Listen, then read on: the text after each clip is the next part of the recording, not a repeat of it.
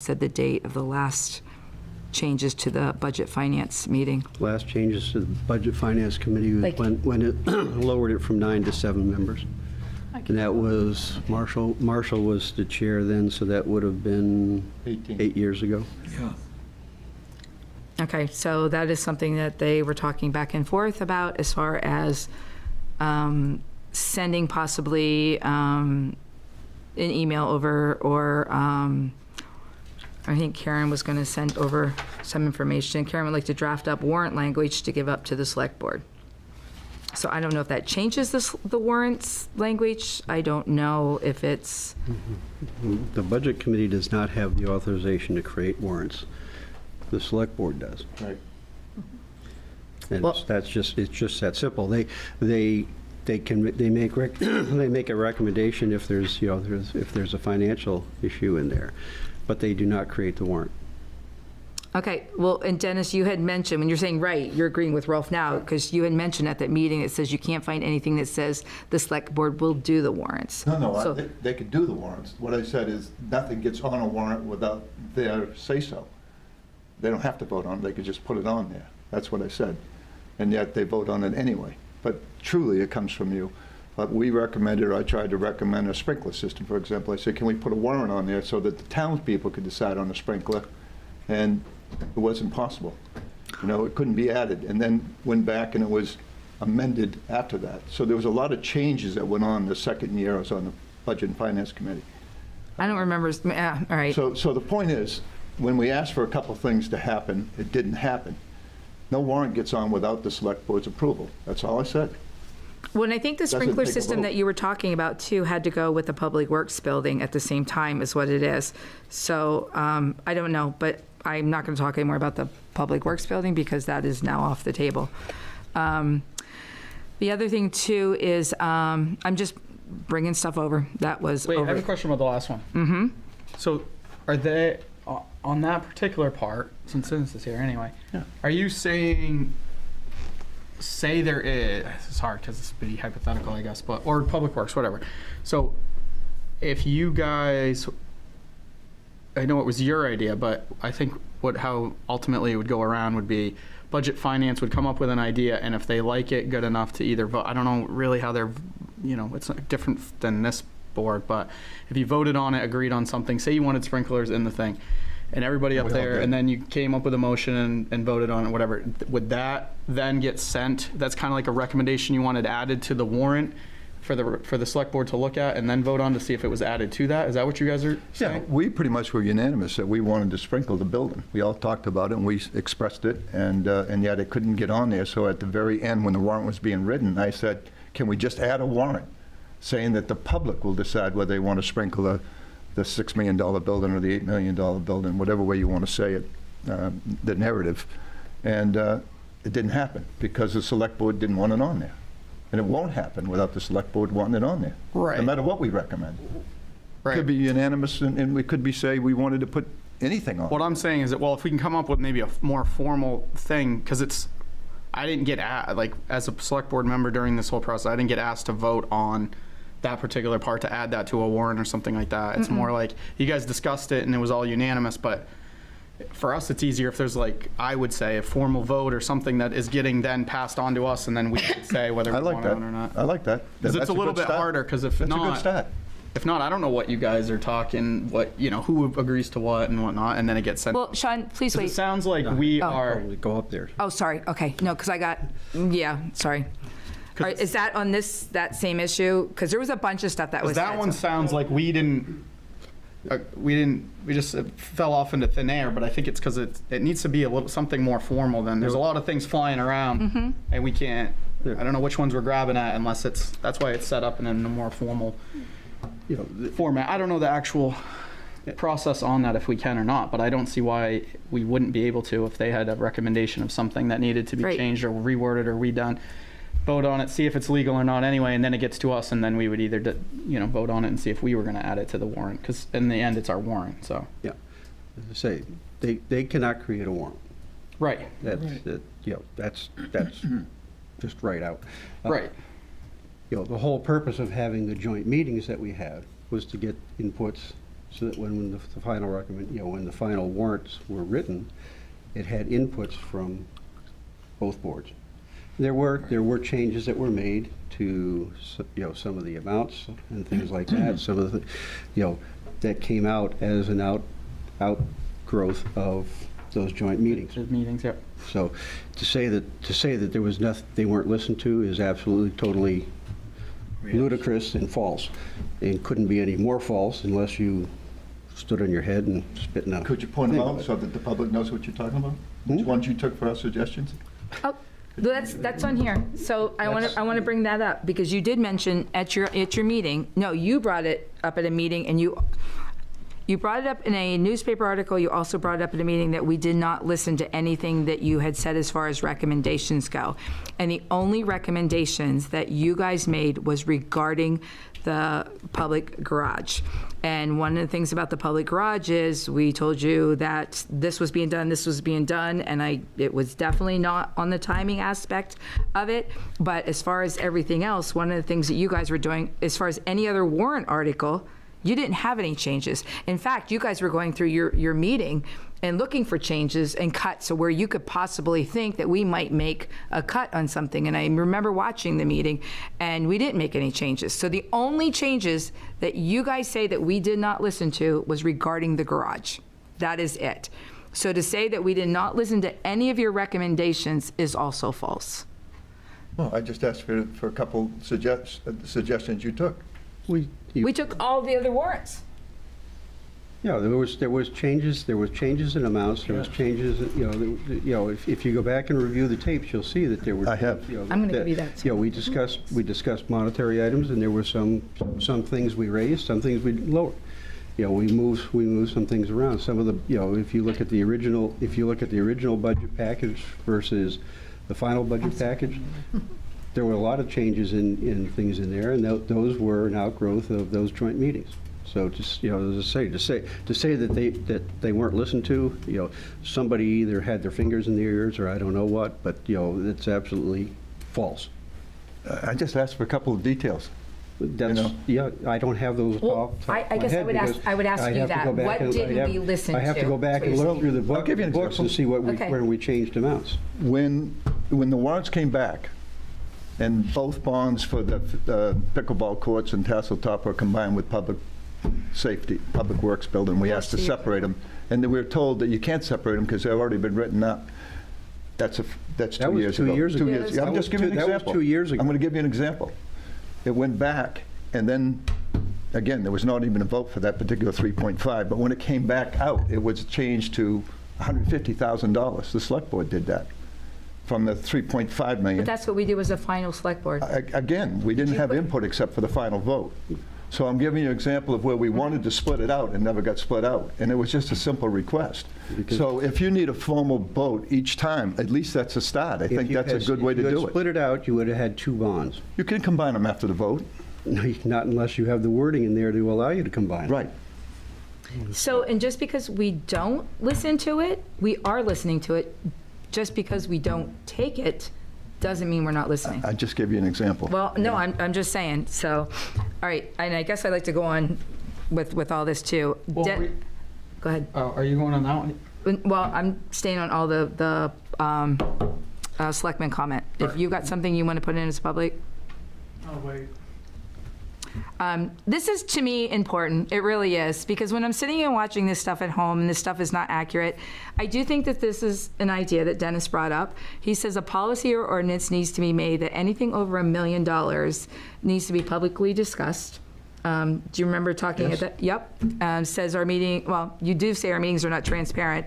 And you also said special town meetings early in the morning about money where people can't be there. We don't have those about money early in the morning. Money? Special town meetings. You mentioned on here, yeah, you mentioned at that meeting on June 25th that we have special town meetings early in the morning about money where people can't be there. Well, it's of the annual warrants, the bond, the band, broadband that we were doing for Kevin and the town was at 8:30, 9:30 in the morning, wasn't it? There was one thing early in the morning that we did a quick meeting. You have to separate two separate items there. We didn't have a special town meeting. We had an emergency meeting to approve the wording so it could go to a special town meeting. A special town meeting was held in the evening. So there's an action that we had to take in order to put out the notice so that you could have the special town meeting. That was done in an emergency session. That was, there was no money discussed there or anything like that. That was just strictly to be able to get the warrant out there so that then it could come into a special town meeting, which was held at night. So there was no money discussed there. We've never had a special town meeting in the morning. The only time we'll have, if we have to have an emergency meeting for one thing or another to get something so that it then can come to. So that morning it had to be done instead at night because of timetable, I guess? Yeah, because it was a formality to get the warrant It was already supposed to be in the paper. It was to get the warrant issued to be able to call for that town meeting. So that's the only purpose of that meeting, was to approve that warrant, which then called the special town meeting. And it was a money issue, though, really? No. So it's a statement. The only thing that was discussed there was to All right. approve the warrant itself. The warrant says, okay, now you're going to call the people to a town meeting. Two separate things. You're confusing that with warrant articles that go in for the budget. We just approved a warrant for the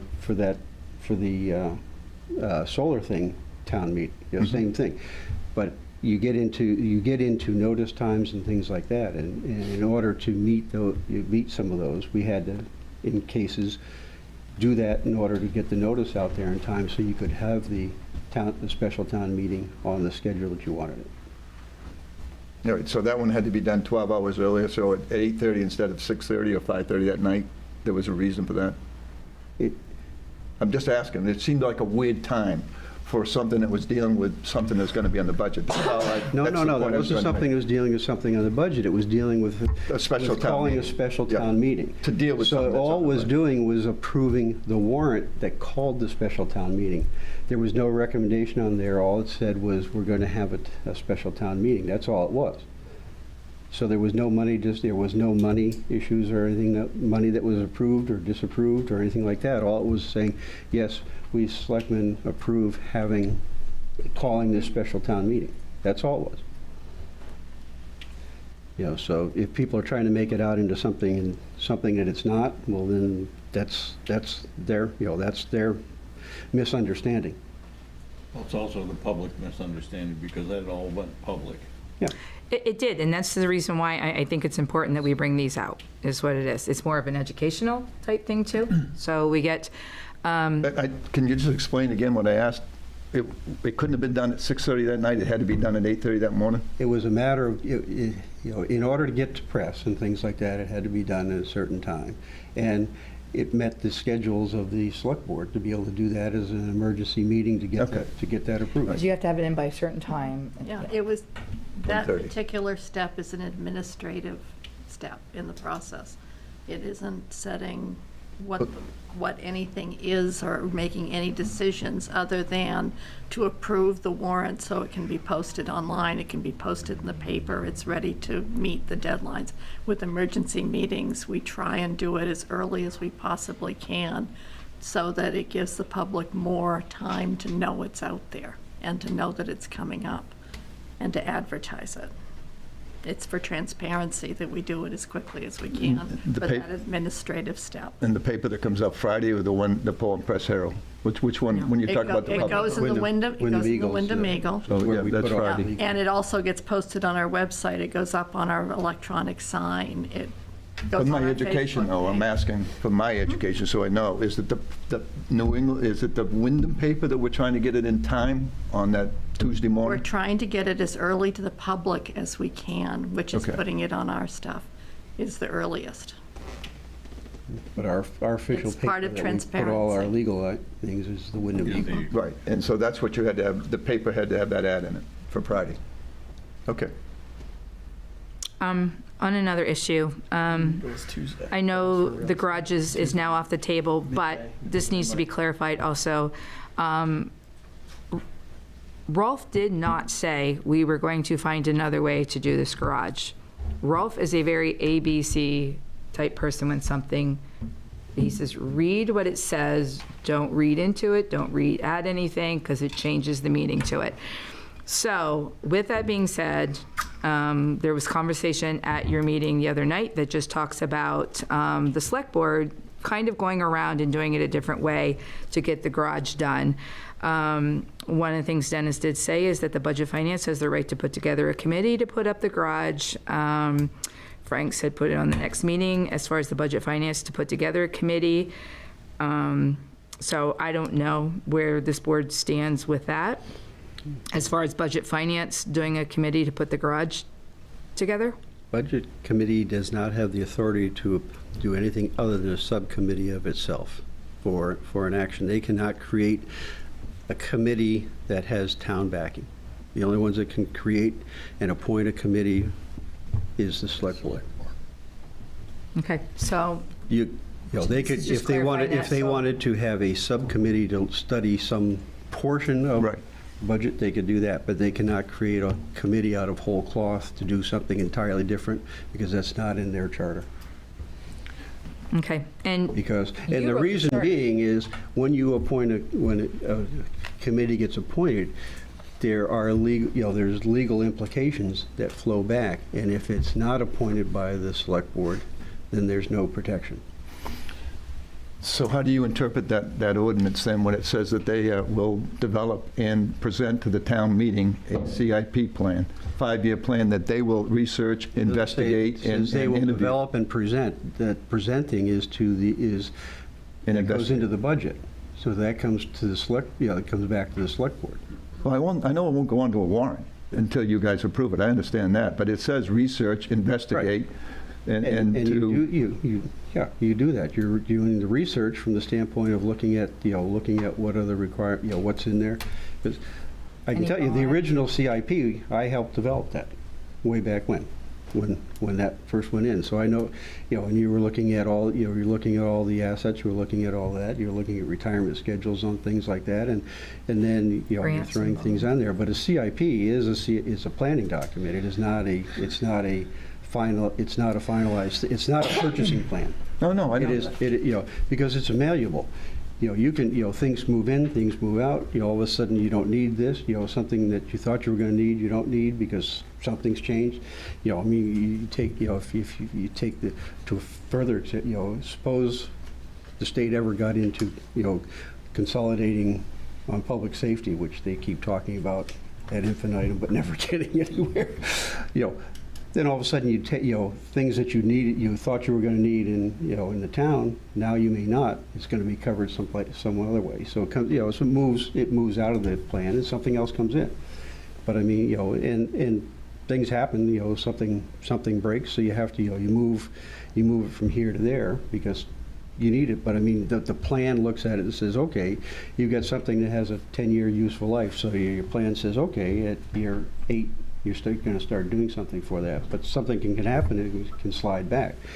But that, that is a committee that, that is something that the Budget Committee itself does, as far as pulling that together. And you're dealing with, you're taking the old CIPs and you're updating those. Yeah, I think that's all we're saying. I think that really, if they decided to put a building committee with using resources that are available, be it a code officer. But they don't have the authority to create that type of committee. But they can interview the person, they can ask them questions about the process. We're not talking about going out and hiring people. It says research, interview, and interview. That's what the law says. but if you're not doing it and you haven't been directed by the select board to do it, The town voted in that The ordinance. towns, That's- yeah, you can, I mean, you can, if you're investigating a budget item, you can ask questions of people like that, but now you're creating a new committee, and that is not allowed. That's entirely different. I'm glad we're going to have that meeting with a lawyer, because I really believe when I read that ordinance, and it seemed like there was a separation on at least the capital improvement plan, where they would have the authority to interview the people, the department heads. Department heads. Absolutely, the department And head. Chris is a department head. So you could talk to him about possibilities. You could talk to Nathan about Yes. the size of the Yeah. bays. Right. You could have, My apologies. Size of I bays thought is a you were building, talking about that's, you know. outside people coming in to do a committee. That's no, what it you'd have to sounded get like. approval from the select board or the town Yeah, manager. no, so my apologies on that one. So, yeah, so that's what I thought, yeah, department, yeah. Right, and I don't know how you want to do this one, because I know this is mentioned a couple of times. Sean had mentioned at the meeting that getting budget finance input as far as the BUTO money that comes back in, because they have mentioned a couple of times as far as what they would want to do, so maybe the budget finance puts together, I guess, some ideas and sends it over as to what the money could be used for and that type of thing. So I just wanted to make sure that that was just relayed again, that you guys had talked about that again.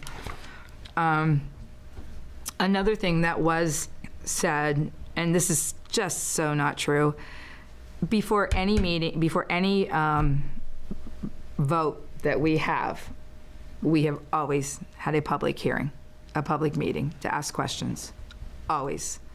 And Karen had said that she's not familiar with the town meetings. Well, to the budget finance, to us, to all the people out there in the land of this TV, if you guys, it's the official document, the videos. So if you go on to raymondmaine.org and you go under Raymond IPTV, and you can pull up every meeting, every agenda back to 2001.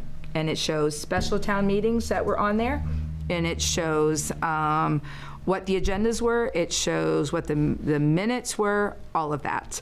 So, and one of the comments was made by the ex-town manager that just said that he doesn't remember having a lot of them. And I think it was either Peter or Dennis that both said, yeah, there has been some, there's been several of them. So, and I think, and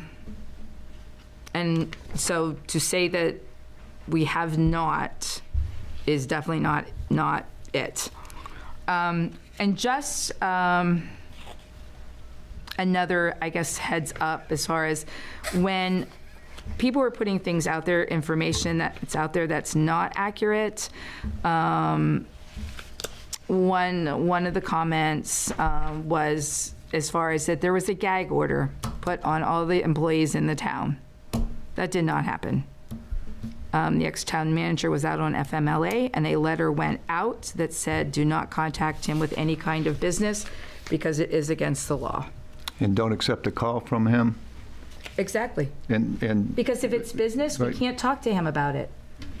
don't call him for anything. Exactly. Well, the town employees that I was talking to at the time felt like it was a gag order. They couldn't even check in on the guy. Then maybe they should have talked to the town manager instead of talking to you about it. And It instead of didn't putting come to a the gag. town manager, it came from Joe Bruno. Came directly from Joe No. Bruno. I read it. No, I got a copy of it. You told Joe Bruno, when you guys were standing outside, did. that we put a gag order on it, and he had to explain to you what FMLA was. I agree. And what happens is you cannot call an employee because whatever the reason, if it's pregnancy, it's anxiety, it's mental, it's broken leg, whatever, they're out on a leave. So to give them a call from us and then put them under stress or whatever to work, we can be sued. So to not say anything, and it was Joe's job as the chair, working with the interim town manager, because Dawn was still the town manager at the time, and we hadn't even put her in yet. So it was not a gag order, and Joe did not ever tell you it was a gag order. No, I told him exactly what, he probably told you half of it. I said, I was in there on a regular basis. I was working with a couple of the people on different things. And everyone there felt like it was a gag order, that they couldn't even check in to see how Don was doing. And when you say, and it wasn't the first time. I mean, I'll bring it and read it next meeting and let the people decide. It's a straightforward. It's not the people's business. Well, It's a confidential It's issue. a confidential document, it's So- an FMLA protected Yes. item. So, so to say that you're going to bring it in an open thing, it means you're not understanding the law either, and you're subjecting yourself to litigation, Well- which I don't think you want to do. No, I don't. Okay. But I'm trying to explain why it was taken that way. It That's all I doesn't- was saying. That's why they would go and talk to the interim town manager or whatever, say, what what is that? Instead, that goes beyond It does. ludicrous. I didn't bring it up. Teresa did. I did, because this is stuff that was put out in the public. And I was trying And to this is explain to stuff- you. I know, but when you're putting stuff out that's not accurate, that's not okay. It really is not. You didn't even realize the whole FMLA thing. And one more thing I do want to put out, and then I'm going to be done. Peter, I sent you a letter, and you've told a couple committees this. And this is, I guess, my day to call everybody out. I'm just there. I was really nice when I sent you that text message, and your comments are really rude. And I'm going to say it. I wrote, "Good morning, Peter. Happy Father's Day," and this was on June 15th. "You handed out a comp plan report to the Budget Finance Committee. Could the Select Board get a copy of that report too? It sounds like there's a lot of good information in it that would be important to read." You came to, and I said, "Thank you, Teresa Sadak. You came to our meeting and you said to us, you didn't get it because you didn't ask for it." We're the ones that had put the comp committee together. But to come here and say we didn't ask for it, there is a question mark on here, and I was very nice. And then you went to the Budget Finance meeting on June 25th and said, "Oh, I think they're a little jealous that Budget Finance got a copy and you didn't." So anybody out in TV land, it is on the internet as far as under the departments. But again, I think you were very rude in that. And I'm just calling people out because I was nice and I asked for a copy because it looked like it was very informative. So I am done. Okay.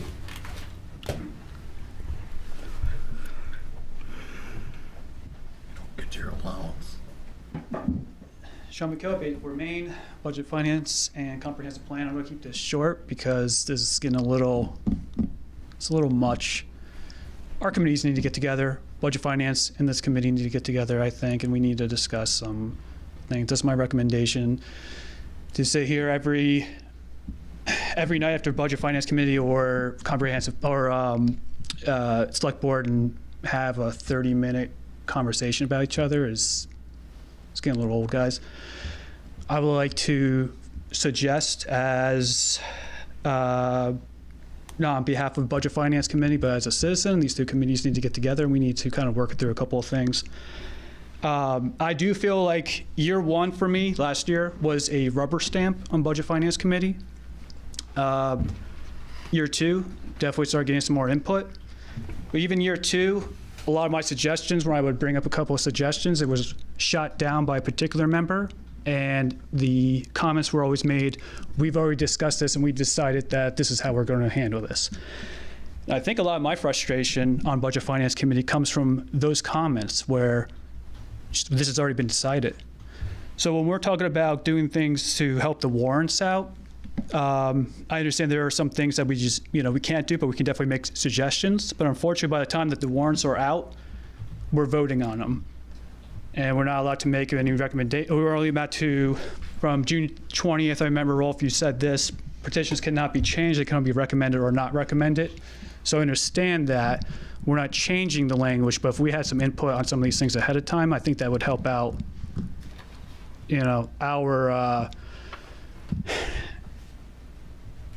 our overall thoughts on the warrants.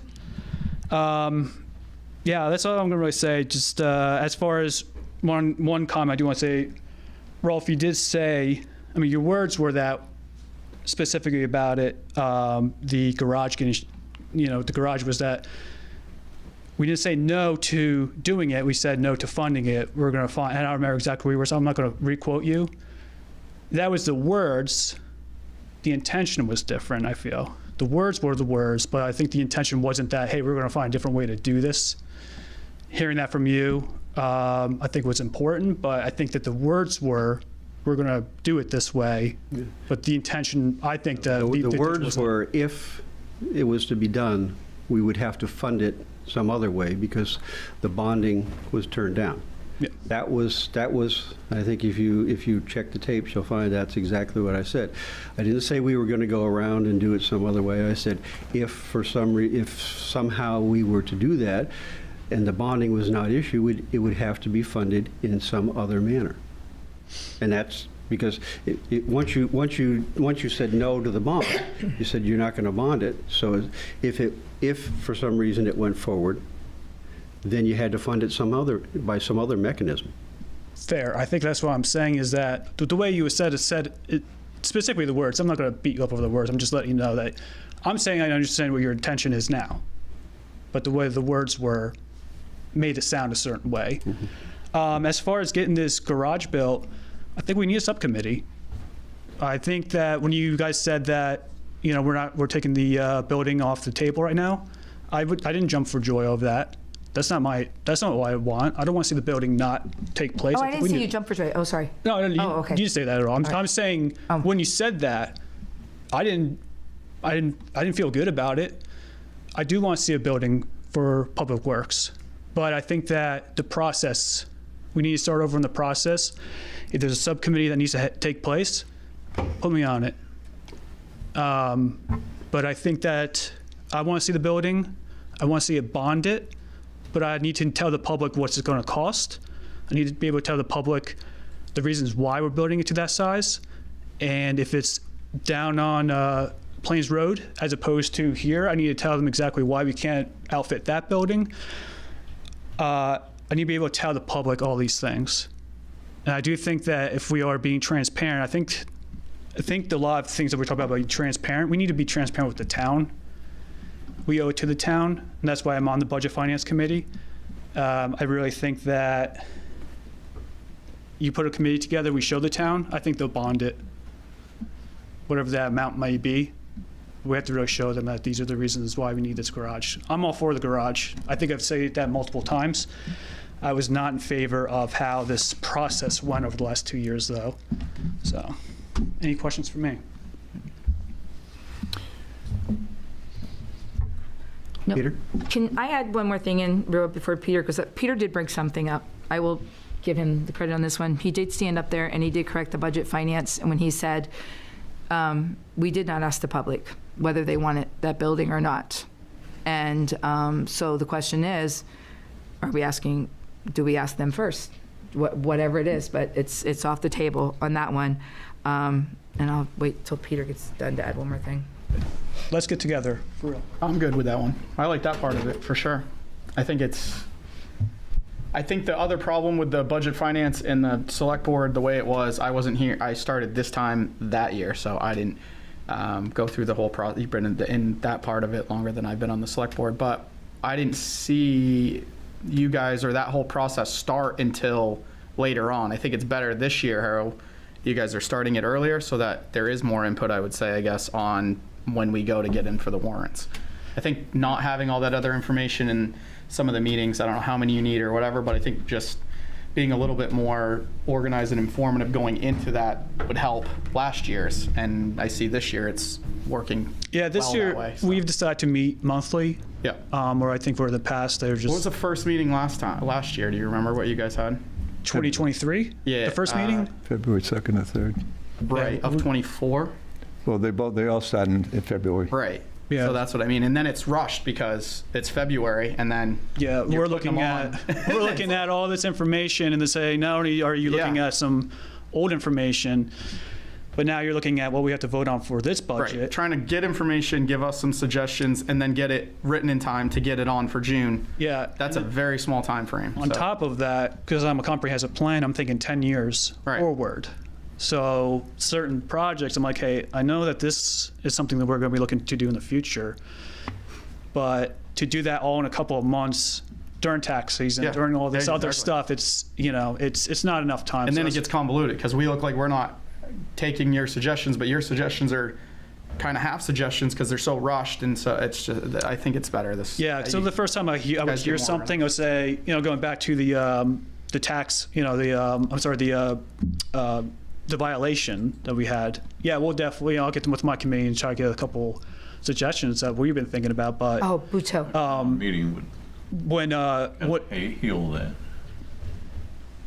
was that? He said a meeting like would heal that, like Oh. in between us, yeah. But going back to that, when I had suggested something to a certain select member, it just got shut down. It's like, this is how we're going to use it. And it's like, well, I think that, not that, I think that we can be more creative in this way. And it was just, nah, that's it. We're going to do, we're going to do it this way. So, yeah, I think that budget finance it's going to look different every year. And it's not because we I'm against you guys or anything like that. Just when I signed up for that committee, the first year I was on it, I went home to my wife and I was like, I'm kind of worthless. what was I there for, you know? That's right. Where this year I'm like, no, I got strong opinions on this thing over here. And now, going to year 3, or not even this year still, we have more members on. And I don't want to speak out of turn, but I think that, we've been down a couple members, budget finance, over the last couple of years. And I think that the town is kind of listening now. Now you have more people on budget finance, and I think we're still down by 1. I forget if we're down by 1 or. I think you're at full. So being full, where in the past we haven't been You had full. 3 openings and the three people went on, so you're at full. You're at Okay. full space. So we're full now, but if you look over the last couple of years, we've never been full. It looked like it's always been the struggle to fill those positions. So I think that, like I said, I'm not coming after you guys. It's not my intention. I've got no win in that. I think that this committee has done, amazing work to keep this town really financially well. AAA bonding, we keep hearing that term. Got nothing against that at all. But budget finance is supposed to be a check to make sure that, like Dennis was saying, I think that when stuff goes on the warrants, you guys already made that decision. So of course it's not going to go on there. That's why budget finance wants to have that say too. And I know that we have the ability to have that say, but I think in the past nobody has said anything about that. Now that we're kind of digging up and realizing, hey, what is my actual job on this committee? As we're kind of digging those things up and finding it, then we're realizing, hey, budget finance has not been doing this job over the last couple of years. No, quite a few years. Yeah, way back. So the town owes, it's owed to the town to have a strong committee to make sure that it's a balance. I'm not trying to attack you guys, but I do think that we should get together because I understand that there are certain members on Budget Finance Committee that are, I don't want to say the old guard, but but you understand what I'm saying. So that's my thoughts. So I'm not going to beat you guys up over it. I just want to let you know. Well, one of the things of bringing this stuff forward is to make sure that you guys hear that whether it's correct or not. You know what I mean? As far as the warrants and stuff like that.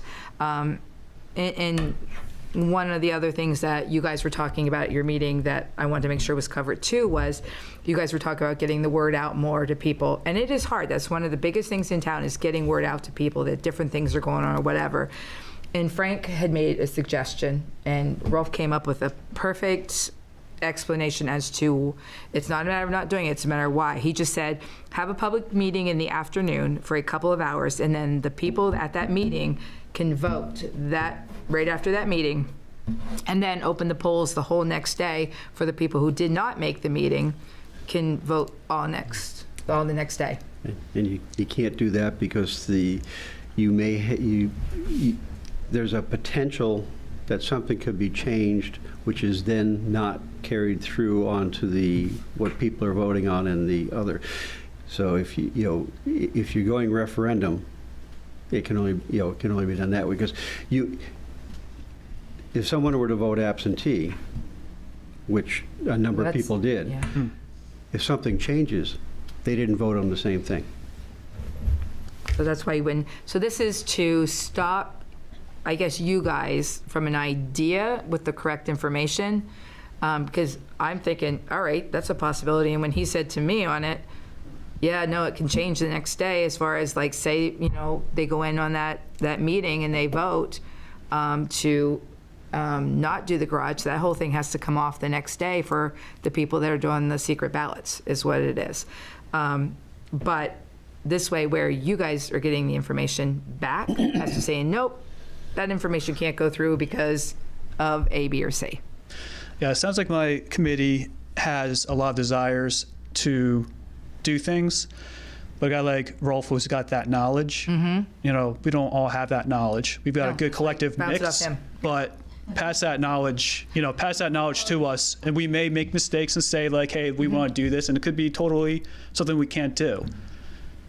And that's when you guys come in and say, okay, listen, you can't do it this way because of this. I remember Rolf just I don't know, maybe 30 minutes ago was can't do that subsection 23 or something like that. It's where did you get that? This is why when I say make a line in the cement and he goes, no, you can't. So my B brain is going bzzz all the time. It drives him nuts because he is that Yeah, we're we're kind of like the hare that wants to get to the Yes. the next step, and Rolf's Yes. like, no, slow down. But always I've been saying for a year, or for the last couple of years, is pass that knowledge on. And yeah, we're going to make mistakes. We're going to say stuff that maybe isn't true. You correct us. Okay, that can't be done that way. But I think our two committees are going to work better together than we are going to work apart. And I would like to see that. Me too. And I believe we can do some sort of special town meeting way in advance if we started the process earlier. I mean, it was all crammed up. Even when we had the emergency meeting, we were told, Karen was told that we couldn't get our vote changed because of the ballots had already gone to print. That's how close we were on everything. So if we move up the schedule so that there's input along the way. Can you move up the schedule? No, that's what happened anyway. Peter? You count. Did you had some? Yeah, right. We can make it work. Pete Levitt, 2 Levitt Road. I heard the chair described as an ABC guy. I think I would interpret that as saying he's process-oriented. I can relate to that because I find myself being process-oriented. I would tell you that anyone who knows me knows that I'm not someone who's out seeking a lot of friends. I'm not. That's just who I am. What I am interested in is fairness in a process. I can't tell someone that they weren't insulted. If they feel insulted, then I will have to say, okay, you were insulted, because I can't tell you what your feelings are. What I will say is the reason, as far as process goes, that I'm even talking now, I'd ask the chair, is that this is Selectman's comment, and the reason I'm up here talking is because I believe my name was mentioned. It was. And so if my name is mentioned, I believe I have the podium. So that's kind of process. I knew how that had to follow. That's what we did. I would say that the last 20 minutes of this meeting is kind of reflective of what, without getting too much involved in sports analogies, what a coach told me a long time ago, which is when you have a team and there are new members that join the team, that's not really true. That's not really true. When there are new members, it's a new team. Mm-hmm. And so I would ask you to think in those terms. The last 15, 20 minutes of the meeting, in my opinion, is not helpful. And so bringing up issues from 1 or 2 years ago, or bickering and sniping back and forth and suggesting that someone is not telling the truth or whatever, that may serve a purpose in clarifying something. I'm not sure. I will tell you from personal experience, in this community, I saw a board that was what I considered to be rather dysfunctional. And it was very close to my heart because I had a relative that was involved in that board. And what I saw is that there was a slow degrading of the opinion of the community in the town. And that was not any one individual's fault. That was the fault of the team. And so what I would encourage you to do is to stop all of this sniping and bringing back issues in the past and look more towards the future and how there can be cooperation, and kind of echoing Sean's comment. And I believe I saw a couple of select board members nodding as well that, there has to be a cohesiveness, a working together. One of the things I regret on the comprehensive plan is that North Star, our consultants, basically handed us a list that I was relatively insistent on of all the department heads in the town. Because in the past, the comprehensive plans have been that the consultant did the interview with the department heads. And I was adamant that no. I think for our committee to function correctly and get the correct information, we'll go out and the committee will interview the department heads, and that's what we did. What I regret now is that included in those department heads was not the selectmen, and that sitting down with the selectmen, the comprehensive plan, and asking them certain questions and getting their opinions on things would have been helpful for us. But for whatever reason, the consultants didn't suggest that, and it didn't happen. The attempt of us having the workshop is to accomplish that. And so that's what we're trying to do. And if in my response to a select board member on a Father's Day about an email, I guess what I did is I was expressing my frustration with the fact that since January of this year, I had been asking the town manager, I had been asking the chair of the select board that we have that sit-down meeting. And I was put off, and I was put off, and I was put off. And so if anyone took offense to my frustration, I apologize. Thank you. Thank you, Peter. All right. I have a couple questions, just education, but it's not public comment. Oh, it's open now. Well, if it's not public comment, I mean, are there questions that you can? Well, there are questions about things that you guys were talking about, so for my own education purposes as a citizen, I have some follow-up questions for you as a board. All right. Is that okay? Yep. Okay, that's why I'm asking. I didn't want to be disrespectful. Okay, Jennifer Danzig, 38 Pulpit Rock Road. So just encompassing, I'll just rattle them off. So when you guys do a public notice, it goes in the Wyndham Eagle and it goes on the website, correct? Mm-hmm. Okay, just for the record, like I haven't gotten a Wyndham Eagle in like the last 3 weeks. So sometimes the Wyndham Eagle isn't always, but if I know to go to the website to look for things, that's helpful for me. Thank you. And then Teresa, you said that the select board always has public hearings. Is that so? Every single meeting will have a public hearing. Is that correct? No, we have a No. hearing before the warrants.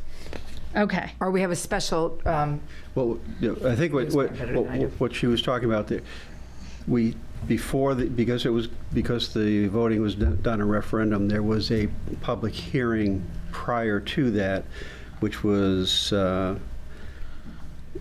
minimum. It has to be a minimum of 10 days. 10 days prior to that.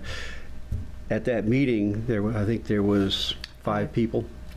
I think I zoomed into that. Was that when you were going through all those yes. warrants? And then whatever? we had the garage people here, the engineers here. Yeah, too. okay. I think I zoomed into that meeting. So I guess my question is, so when you have a monthly select board meeting, like you are now, right, there is always public comment at every meeting, except when you're in executive session, Right, right? yes. There's always public comment.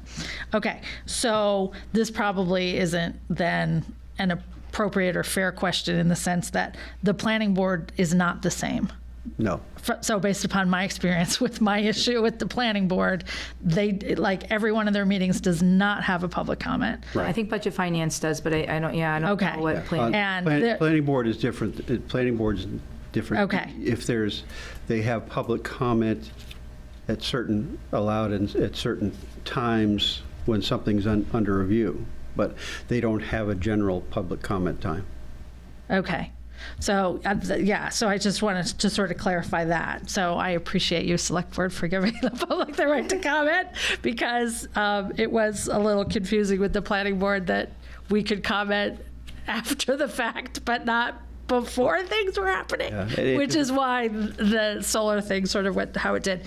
And then let me ask you, because you guys are talking about warrants, so having gone through this process with the planning board, I think I understand how they create warrants, right? So like, because we were part of a process. They don't create warrants. Or ordinances, I'm sorry. They create the ordinances that then that are submitted to you Yes. for the purpose of putting them on a warrant, and then the town gets to vote on it. Yes. Correct. So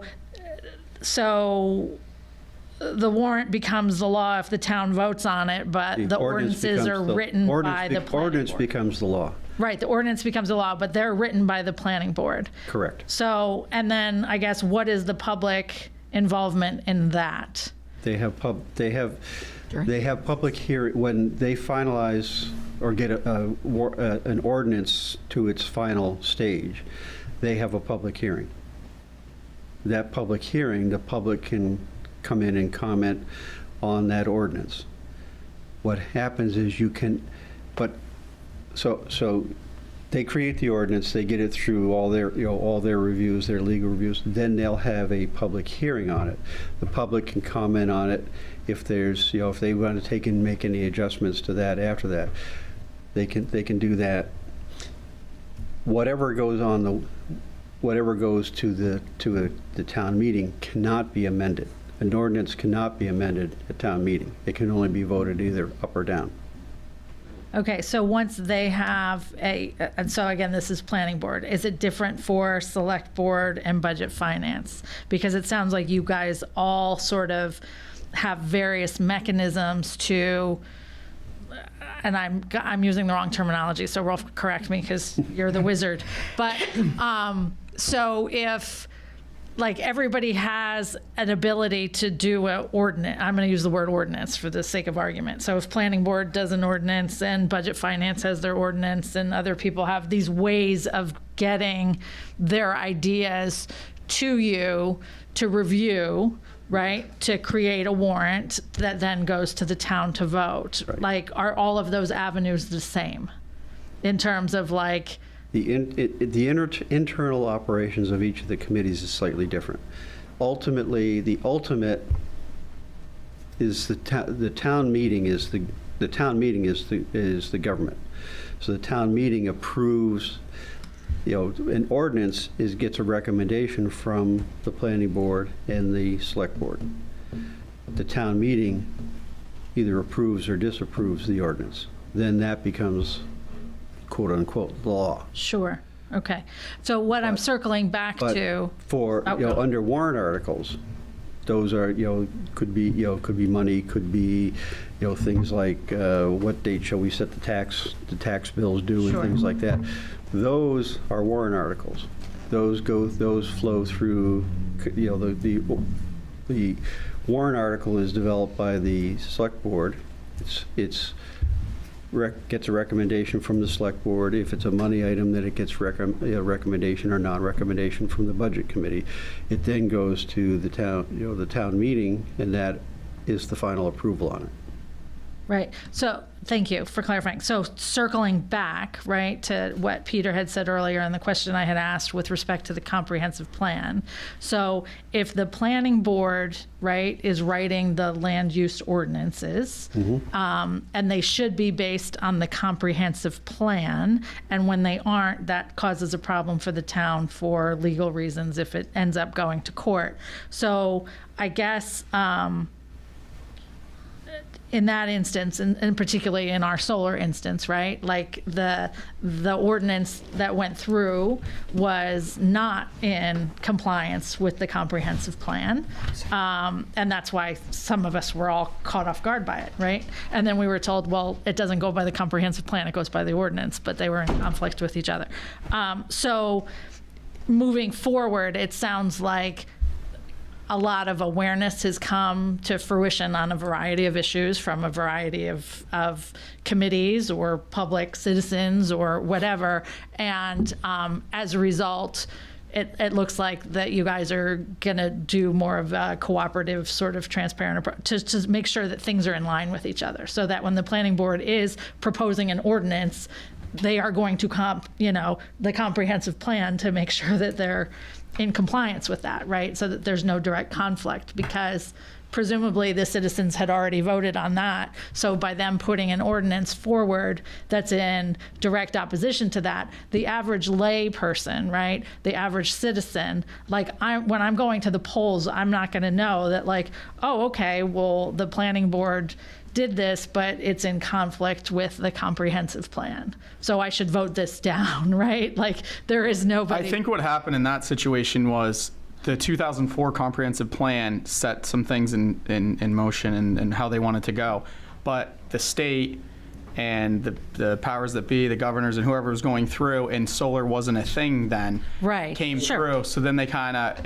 it was more, not even really a gray area, but it was like a new and upcoming thing where they were trying to put it in different spots where a true commercial avenue wouldn't normally go, but this was solar, so they were giving it latitude, shoving that in there, and you couldn't really say, it was definitely a gray area because it was commercial, but yet it was given this special treatment, basically, sure. to get into that. And since 2004, there wasn't any solar farms or anything going on then. That's where it kind of snuck in, I believe. I wasn't around for that part of it. But. Right. Keep in mind also, interpretations. Well, so I was going to. So you've got, that's my next point. you have a comprehensive plan, which is essentially, goals, designs, and, and things like that. There's interpretations done by the planning board when they're doing the ordinance. The ordinances are also reviewed by legal. Right. And then, so one does feed to the other, but it's like you take green, and that can be interpreted as, is it Kelly green or is it emerald green? Sure.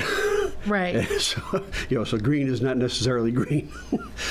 So it some depends on how they interpret it. And that's part of their job, is is doing interpretations and writing ordinances based on those interpretations.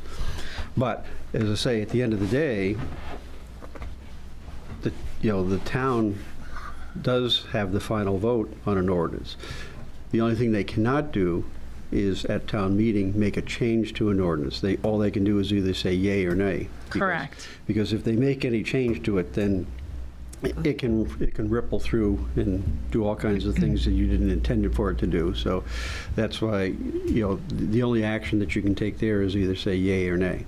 Correct. I understand that. So then I guess, too, when you say it's subject to interpretation and ordinance are reviewed by legal, and I think I touched on this at another meeting, is just the education of the average layperson on what you're actually saying in your ordinance. And I think I think Dennis brought it up last time that, like, could you do a little blurb in plain language that says, because and I didn't even know this, Sue educated me, that, like, well, once you're in the voting booth, if you don't understand something, you can ask for a copy of it, right? But most people who are in the booth don't know to ask for a copy of it. They think once they're in there, they do that. And I think also to even read the warrant, like I did zoom into those 2 meetings when you guys were doing that. And again, I have a master's degree in tax law, so I know a little bit of law to be dangerous. And I need an attorney to understand what I'm voting on, So I think there needs to be a little bit of that if we're gonna say, well, it's subject to this interpretation or that interpretation, because whose interpretation is it? Like, my interpretation when I read the law might be different than what somebody else's interpretation is. And so I think it would be helpful just to, but it sounds like you're moving in that direction. Thank you for taking this time to educate me. I am grateful to the process, because it got me, you guys did such a great job for so many years. I didn't have to do anything, right? Like, I just had to show up and check boxes, because you keep Raymond running beautifully. And this was just an anomaly, but I'm grateful to it, because I'm learning about my municipal government, and I'm grateful to all of you for serving, and to comprehensive plan and budget finance, because you're all volunteers. Thank you for giving your time and for giving us a voice and for keeping our town beautiful. I appreciate it, and thank you. Yeah, and just real quick, just a practical example of how, we probably all remember a civics class where it's, how a bill becomes a law. But what I will tell you is that here's a practical example. I went to in reviewing what the housing situation was in the town of Raymond, I determined that what we had already as an ordinance was that an accessory dwelling unit would be 700 square feet. And I thought myself personally, that's a little too small. And so what I did is in January, I approached the code enforcement officer. And because the code enforcement officer will take to the planning board any citizen requests for ordinances. And then the code enforcement officer then brings that to the planning board early in the year for them to consider. And basically, the code enforcement officer will make recommendations on existing ordinances or new ordinances, and some of them are based on feedback from the public. Not the entire public understands that, and I did know that. So I went to the code enforcement officer and I said, 700 square feet really isn't enough. How about 1,250? I researched it. There's many communities around that basically have established an accessory dwelling unit to be 1,250 square feet. That's large enough for a couple, either starting out or a retired couple to go into. And so he thought that was a reasonable request. Even if he didn't think it was a reasonable request, he was kind of compelled because a citizen of the town was bringing it to him. He brought it to the planning board. The planning board had a discussion when they were reviewing all of the proposed ordinances that would go to the select board for approval on the warrant. The planning board accepted the code enforcement officer's recommendation of increasing the square footage based on my request as a private citizen, brought it to the select board. The select board approved it. It went on the warrant.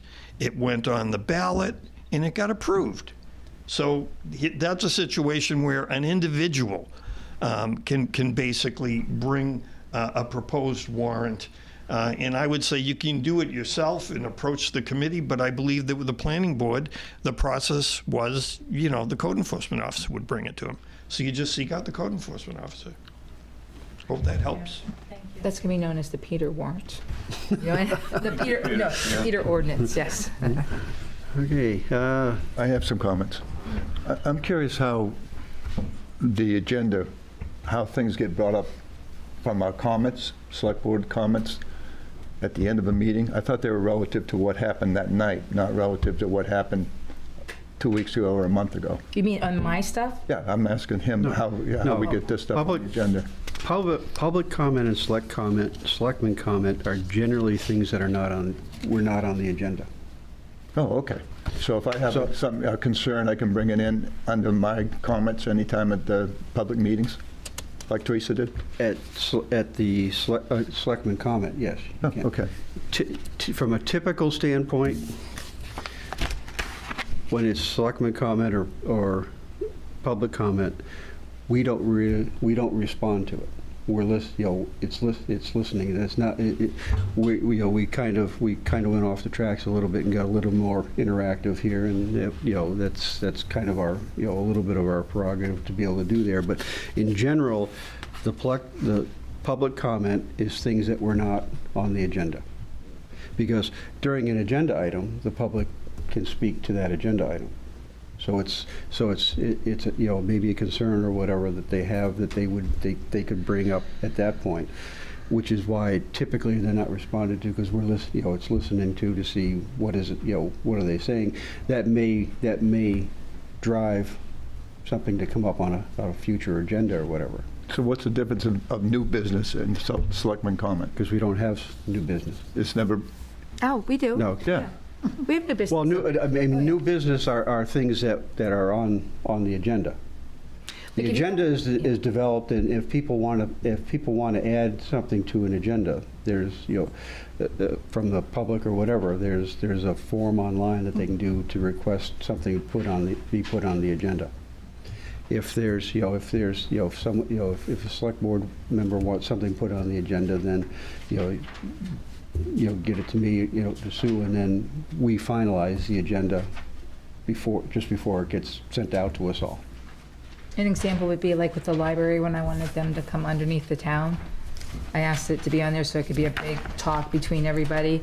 This thing here, in all honesty, has never been this long as far as selectmen, but I think that there's things that needed to be clarified with the budget finance and the select board, so they know what they can. No, it's pretty extensive. I mean, yes, and it's a review of the whole meeting.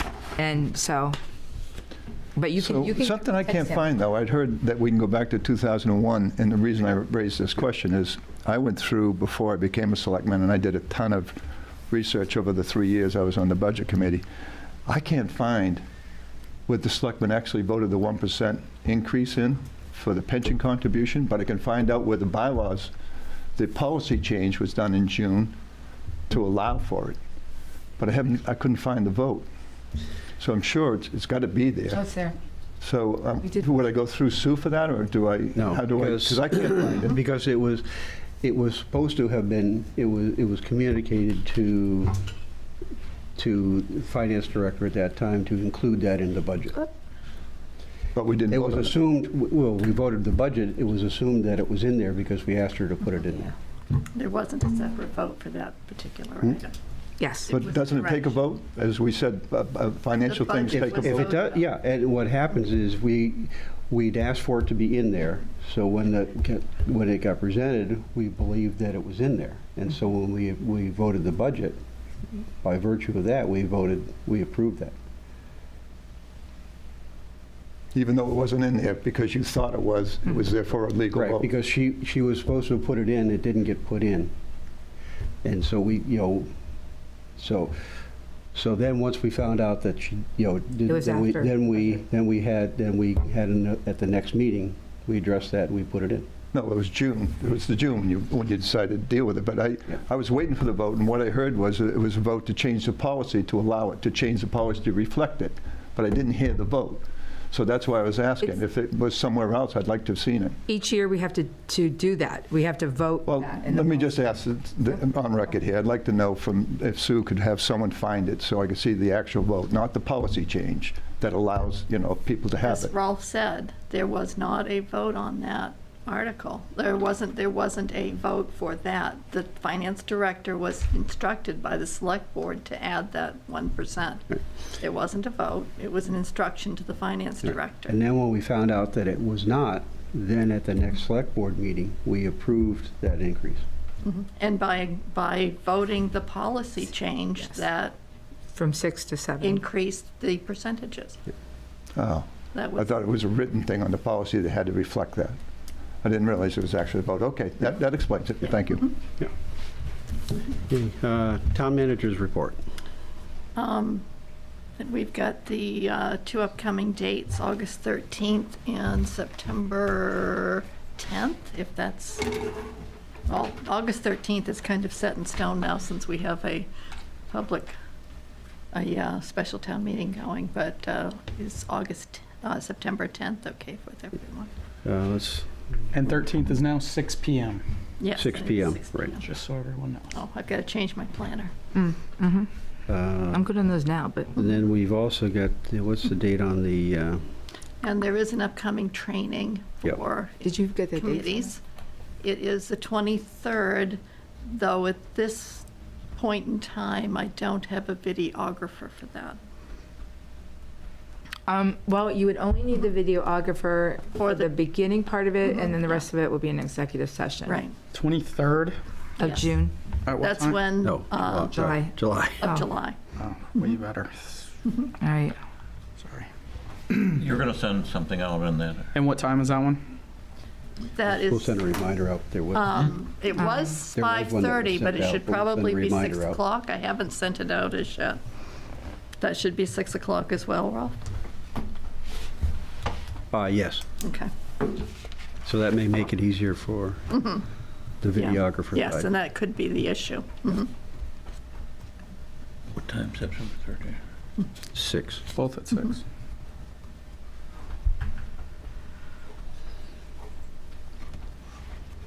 And everybody's good on September 10th?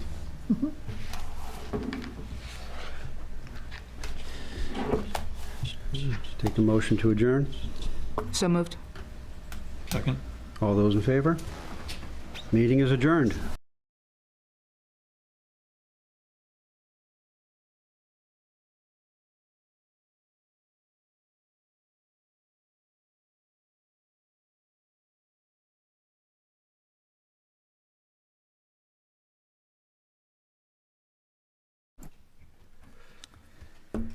Welcome to the Wednesday, July 10th, 2024 Planning Board meeting for the town of Raymond. The Planning Board will come to order. The board does have a quorum, and we'll start with roll call. Down with you, Steve. Stephen Clark. Mike Richmond, Greg Foster. Robert O'Neill. Ed Kranich, Mark Childs. And Evan Woodbury? This is a public meeting, it's a public proceeding, and unless the board specifically votes to go into executive session, you have the right to hear everything that is being said and to look at all the exhibits that are presented. Please notify the chair if you are unable to see or hear. The board works from a published agenda. We'll be considering tonight's items in the following order. We have an election for chair and vice chair. We have approval of minutes for the June 12th, 2024 meeting. For old business, we have a public hearing site plan review for the road construction permit for Nicholas Cummins. We have an amended subdivision for changing the waiver requirement for underground power. And then we have a new business. We have a site plan review and public hearing for the town of Raymond's Parks and Recreation's development of pickleball and tennis courts, followed by staff communications and adjournment. In each instance, the burden is upon the applicant to demonstrate compliance with the provisions of the applicable ordinance or state law. All persons speaking, including representatives of the applicant and members of the public, are asked to stand at the microphone, state their name, address, and affiliation with the application. All persons speaking shall address the chair. Any conversations must be held in advance until after the board has formally adjourned. After the board votes on the merits of each application, it will prepare a written notice of decision because the notice of decision may substantially affect any appeals rights. And also, as a matter of courtesy, the board asks that those attending the meeting with regard to a specific application not leave until the board has completed its discussion. Appeals from adverse decisions must be filed with the Superior Court or as otherwise provided by law within 45 days of this board's decision. Okay.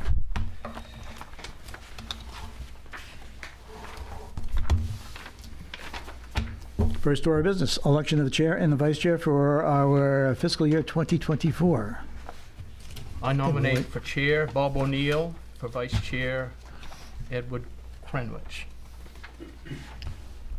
You accept? Yes. Accept? Any discussion? Oh, you snuck in there, Jim. All those in favor? Aye. Kevin goes yes. Number one done. Number two, approval of minutes of the June 12th, 2024. Are there any changes or deletions?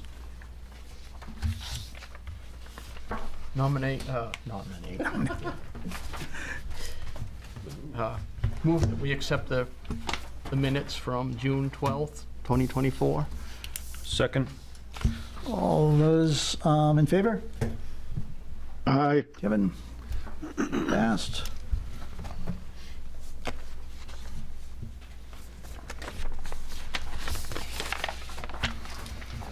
All right, first up then is on the old business, the Nicholas Cummins road construction permit.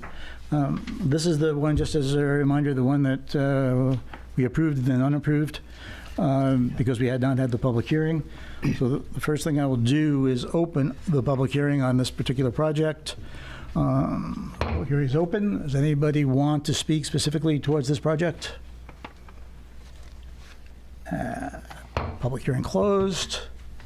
Jim, I saw a message from Dustin that kind of cleared up a lot of what was on. Yeah, we received some documents today, some plans with changes that we requested. The only thing... the HOA? The HOA, correct, which he would be willing to make part of the condition of approval. Sounds good. I think they touched on everything else. The only other item I had, there was one more. I did want to see the surface grading on the plans prior to construction. He gave us the profile, but I didn't see the surface grading, but we can just make that a condition of approval as well. Jim, can you move that microphone closer? Or a different angle. One of them? Thanks. Stereo now. Oh, okay. Okay, does anyone have any questions on this one? Discussion? So I did the original motion, I think. I'll move that we approve the application for the road construction permit for Nicholas Cummins with the conditions that the HOA has to be accepted and approved by the town and surface grading be delineated. You want that on the plans? On a construction set, yeah. On the construction set. Is there a second? I second that. Any discussion? All those in favor? Aye. Aye. Okay. Done. You're all set. While we're on Dustin's projects, he also sent a note about the Alfred Mann Drive extension to be tabled. Why don't we just do that right now while we're on here? Is there, anyone have any? It's not on the agenda. He requested it? He requested it be tabled. You want to make that motion? Yeah, I move that we table the reference application. So the motion is to table the Alfred Mann Drive extension application. Is there a second? Second. Second by Greg. Any discussion?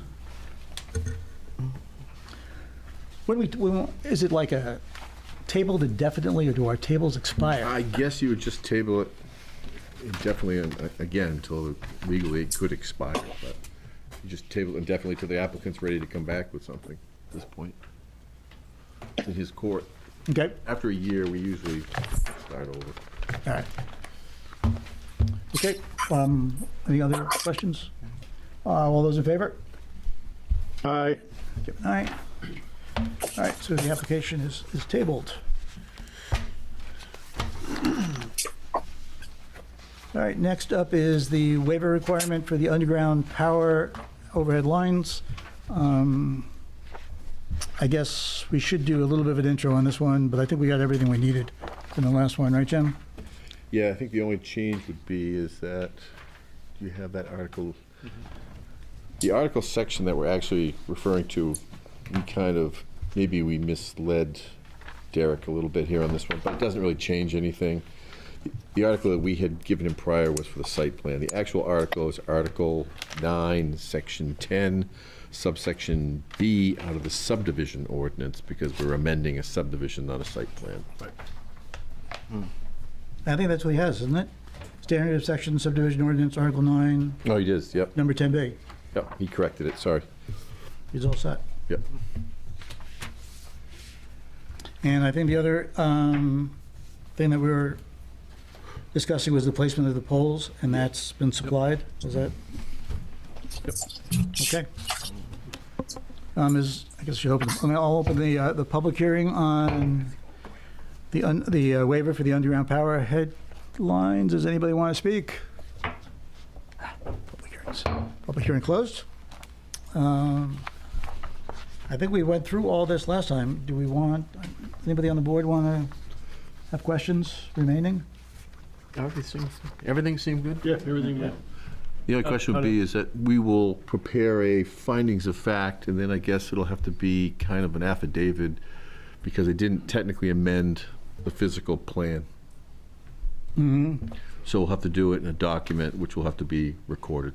So we'll prepare a findings of fact document that'll have to be recorded. Okay, and then... And then it gets attached to the recorded deed and plan. And Derek records, or... Derek records, yes. Derek, where are you? You okay with that? Yeah, that's fine. Okay. All right, we have a motion? A motion to approve. Motion is to approve the waiver requirement for the underground power overhead lines. Is there a second? Second. Second. It's been seconded. Question, Mr. Chairman? Yeah, Wayne. Wayne, go ahead. He's froze up. No, he's blinking. No, You just can't hear. Wayne? Yes. Can you hear me?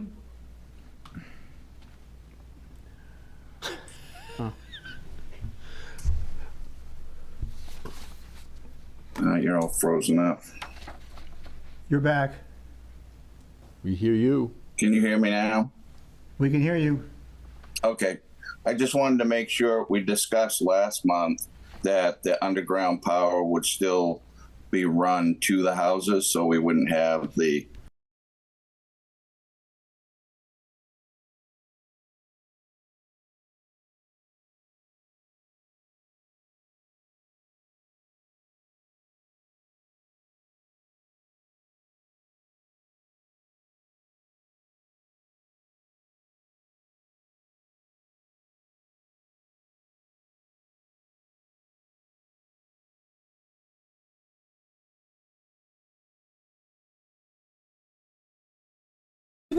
Check 1 2, check 1 2.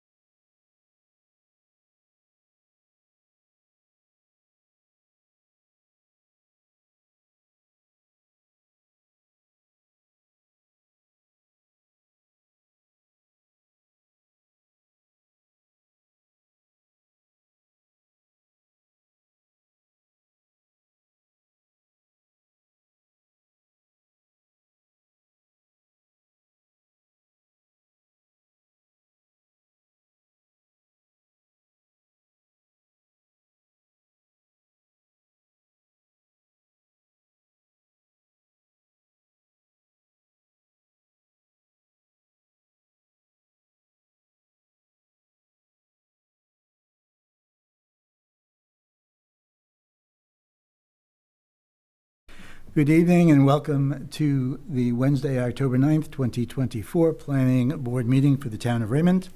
The board will come to order. The board does have a quorum, and we'll start with roll call. Mike Richmond. Greg Foster. Robert O'Neill. Ed Kranich. Mark Childs. Kevin Woodbury. Stephen Clark. Where are you? There you are. This is a public proceeding, and unless the board specifically votes to go into executive session, you have the right to hear everything that is being said and to look at all the exhibits that are presented. Please notify the chair if you are unable to see or hear. The board works from a published agenda. We'll be considering tonight's items in the following order. We have the approval of the minutes for September 11th, and under new business, a planning site review and a public hearing from Port Harbor Holdings. In each instance, the burden is upon the applicant to demonstrate compliance with the provisions of the applicable ordinances or state law. All persons speaking, including representatives of the applicant and members of the public, are asked to stand at the microphone, state their name, address, and affiliation with the application. All persons speaking shall address the chair. Any conversations must be held in abeyance until after the board has formally adjourned.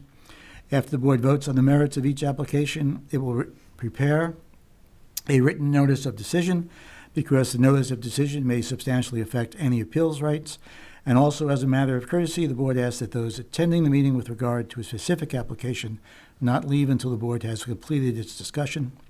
Appeals from adverse decisions must be filed with Superior Court or as otherwise provided by law within 45 days of this board's decision. Okay.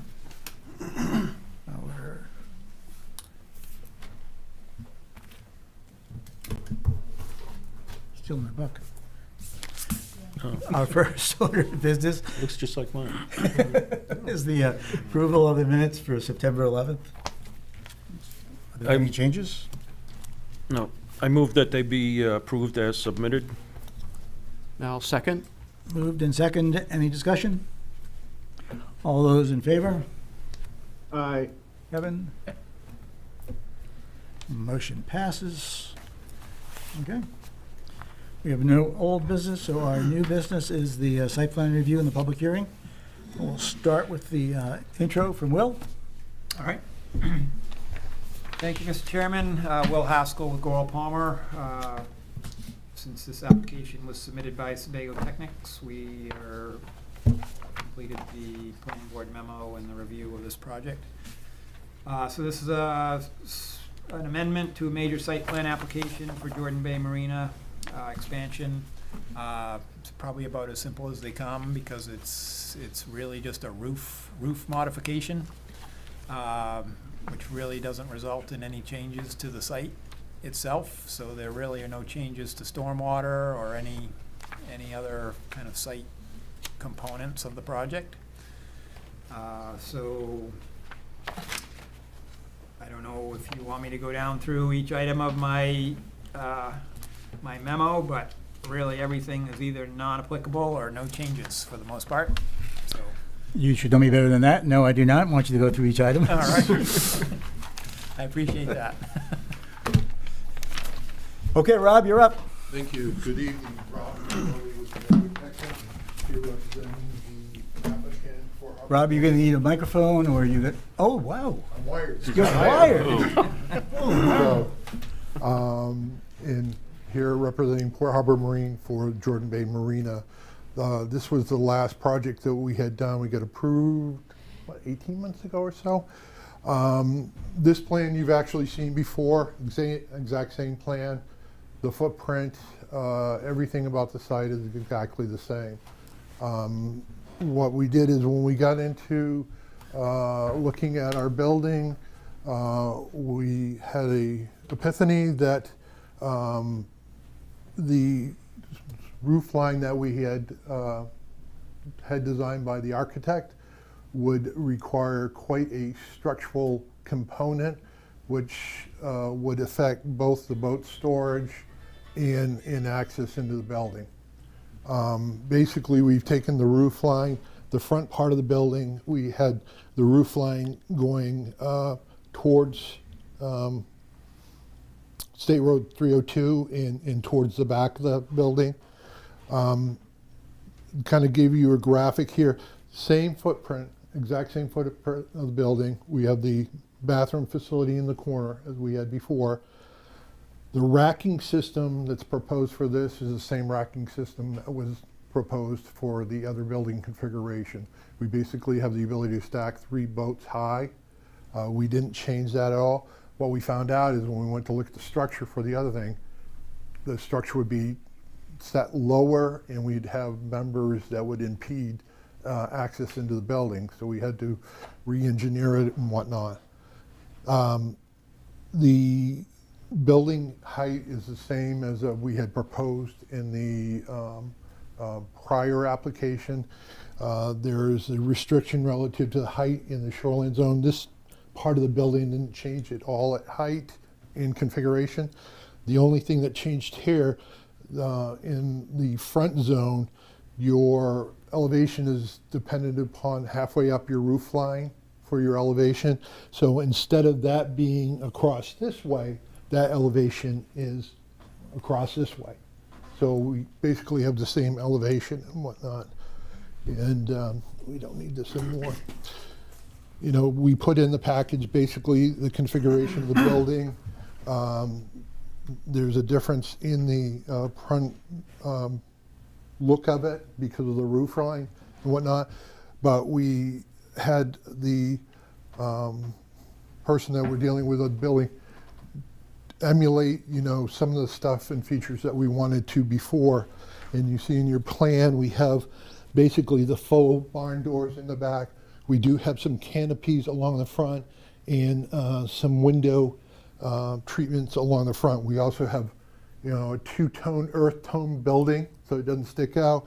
And we have a stone highlight area that will be along the bottom part of the front elevation and whatnot. And what we did is we had a couple perspectives done of the building and how you would see it coming down the roadway. Of course, coming up 302, Roosevelt Trail, this is the perspective you would see as you pass the front of the building. That's kind of what you would see. And then coming southbound in front of the older portion of Jordan Bay Marina, this is the first view you would see. And when you get up to the wall that we had put in many years ago when we took this building down and reconfigured the parking, kind of the view you would see here. These are the abrevieties that we have currently. They're growing great, and we're going to be adding some more accent trees and also landscape along the front to make it a pleasing presentation and whatnot. So it's pretty straightforward. All we were looking to do is we didn't want to go ahead and put in for a building permit and then somebody say, well, geez, that's not what they had proposed. So we thought it would be best to come back to you all and say, okay, well, when we looked at the structure of it, we really couldn't build what we wanted to get the racking in here. So come back to you and say, well, we kind of messed up and we're bringing back something that will work. Okay. Are there questions from the board? On your front view, these two big white doors, Yep. Fake, I think. they're just decorative? Yeah, Okay. they're kind of like a faux, they look like a barn door. Yeah. I actually should have brought a picture that the builder had given me on another one that they had done, another building. Looks very, very nice. Okay. Yeah. Of course, we don't have any access through here because when you go in, big wall on the back end, but it looks like, you know, we have some access there. You might want to ask Wayne from the fire department. Thank you. Yeah. Mike, did you have something? Well, so the only real difference is that the front section, the taller section, the gable end went the other way. Yep. And now you've turned it towards the road. Yep, turned it 90 degrees. 90 degrees. Yep. Wayne, I saw your memo. Do you have anything you want to add? Yeah, just one thing, is on the abreviate along the, well, if we're looking at it from the street on the right side of the building, a condition that, they be trimmed when they get to the roof line so that the trees don't continue to grow up and prevent an aerial ladder to be parked in that roadway and make it set to the roof.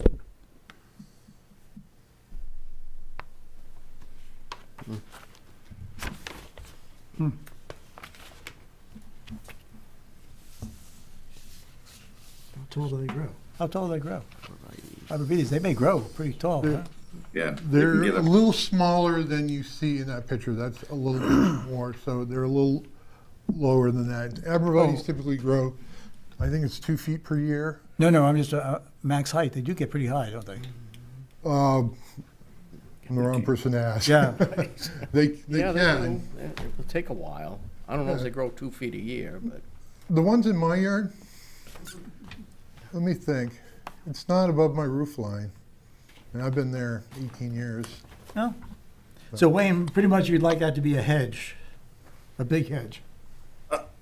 Yeah, all I'm asking for is, as a condition, that the arborvitae over time, and it will take some time, but when they get near the edge of the roof edge, to just trim the tops of them so that we still have aerial ladder access from that roadway.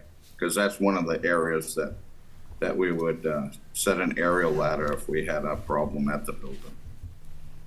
Okay. And that arborvitae, just from a local item here where I live in my subdivision, they can grow up to 60 feet. Yeah, they're pretty high. All right. You guys okay with that? Oh, so We will trim. he's talking about having a truck here. Yep. Yeah, there's a lot in there. Carry a chainsaw and a fire truck? Any other board questions? Can you do No. that in a shoreline zone? Trim them? They're not in the shoreline zone, They- right? Are they? Part of the building's in the shoreline zone. With the trees? I don't know if the plants are, though. Are they within the shoreline These zone? here, right? Actually, the back ones are probably in the shoreline back zone. This part is. Too technical. All right. In that case, let me open the public hearing and see if there's anybody that wants to speak for or against the project. Anybody? Nobody? Yes, I do have a question. Hi. Hello. Hi, Deborah Lucy. I'm an owner in Indian Point and an abutter. So my question is, just to clarify the purpose of this meeting, it is just to vote on the submission of Port Harbor Marine to add the roof to their application and not the approval of their application. Is that correct? Yeah, their application has already been approved. What they're asking for is to modify Well, the that application actually wasn't approved, from what I understood, because of the lack of square footage for drainage That was correct. by the zone enforcement. There was supposed to be 50,000 square feet. They were short on square footage. So the actual building permit was sent back, and the building had to be resubmitted. Okay, so I think we're talking about two different things. So the project that this building was part of has been approved. That was approved, a year and a half ago. 18 months. 18 months ago. Now they are asking for a modification to to a building that was part of that original application. Okay, so when the zone enforcement sent back and said that they didn't have enough square footage for drainage, what happened? What happened with that? When did this occur? This occurred, Allison, I think, can tell you exactly when that occurred, but the fact is that they they don't have enough, for drainage, they don't have enough property for Don't have drainage. enough property for drainage. Mm-hmm. That's a new one. Can you? go I ahead. think that had something to do with how many square feet they were going to remove of trees in the shoreline zone, and they went back and they reconfigured it so that it would meet the criteria. Is that right? Yeah, we originally came with a greater impact in the shoreline zone, and we did reduce that sufficiently, if you remember the first application. And if I can go over. Yep.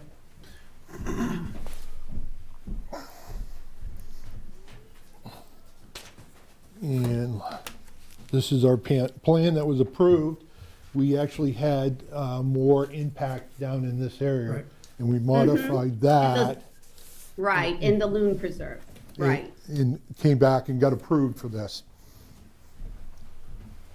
When did approval happen? A year and a half. Year and a half ago. Okay.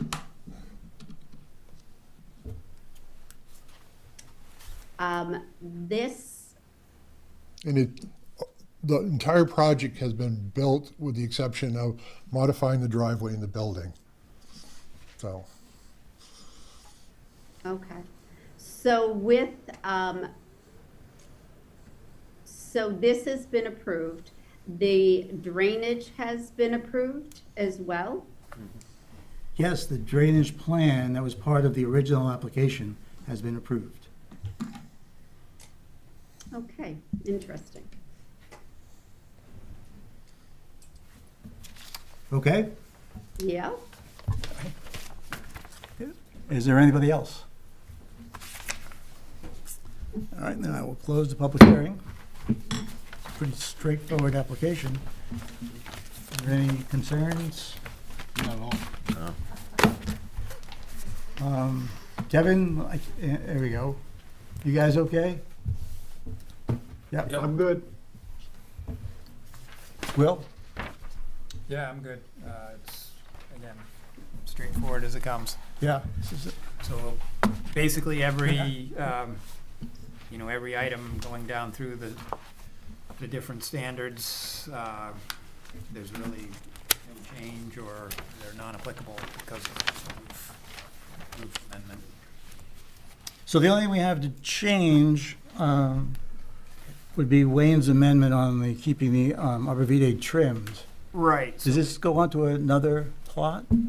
Or can we just change, how are we documenting this? Condition, yeah. Oh, we already have a plot plan. We already have a plot plan. Yeah, so, not sure how you normally do that, but you'd probably have to add that condition to the To the original plot plan? plot plan and then get it submitted to the registry probably? Is that how you do that? On Tenny Hill, for the power line that had to go over ground. Yeah. We did affidavit. Yeah, that's I think we right. did- Can we do So the same? you could submit the findings of fact, I guess, and you could record that probably. Once we prepare findings of fact, that basically states what the, Because as far as the plans go, the plot goes, there's no change. The footprint Correct. doesn't change, right? it's So, really just the structural plans, which really aren't part of that. right. You got a suggestion there, Rob? You could just kind of coming up and, I like the idea of recording the findings of fact.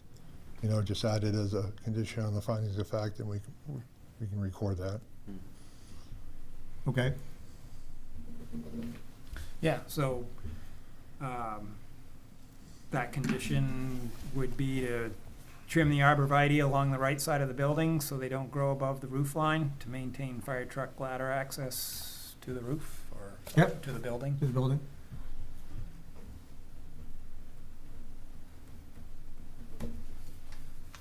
Okay, is there a motion?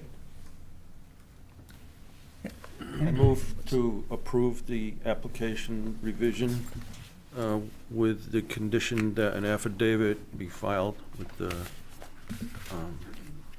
Cumberland County requiring the trimming of the arborvitae to prevent them from obscuring the roof line for fire truck access. Does that make sense? Yeah. That's perfect. All right. So good, I'll second. Second, all right. Any discussion? All right, all those in favor? Aye. Aye. Pass. Thank you very much. Good seeing you again, Rob. Good seeing you. I'll put your Rob. pedestals back. And all- Could I have Rob come out back? Yep.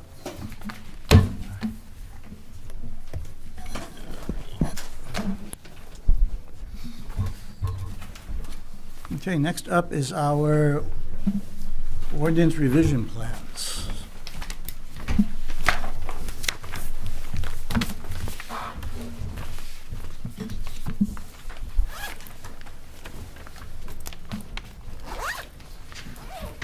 We got one from the zoning board of appeals, which seemed to make sense for a change. Did you get a chance to read that? I did, yes. What else we got? We got the ZBA change. Yeah. We've got the solar. We have, Kevin, are you still on the small houses, or are we waiting on that one? For ordinance? Well, I think we're waiting on that one for We're some waiting. more. All right. Is this from, what's from the zoning? So we got, Greg, we've got Greg, Yeah. what'd you put in again, Greg? Ordinance change? Actually, what I put in was, we had a discussion about issues I'll work on with the comprehensive plan, and I had some suggestions, and I forwarded them to the planning board as well. Okay. A lot of it had to do with trying to conserve natural resources like forest property and so forth.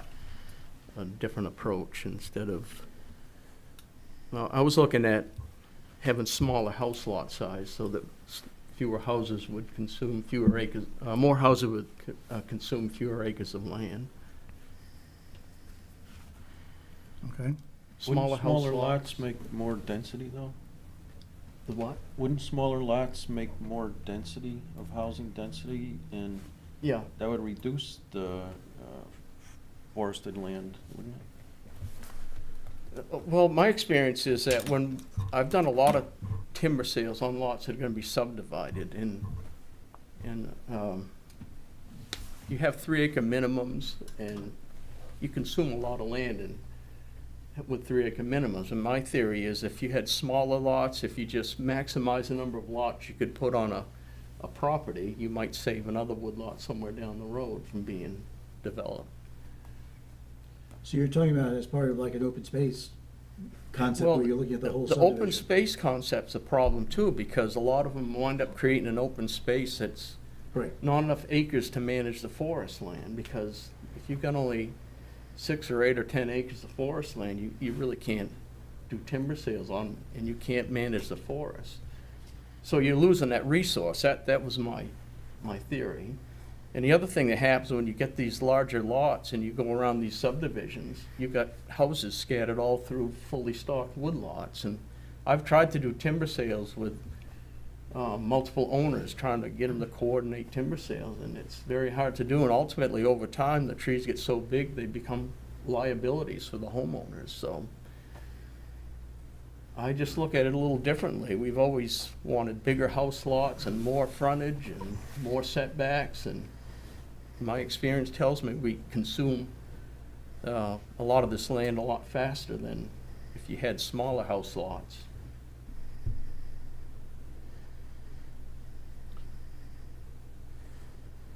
So do you want us to look at changing the lot size for the whole? I would for a like to whole see the zone? lot size smaller. For a whole zone? Yeah. All right, we put that on the list. By zone. All right. Did you get this from Sandy? It's just kind of a compiled document. It had the Board of Appeals. Yes. Yep. Okay. Yeah, there's just some more administrative housekeeping type items, like the just kind of trying to clean it up a little bit, like the extensions, just kind of making it clear when that extension begins. I think there's just been a little bit of vagueness there. There's a little bit of a clarification on the reviewing authority. There's a footnote for backlot driveways where it mentions that a right-of-way of lesser width can be approved by the reviewing authority. Usually for those, though, it's staff level review. So really what it is, it's a waiver. And waivers can only be granted by the board, not staff. So we just wanted to make sure that that change that's reflected in there just says that that right-of-way of lesser width can be approved by the planning board and not necessarily staff. Oh, okay, I see what you're saying. So Yep. another confusion, okay. And then I kind of combed through the land use ordinance and the subdivision ordinance, and I got the okay from Sandy to reduce it down from 15 hard copies down to 12. So 15 to 12, okay. I tried 10, but that didn't pass. So Paper Reduction Act. that'll save some trees, you know. All right. Yeah, Greg, we're trying to save some trees there. Yeah. But Yeah, there's plenty of them in development. We've just, I mean, not just, but didn't we increase that like a number of years ago? 212? All right. Yeah. Bob, it's been 15 15 since I've been years. here, and that's Jeez. almost 4 years. But we always have ones that Man. we don't need, and they end up getting recycled, and I just, No, I'm all for it. I'm not opposed. I think it's a good, no, good idea. I'm just letting you know my thinking on it. I really had a reason. All right. What else? Well, I had one that was other than solar. It was basically create a noise limit, like a quiet zone ordinance for vehicles on public roads. That was one of the things that has been brought up a lot by a lot of people that I've talked to. We have a lot of speeding, we have a lot of passing where you're not supposed to pass, and we have a huge amount of engine braking and accelerating noise. And probably a lot of these things do not have mufflers that pass, you know, even the state regulations, which are based on federal regulations. So I think we really need to get some sort of noise ordinance. And it's really hard. I did a lot of reading, and basically, you know, you can put up the sign, the town would have the ability to put up signs. We saw, there's one in Casco on Route 11, I think it is, going over to Poland, that you can see where they have put, Casco has put up one of those quiet zones, and, you know, no braking, no engine braking. So I think it's something we really should look at. Where would this zone be? Well, there's a lot of places around town. I know the appeals board had talked a lot about that, and at one of their meetings, and I think the comprehensive plan had also talked about it some.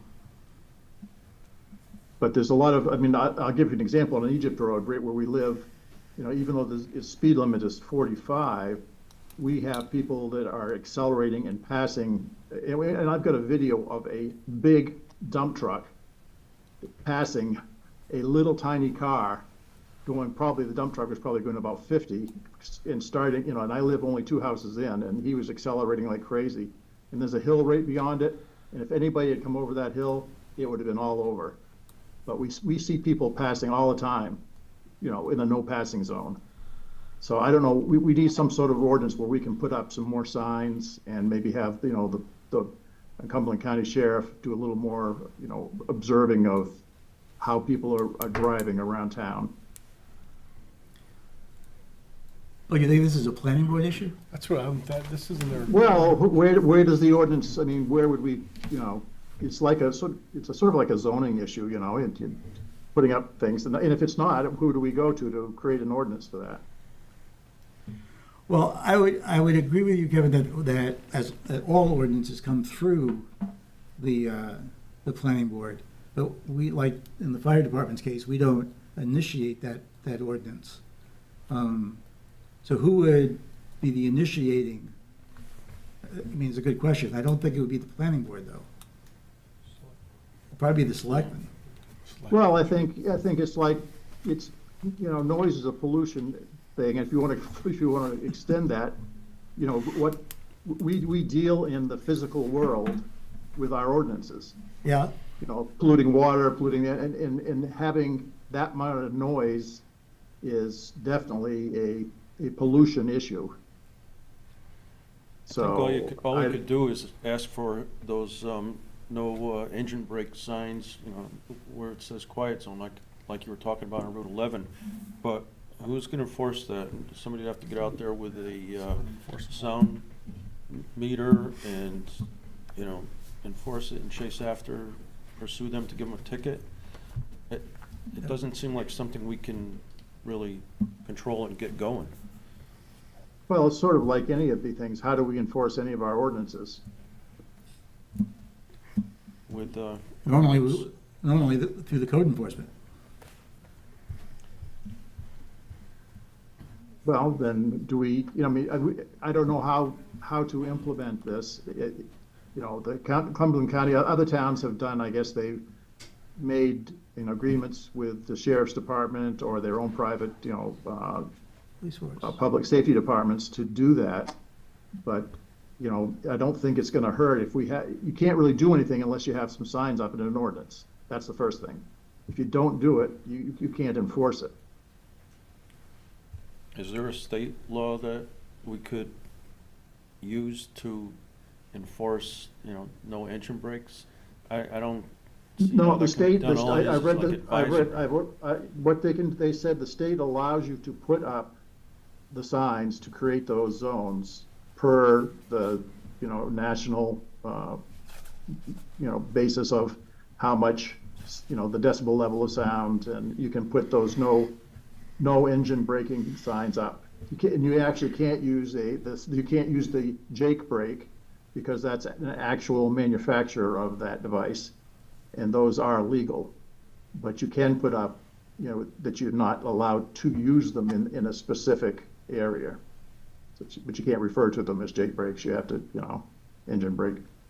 I think those signs will have all the, power of the watch out for children signs with a kid running after a ball. You just can't really enforce that. Well, I mean, I can tell you from personal experience that we will probably put up, a camera. We have cameras, and that's how we actually caught the person, passing. And I don't know, and we gave that to the Cumberland County Sheriff, and I don't know what he's going to do about that. But it was extremely dangerous. And not only did he pass, he blew his huge horn at the poor little car that he was passing. I mean, it was really obnoxious. So, and we see this, the people come off that hill coming down towards 85, decelerating all the time, and the motorcycles going by. And I'm not the only one. We're just one of the roads that people have been complaining about. And we got to start somewhere, and I think having an ordinance. And once you have the ordinance, maybe we can get an agreement with the Cumberland County to do some more monitoring, or even get the state to do a study. And I know that Nathan, I don't know if it was at the appeals board or the conservation, the planning for the, I'm sure, which he was at one meeting, and Nathan said he was going to get one of those signs that says speed limit is X amount at this, point. You're exceeding the speed limit. It actually takes care of how fast you're going. And that definitely has been shown to help. So, and I don't know how long he's going to get that for, but he is going to get that and put it at least on Egypt Road to start with, and put it around different places in the town. So maybe that'll help a little. But I think we really do have to have an ordinance, at least on the sound part of it.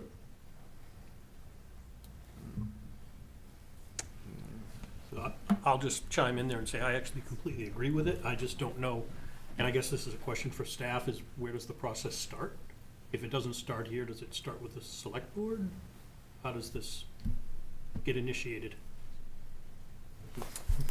Yeah, I mean, my understanding is it would start at the select board, and then they'd obviously ask the planning board to chime in, just like most of the other kind of things that have come through. Because I don't even know how we would write such an ordinance, Kevin. I mean, you're going to pick roads, a section of roads? Well, I would think if people have, complaints about noise levels, then we could go out and measure the noise levels and ask somebody to make that a quiet zone. I mean, how did they do that in Casco, and how do they do that in other places? Just put up a sign. They probably just put signs up. The highway department, Yeah. Just put it up. Well, why don't we just ask them? I think you can't put the sign up unless you have an ordinance, is what I found. So Cumberland has an ordinance? Casco. Casco?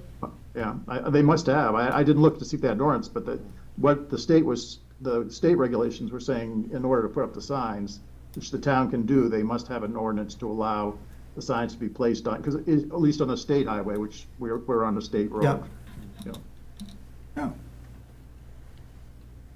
Can you get us a copy of that ordinance? I can try to get some of those, yes. Yeah. Okay. It's on the list. Number 5. Anything else? All right, so I had just kind of like want to bounce something off you guys on our timeline things. And Were we gonna talk about the solar, I thought you said? yeah, well, it's on, we're gonna talk about all, I was just trying to get the list together of the of our proposed ordinance changes for the workshop, to start our Okay. workshop process. Do you want, like, the specifics of the things that I would like to see in the solar? Just a No. couple of those? You don't Just want the, to see those? just the now? Okay. topics, right. But I do have this question, and this has kind of bugged me for years. We do a series of workshops crafting our ordinance. And then we send it off to the legal lawyers, who then turn it into an official ordinance, right? And then we do our public hearing. And at that public hearing point, the only thing we can really do is send it to the selectmen recommending approval, just send it to the selectmen, or not sending it at all, or killing it, you know? Because, and this has come up a number of times over the years, is that there's, from the public hearing, we get some good information, but we can't change anything. Can't change anything because we're already at that stage where nothing can change. So you either have to say, well, we have to ignore it, or we have to, delay the whole process again. So I don't know the reasoning behind this, but why don't we have that public hearing a lot earlier in the process? When we have the workshop. Well, yeah, like our last Yeah. workshop would be a public hearing, and then where we would then incorporate the community's comments. Makes perfect sense. Yeah, and then have the vote, the final vote would be when that ordinance comes back with all the changes that we gleaned from the public hearing. Doesn't that make more sense? Yeah, there's a true opportunity to revise it. that Right. way. I mean, if it's we keep doing it the way we are now, it's just, it is what it is. It is what, right, you either like it or you don't like it. Yes, what's the point of the public hearing? I mean, there's no point. There's no point. And on top of that, sometimes we get, where the community really doesn't want something like like changing in the commercial zone, right? Where we pack the house, and we put a lot of time into that. We put legal time into that, you guys put time into that, and then it just went away. Yep. If we knew that ahead of time, we wouldn't have, Put that much time. we wouldn't have put that much time into it. Sure. Right? All right, great thought. That's my good thoughts for 2024. I was almost running out of time, I was getting nervous. Okay, so how do we proceed? Do we want, Sandy, what do we got on the agendas coming up? Sandy, I'm here. do we have anything coming up next meeting? We got in a sketch plan today from Brandon Chase for the property that he has off of Raymond Cape Road. It's only the sketch plan. Okay. So that shouldn't take you long if you want to do a workshop at that November 4th meeting. However, I would like to ask y'all if we can keep that meeting as short as possible, because I will be at the polls all day the next day, and we are starting at 7 instead of 8. Yeah, me too. Okay, So if you can all talk fast, that meeting would be awesome. well, we just want, get that, I also think we need to do, on those agendas, we need to decide, like tonight, what of those ordinances we're going to look at, and make sure that, Right. right, because we don't only just put it out as a workshop, and I don't think people understand, really, they wouldn't know unless they called, what we're actually working on, right? Exactly. Okay. So, back to you guys, what, low-hanging fruit for November 5th, or tackle a biggie and start? Well, I think the ones, just a little Straightforward. changes, the straightforward stuff, like the clarifying Yeah. the wording, the number of Yep, easy plans, stuff. that's really, All of that in there is Piece pretty of cake. administrative yeah, in nature. yes. All right. Question, Mr. Chairman. Yeah, wait. I was away and wasn't able to get in a proposed ordinance for the planning board. Is it too late to do that at this point? Do we need to wait till next year? Yeah, for you, you'd need to wait. 2 years. It's a 2-year waiting period for the fire department. No, you can get it in, Wayne. Mass gathering? Send it to me, Wayne. Okay, yeah, it would be on Thank you. addressing, E911 addressing. Oh, okay. All right, so the ZBA requested changes in here too, right? In this packet, did I see that Yeah. right? Yeah, those were the ones, right. Okay, so let's do ordinance change for all these. We'll knock that out on the 5th. Fourth. Yep. 4th. Okay, Sammy, so that packet that you sent out, we'll put that on for the workshop for next meeting to do the Yeah, ordinance. like you said, we don't list them out anyway, so that'll be fine. And What do you mean we don't- When what do we you have mean we don't words list to work with, I'll send them to you. What do you mean we don't list them out? We don't list out each ordinance in the workshop agenda. Yeah, I know, but I want to. You want to? Yeah, Okay. because We if can you do were, that. if you were interested in a particular ordinance, you're not going to know it's being worked on. Right? If we just Okay. list it as a workshop. I mean, we don't list everything, but just by topic, I think would be okay. Is We that can do okay? that. Am That makes Yeah, sense. I agree. I- Okay. You are in charge, sir. You've got it. Jeez. All right. What else? Are we gonna put Greg's items on that agenda for next month also? He has a couple more than the reduction in the lot size. I think I had. Yeah, let's do that, because we can knock those out.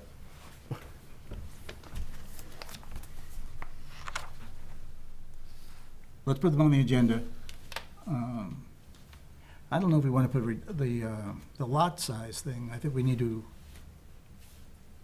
Well, that should take some discussion for sure. that will. Yeah.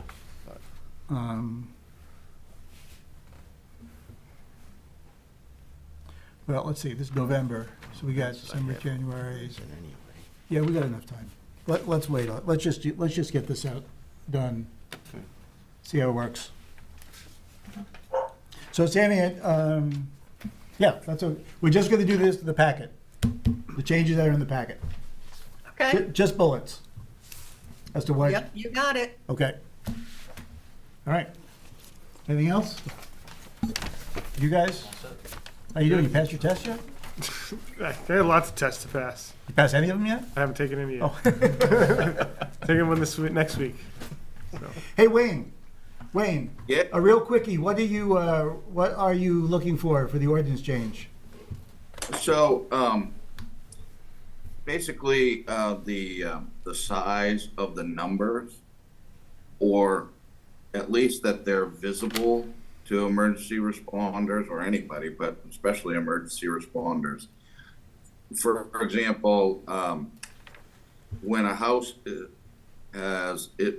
not right on the street, the size of the number right now it's not visible. You can't read it. So we have 3-inch currently. We would recommend 4-inch, but also with some language about visible from the street. Oh, okay. Can you get something, quick thing to Sandy? We can throw that on for the next meeting. I can certainly do that. Okay. All right. Fire department.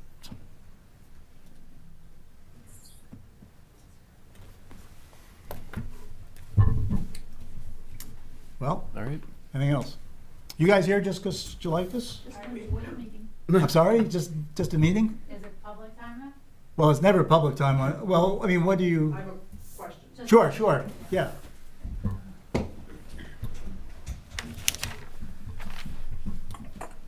Hello, Laurie Wallace, 36 Pulpit Rock Oh, all Road. right. Yep. Thank you for bringing up solar. I know there's a lot to discuss there. Question for Greg, are we waiting for some actual language with the comprehensive plan recommendations? Because I know that Peter mentioned something about citing of certain kinds of properties. Are we going to be hearing what the comprehensive plan folks say? There will be a public hearing. Everything's still in process. And then that won't happen until January, I think that's right, yes. which makes the time tight again. Yeah. Okay. All right. The question I have is that I've heard conversations about short-term rentals, that might be a topic. The state of Maine requires that you permit your short-term rental, and I can't imagine there's any kind of oversight at the local level, but if we had some sort of an ordinance there for that, it might be better for the shoreland homes that have a lot of rowdy guests. Yeah, that came actually, Sue Look asked me about that. It obviously impacts lots of individuals. And my response to that was that it seemed to me that was more of a policy issue than a planning board issue, in that the planning board would get involved in writing that ordinance if we were directed to do so. But for us to say that these houses can be rented and these houses can't be rented, that, to me at any rate, you could get the feeling of the board at any rate, to me at any rate, that seemed like more of a policy issue than an ordinance issue. Okay. I mean, that's me speaking, though. I mean, you guys can chime in if you think it's the other way. I don't know, would it need some kind of regulation to? Well, right Oh, now, yeah. now you're required to have a permit if you're doing any kind of short-term rental over 2 weeks of the year. And there's also a 9% occupancy tax or some sort of tax that the owner is supposed to give to the state. So without that kind of control locally, there's no way the state can stay on top of that. And it might be good revenue locally too, so. Yeah, it's not a bad idea. I just don't, I'm just, I don't like the idea. It's just that I'm not sure that the planning board is the place to start that idea. That's, and. Any recommendations where we should go? Yeah, I would tell you, I would say, it's your favorite place, the selectmen. No, you're our favorite place.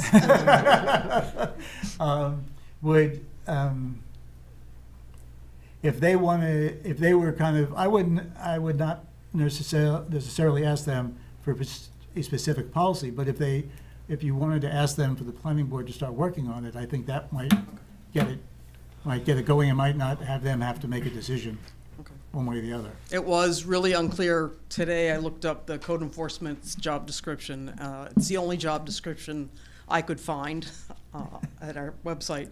And it did not mention anything about writing the ordinances, and there was nothing specifying like who starts these things. Yeah, that's it, right.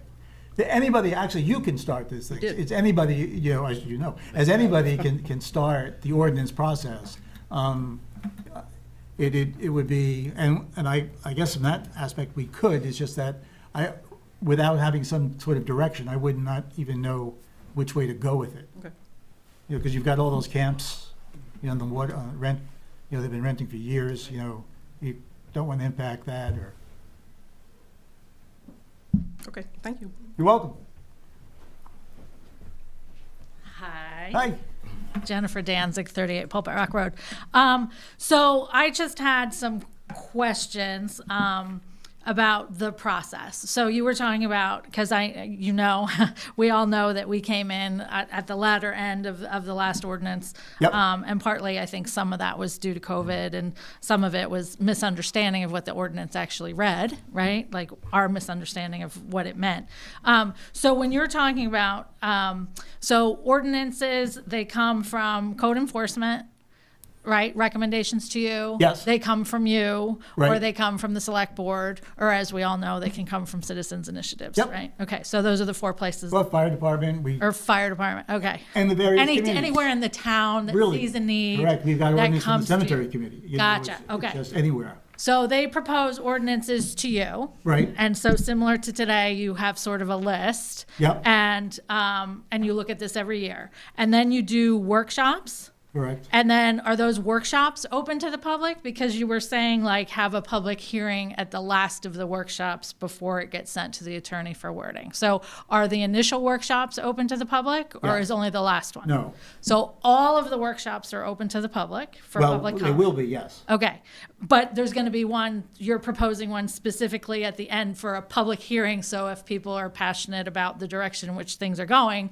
that's where they should come so that you hear it before you send it to the lawyer and do all the work and incur the money, and not at the vote when you can't change anything other than give the recommendation or reject the Yeah, recommendation. we can change like 25 feet to 50 Okay. feet, but we can't make. Okay, so that Yes. that was a question that I had. Does that make sense to you? It does, yeah, Okay. thank you. I appreciate the process. So then I'm gonna go back to, I guess, so what are you covering on November 5th? Just the administrative ones that somehow you have a list, or all the ones that you read off earlier? No. So what you'll see in the agenda is just some of the administrative changes, the 911 labeling, and some things that that our staff has found that needs to be clarified.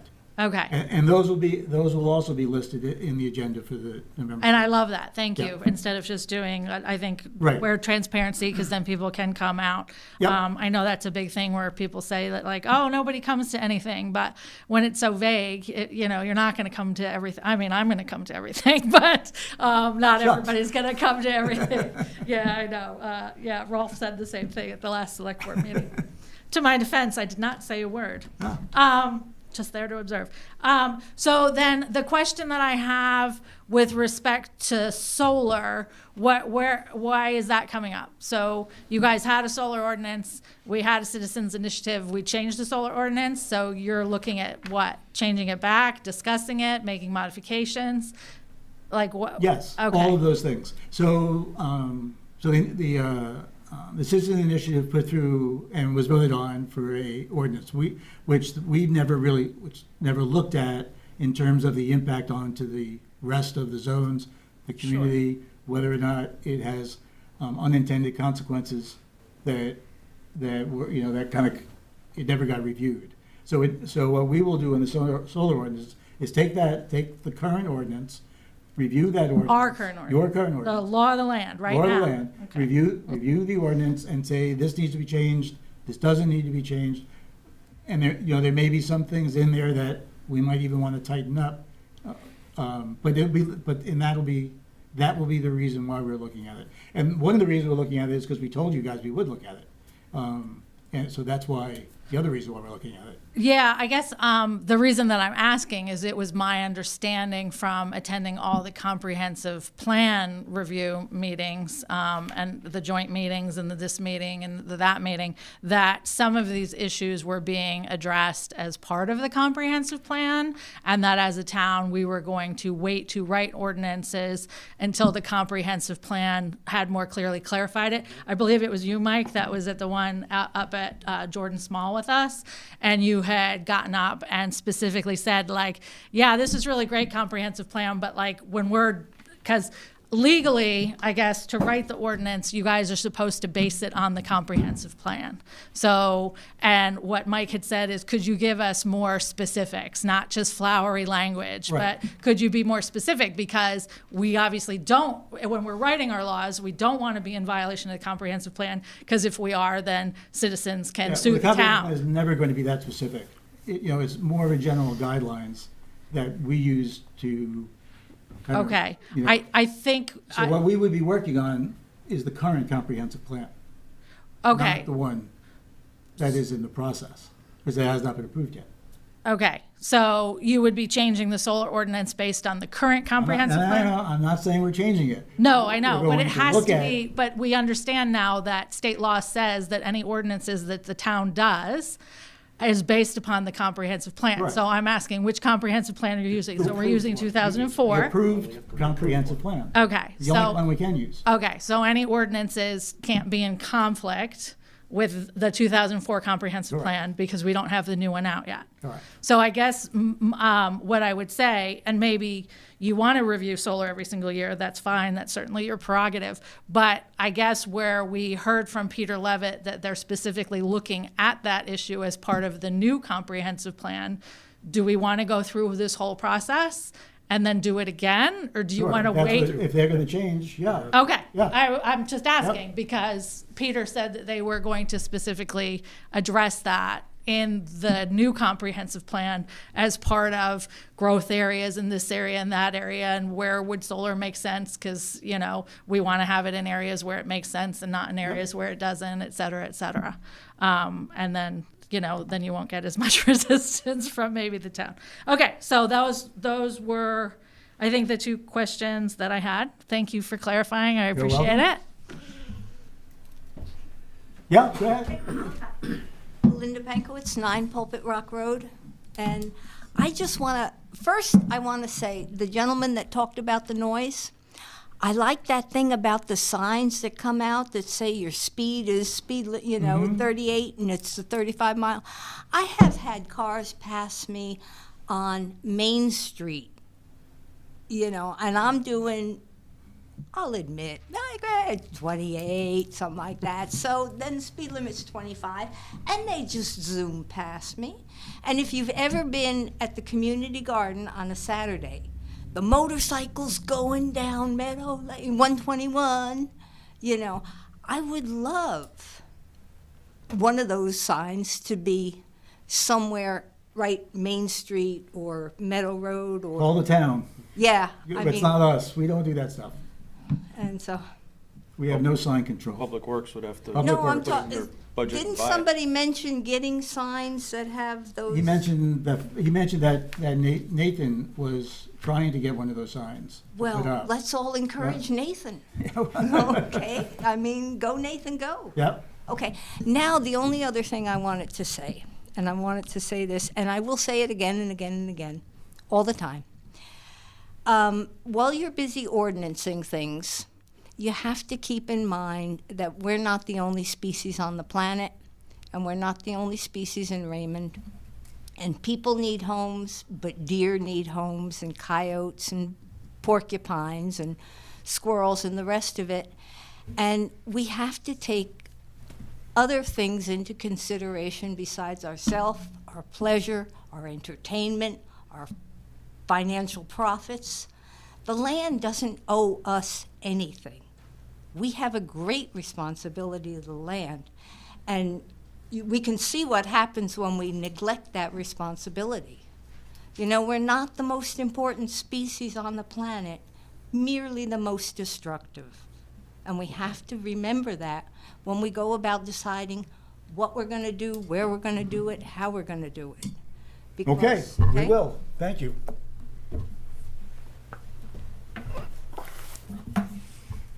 Done? We're done. Move to adjourn. A second? Second. All those in favor? Aye. Aye. Done. Excellent.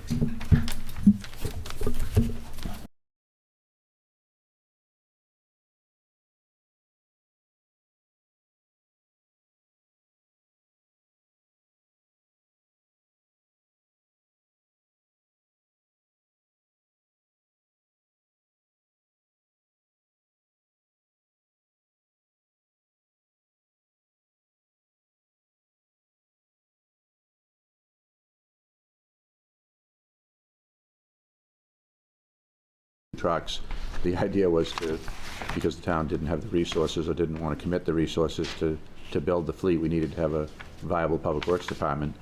We would do it using surplus equipment, and then transition, as I did in the prior town, to new equipment. But I think in the instance of some of these pieces of equipment that are, more incidental use, the strategy of purchasing used or surplus is still good, and it saves the taxpayers a lot of money. So I'm happy to see that continue. And I guess they're buying used equipment when they can. We went up to, before I bought that truck for Tasseltop, I went up to state surplus, and that market has... It's gone, yeah. It's gone. It really is. And we looked at a couple of trucks sitting on used car lots, and they were 25, 26,000, and they had the same mileage. That the comparison that I gave the town manager was almost an exact truck, and I think that was 27,000. It had a bit more mileage on it. Yeah, I realize you're going to have to go probably to the used car market, but I still think it's still in here, and I think it's a good strategy. That one actually came from Conway Public Works is where that one came from. Traded it in at Row Ford. Yeah. We grabbed it. Well, we have a history of purchasing our neighboring towns' equipment and then running it for years, so yeah. Seems to be a good strategy. Well, yeah, I mean, but eventually I think the idea is on stuff you're using, and as he says, you want to probably get rid of it when it goes out of warranty for reliability, but I think for this other stuff, it's probably okay and saves money. We've always done it that way. Yep.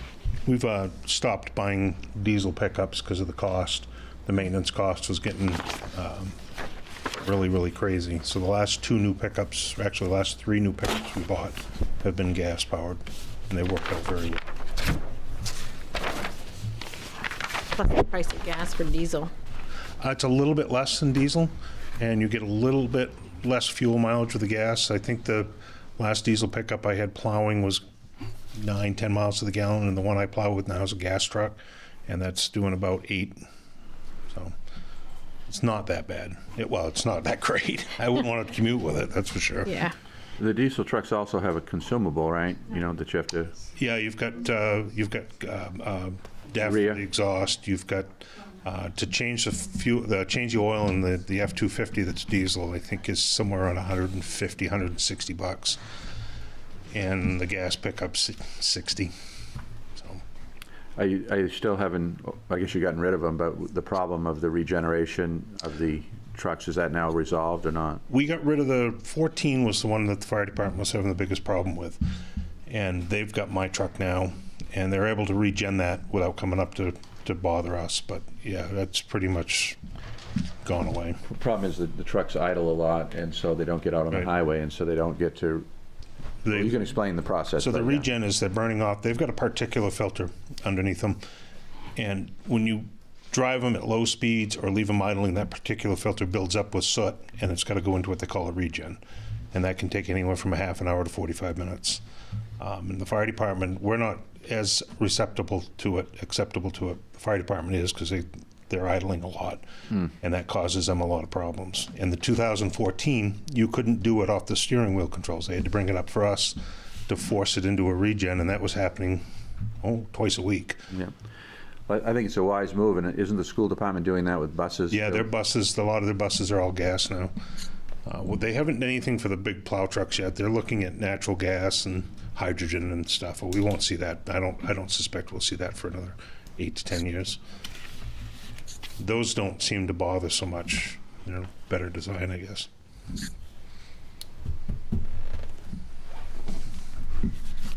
Okay. I've got a very minor question for Nathan. Okay, go ahead, Sean. So, very minor, Nathan. Is there a way to shop neighboring towns for a used vehicle as opposed to getting them after a trade-in? It's a very minor question. It's just a question We've purchased one truck. Actually, we purchased 2 trucks from the town of Gray, but we had to go through quite a process to get them because they're geared, they're set up a little different. Their surplus stuff goes to, it has to go back into their surplus account. So he depends on them for a trade-in when he sells them. So we had to purchase those from the from the car dealer that they traded them in. The plow truck that we got was a deal we'd done with them on Gore Road when we took over the no man's land on Gore Road. And the basic answer to that is most of the towns, when they get rid of their stuff right around here for some reason, they are done. There's nothing I'd want. They're worse than the state stuff.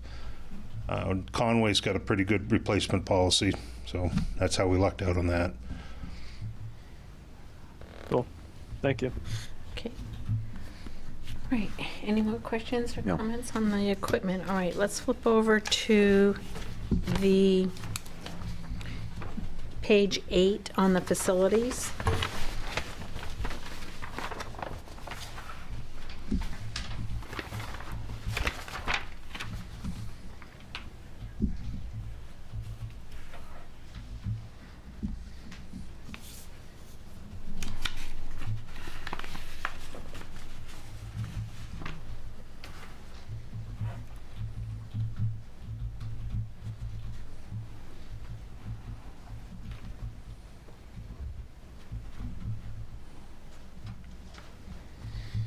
So town office renovations comes out of Public Works budget? Facilities. The Public Works Department carries the facilities account. It's for all the facilities except for the new public safety building and the fire department end of District 2.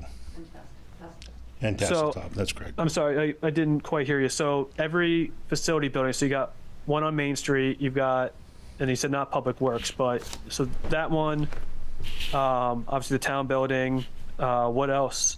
So What other buildings? we have the Sand Salt building, that facility on Plains Road, the town office. We have the District 2 building, the building I'm in down the village, and we just started with the library last year when they took over that account. So any of the facility upgrades, they come through Public Works, and that's what this account's for. And Oh, and I'm that's- sorry, no, Sherry Gagnon Park comes out of TIF. We did some, You did some out of here. yeah, we did some out of here, that's correct. It is. Yep. And is that budget, I mean, that's, the money that comes out of it, that's hopefully a separate account. Like, that's not coming out of, per se, your budget, or it technically is? The facilities line item in CIP is controlled out of Public Works. That's one of my budget items, as is paving and vehicles.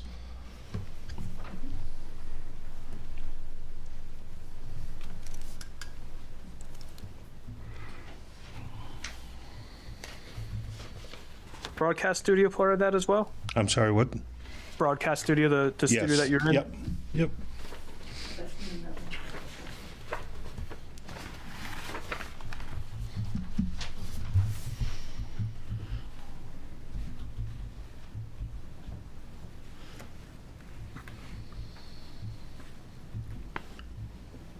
Where would a line item come from for the comp plan? Would that be under Public Works, or would that be someplace That'd be else? somewhere else. Where would that be? Probably planning and development, I would guess. Planning and development? Or TIF. I think that's S- Yeah, some of it come out of TIF, and I thought we had a CIP line item for that. No, not for comp, it was for reval. So the dugouts, every time they get destroyed, that comes out of your budget. So imagine this pickleball court, anytime that gets damaged, that's going to be coming out of your budget as well? The last 2 times that those got destroyed, the insurance company paid for them. Independent to that, though, that would come out of your budget? What's that? Independent of that, of an insurance claim, that would come out of your budget? Correct, yeah, the maintenance down there comes out of that facilities account. So then, it's safe to say that probably the pickleball court would come out of your budget as well? That would be maintenance. There isn't a lot there that would be a capital improvement kind of thing. Most of this stuff, well, all of this is capital improvement. If something happened to Sherry Gagnon, we have a maintenance account down there for the grounds and stuff like that, but anything via facilities where I'd say it's a capital improvement, right? We had determined it was a capital improvement. So if we were going to go to the blockhouse and upgrade the electrical and change the doors, that would be a capital improvement. That would come out of this line item.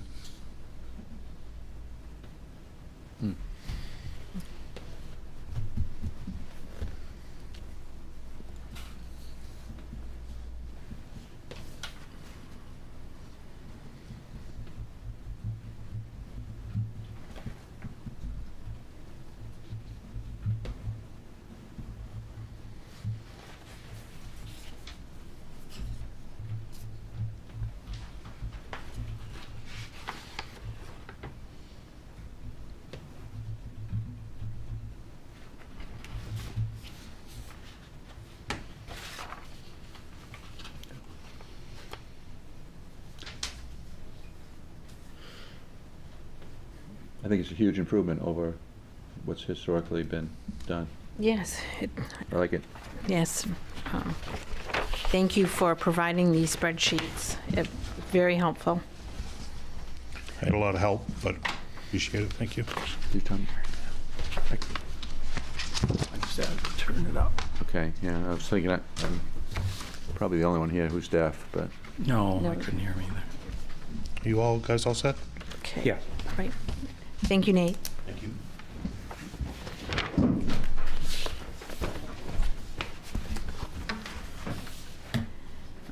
Here's the agenda. Okay. Next on our agenda is to set a regular meeting date for the Budget Finance Committee. I would like to propose the third Wednesday of the month. Does that work for the committee? Or do you have another alternate day of the month that you would like to meet? Works for me. Works for you? Does that work for you, Sean? Yeah, it does. Okay, Cliff? Does that work for you, Cliff? Yeah, that'll work. I can work around anything. Okay. Do we need a motion for that? Okay, do we have a motion for a meeting on the third Wednesday of the month? Yeah, I'll make that motion. Make a motion that we meet at the third Wednesday of each month. Okay, thank you. I guess second. Okay. Is there any discussion? All right, all in favor? Okay. And none opposed, so it's unanimous. That passes. Thank you. And, okay, so we are up to public comment. Is there any public comment? You're fresh in the public. Is there any Budget Finance Committee comment? I do have two comments. Okay. I was at the last budget, I'm sorry, the last selectman meeting. And as we know, the public works garage is off the table at this time. And I didn't want to speak out of line for the whole Budget Finance Committee. So I just kind of gave my personal thoughts is that I still want to see the garage built. I just think that the process, I think everybody in the Budget Finance Committee agrees to this, the process for it was incorrect. And my suggestion was to start a committee and start doing this thing right. And I volunteered, I said, put me on the committee. So they were talking about how we as a Budget Finance Committee, we can't form our own subcommittee on that, but we can, make suggestions basically to them. So I would ask everybody else's opinion on what their thoughts are on getting a subcommittee going on. My thoughts are that, once budget season rolls around again for 2025 season, I don't want to be in the same position going to vote, not having everything. I want to have this thing done a little bit sooner. That way we're in the swing of things. We can say, okay, we already have all this information and we can present it to the people. So I just want to get the Budget Finance Committee's opinion on this, asking for a subcommittee or if we just leave this thing alone. I think Madam Chair, I have a procedural thing I need to share with you. And that's in public comment, all you can do is accept comments. You can't bring something else up to discuss or to decide. So what you can do with something that a committee member brings up in public comment is to put that on the next agenda and have a talk about it. And that's part of transparency to the public so that they'll know ahead of time what's posted on the agenda, what's going to be spoken on.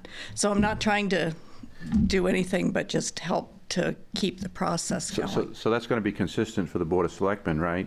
I don't know if it was public comment or selectman comment, but I saw a protracted back and forth that I've never seen before in ever, anywhere. Yes. So you're going to be following that there as well, correct? I have done that already with the chair. Okay. So, but that's, now that we've had the meeting with Matt yesterday, he ran out of time to talk about things like that. And you've done incredible going by the agenda, doing the motions, but that's just one more piece. And it's the same with the public comment as the committee comment. It's for comment, and it can be to bring up a new subject, but it's a subject for discussion and decision at the next meeting or at a future meeting. I have a comment then. What I'm doing right now, just to have a general discussion about it, is that yeah, you can bring it up and share your concerns, but because this subject wasn't posted to the public, so that they could know you were going to talk about this and be able to weigh in or at least hear about it. And know that that's a subject they might be interested in, and therefore they'd want to come and attend. That they don't have that option if you bring it up as a new subject in public comment. So you can bring it up, you can voice your concerns so people can be thinking about it, and you can ask the chair to put it on the agenda for next time.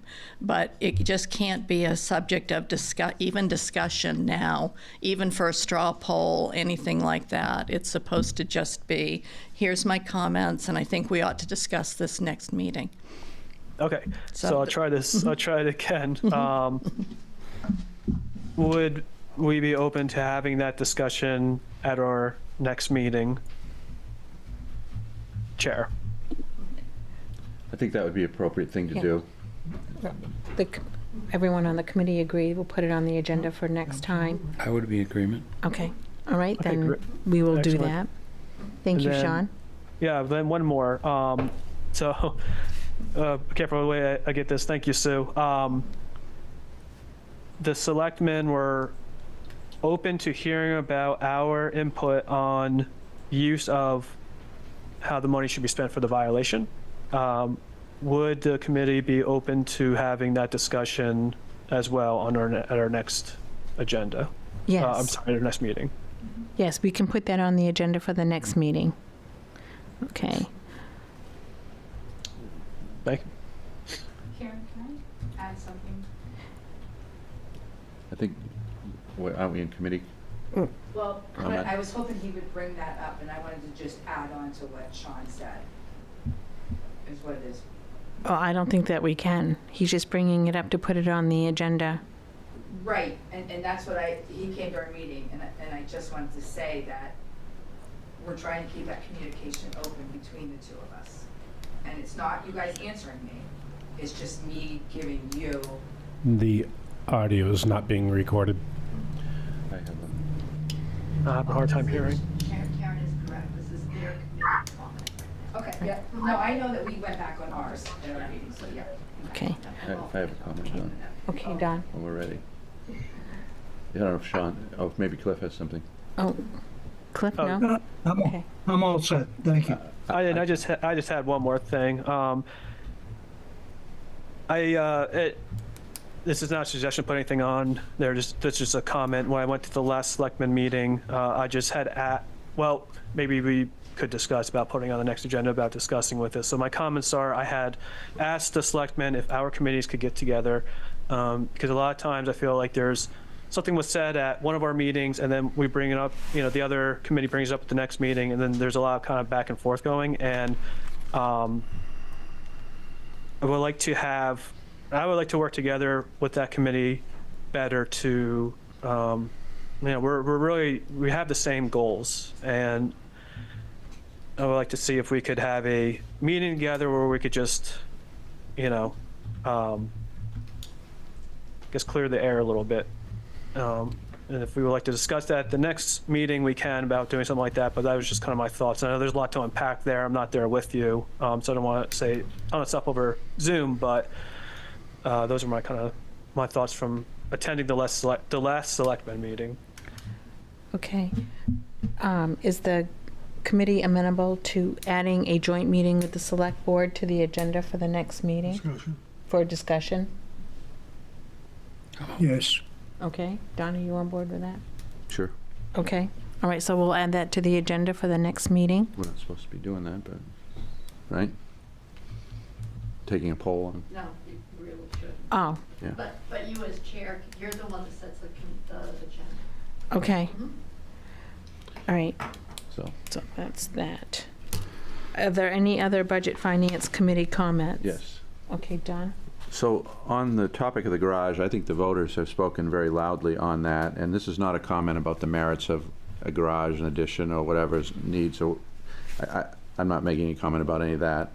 But I would like to see the proper due diligence, public participation, and transparency take place, and that come up as it should from the department to the Board of Selectmen, and then to the the Budget Finance Committee for review and a recommendation.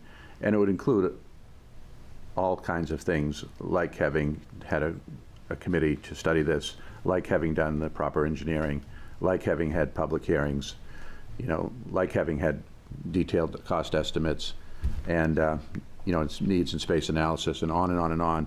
It's a long process, and normally when you see a failure at this level, you know, it's not something that comes back in a year. It takes, even in the best case, I mean, I was involved in a town where it took, you know, 8 or 10 years to get to the, after we'd gone through all of this process and the voters had said no, it was back to the drawing board. And so this is one where, you know, there's a lot more drawing board work to be done, in my opinion. Okay. No comment. No comment? All set. Okay. All right. In that case, ready to adjourn? Need a motion to adjourn? Motion to adjourn. Okay. Second. Okay. All in favor? Favor. Okay. Thank you. We stand adjourned.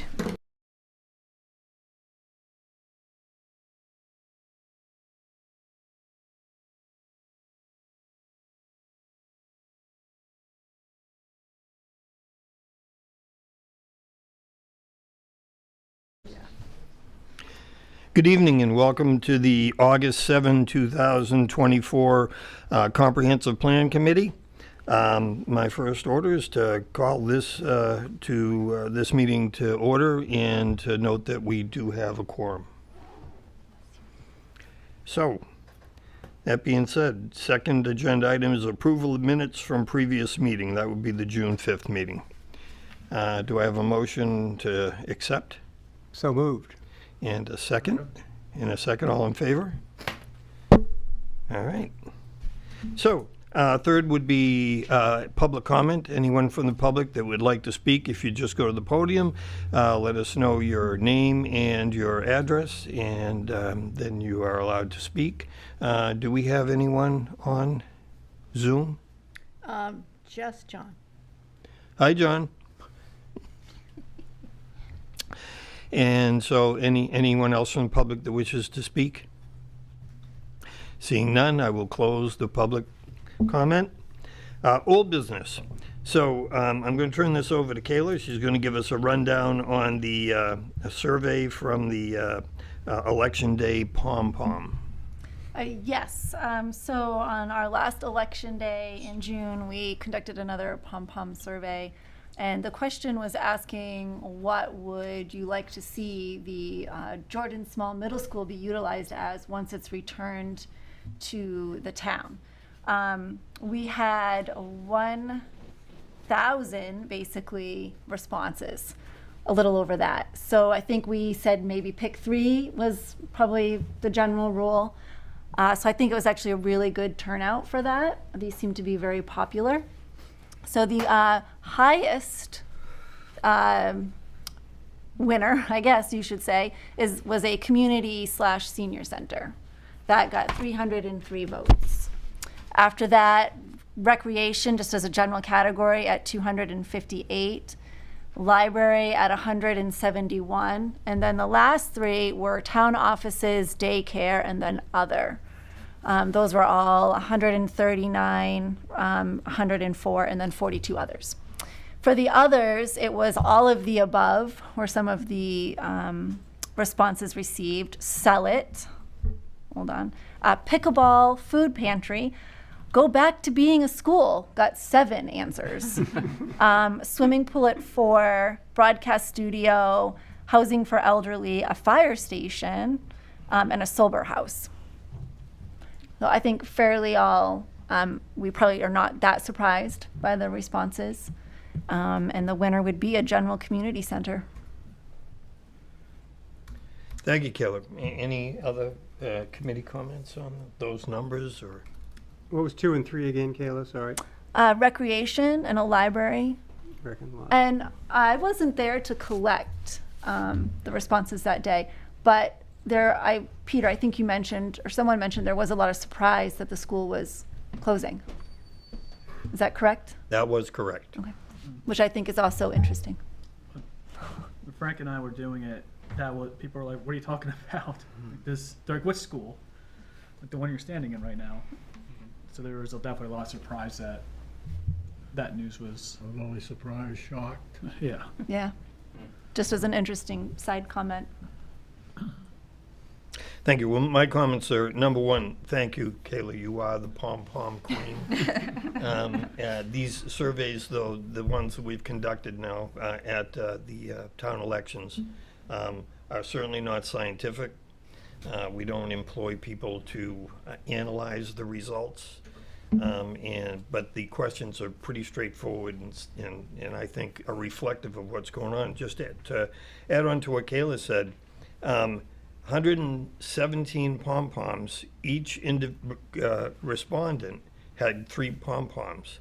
That means we got 339 respondents, which I got to tell you, based on some of the survey responses we've had, that's another success for these unscientific surveys that basically are just confronting the citizens as they leave the polls and ask them some simple, direct questions. What I would say is I just did a quick rundown on the math. So community center, senior center got 30% of the total votes. Next was recreation that got 25% of the votes. After that, it was the library that got 17% of the votes. Town offices got 14% of the votes. Daycare got 10% of the votes, and all others got 4%. And along with what Kayla said, there was like one response from a citizen that said, sell it. There was one response, I believe, or there were 9 responses that basically just said all of the above. So their response was, we want all of these things. And I guess, so lastly, my sense is that one of the things that stimulated us going forward in doing this was the fact that North Star mentioned, we'd like to have some sense of where the community is as far as what to do with Jordan Small when it comes back to the town in 2027. And so we just decided as a committee, well, here's an opportunity at the election to get a large number of individuals surveyed. And I agree with Kayla. I don't think there's any real surprises here. I would just say that this is unscientific in regard to the fact that, among other things, 2 of the choices already exist in that building. So recreation, we've got a kind of a state class gym for a middle school when we built it. And so I guess the question would be, why would you not say we're going to use this for recreation? We're going to take this gym and turn it into office space? A swimming pool. There was a swimming pool. Yeah. There was one vote for a swimming pool. I heard that. And then the other one is that we already have a library. It already exists. And it's down in the village center. I'm getting the sense from what we've looked at on the committee is that we want to promote the village. So the idea of removing the library from the village might be counterproductive. I don't know. We'd have to see what the citizens say on that. But certainly there already is the library that exists there. So as far as converting that space, once again, it would seem crazy to take a space that's been already built for a library and turn it into something else. A further comment on the library, however, though, is that they do have a very small space, and when they try to hold events there, it's very difficult for them, and they have to move a lot of the book stacks themselves. So it creates a lot of extra labor. So I know we already have one and want to direct traffic there, but we could use a library twice the size of the one that we have. Sure. That was the response I was getting from people when they talked about the library. They wanted a bigger library. They didn't feel the library in the village was anywhere near adequate to do the programs they're trying to do now and in the future. Yeah. If you go in there on Tuesday morning when they have their bridge group, it's packed. I mean, literally, you can't walk around and there are so many tables of people sitting around playing cards. And they don't have enough room to do the cribbage one they wanted to do with it. So it was a matter of we need much more space than we have now. Well taken. Okay, so I'll go over kind of this idea. We had some back and forth, Kayla, myself, and Kate from North Star, as far as where this meeting should be going.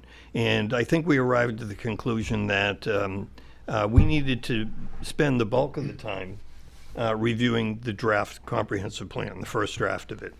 I think that the sense was that this would be a committee-directed discussion with North Star here to assist us and support us as we need it.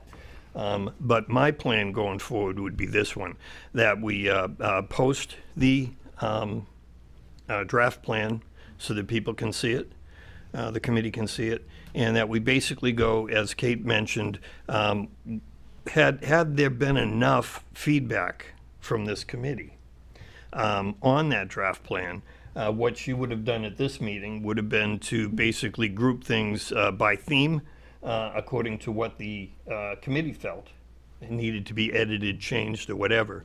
And that then I believe my sense was that North Star would then have led this meeting. But there was a sense that we have not received, or North Star hasn't received enough feedback from this committee as far as the edits or changes to the current draft. Therefore, what we're going to do is take this opportunity, committee willing, to basically go through those different themes on the draft with North Star here to be able to make those edits as we do them, so efficient use of time, so that we're ready for September, when what we do is, or excuse me, is it? Yeah, September, we do a review of the second draft. I believe that's kind of how Kate plotted out how we were going to proceed. So without objection, I would go forward with that. Any comments or objections to that process? No. No. Okay. So what I've done is just put together two things. And not knowing what we would have, my expertise with computers would be, I did it the old-fashioned way.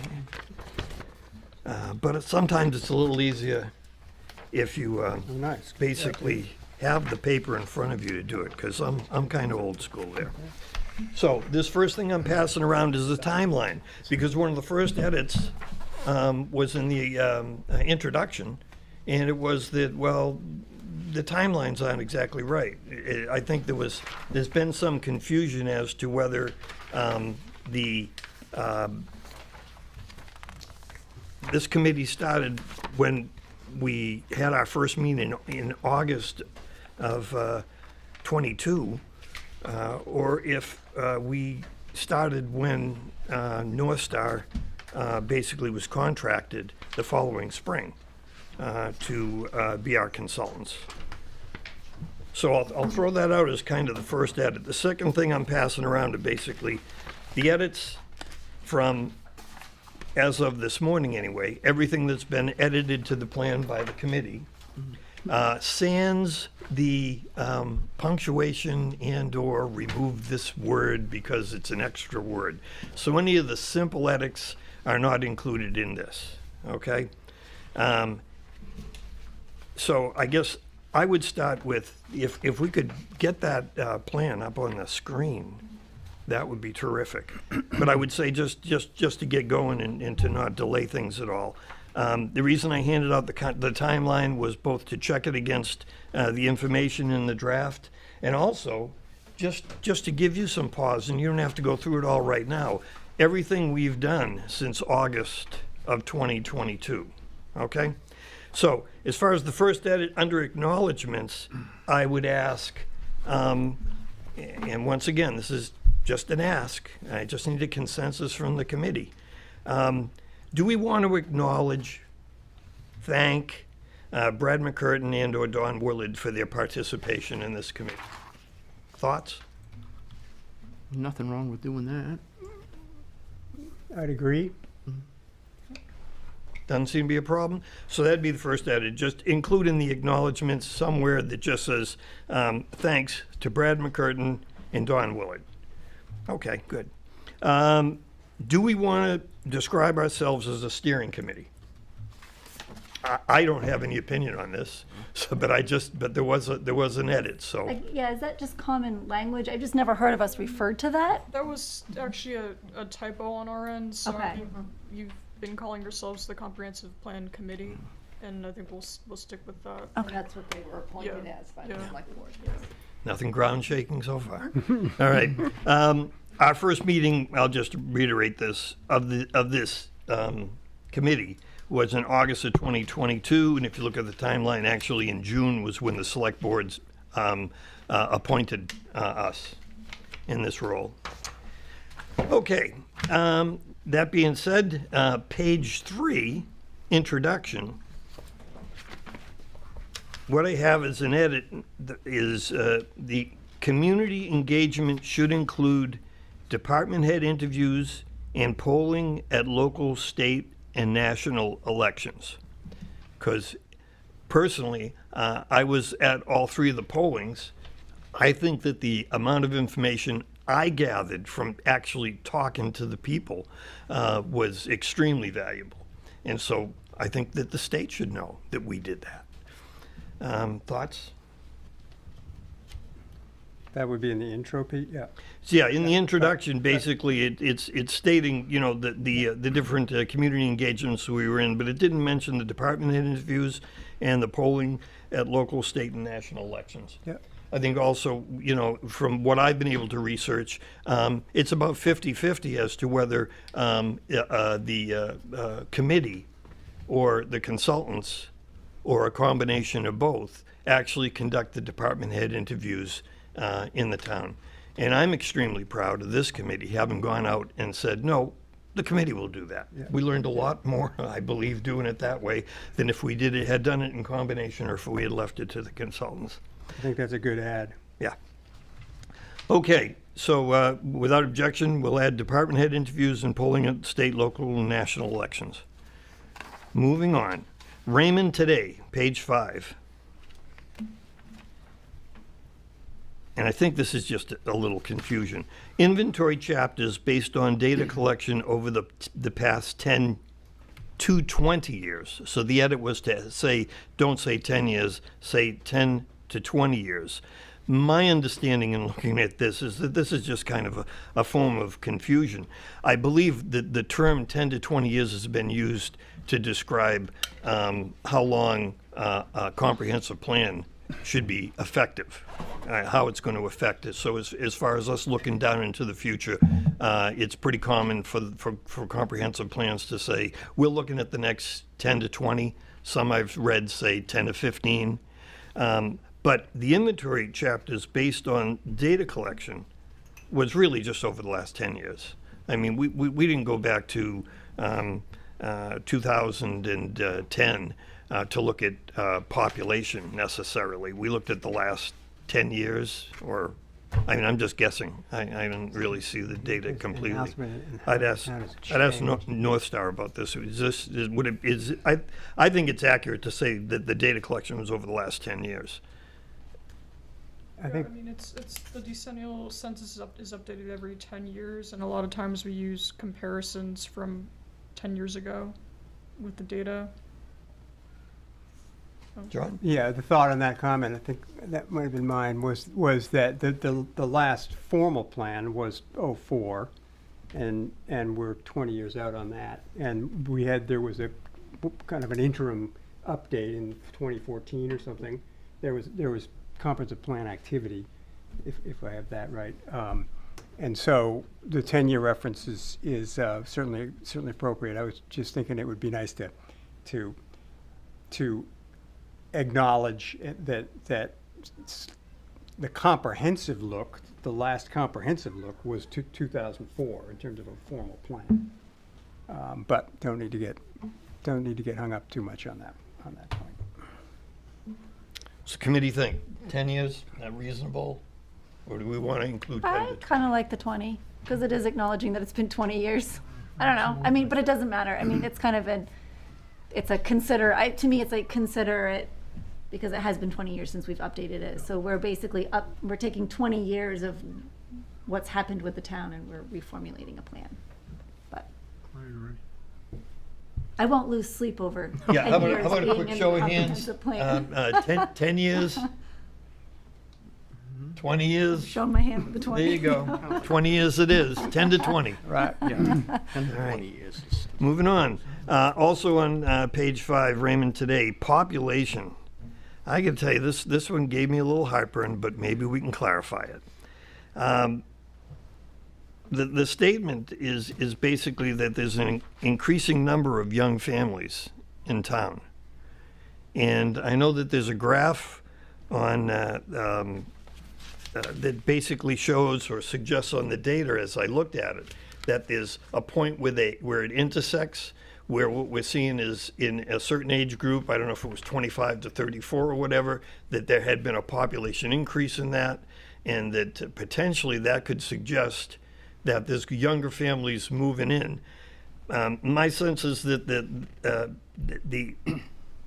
in the population's demographics chapter, it really doesn't say that the population of young families is increasing. It says that it may. And I just wonder if that might be a little misleading as far as looking at the population demographics in there, as far as suggesting that, yeah, there's actually an uptick in the number of young families moving in. I tried to get some school data. That was harder than getting a change to the Constitution of the United States. So I don't know what that's all about. I even looked at their budget stuff, because I would think somewhere in the RSU budget there'd be something about projections for population increase. But I'd ask North Star, what your sense is on this statement. Do you think it's strong enough to hold water to the general I think public? if you're referring to that second bullet there, the second sentence where it talks about the percentage of residents over 65 has increased, I think that can be refined a bit more, just wording wise. So I think the trend is that we're seeing generally a higher percentage of people in Raymond that are over 65 that are staying there, aging in place, and then at the same time looking at that age graph in the population chapter, more younger families, like people in their 30s, mid-30s that are moving to town. So that definitely can get reworded. Okay. As far as, is that page 5? Yeah. It is. Is there any more on that? I had a If you scroll down? Yeah. I had a comment on that same bullet. I Yeah. don't think my comments made it in. It's probably my fault. So the but the I agree with you, Peter. I don't think that second part of that second sentence matches what we've talked about, and I think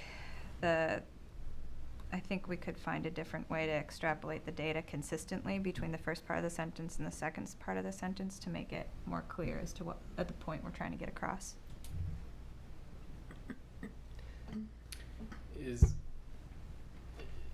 Is the discrepancy between what the second bullet says and what the first sentence of that paragraph below says? Aging population and increasing number of young families?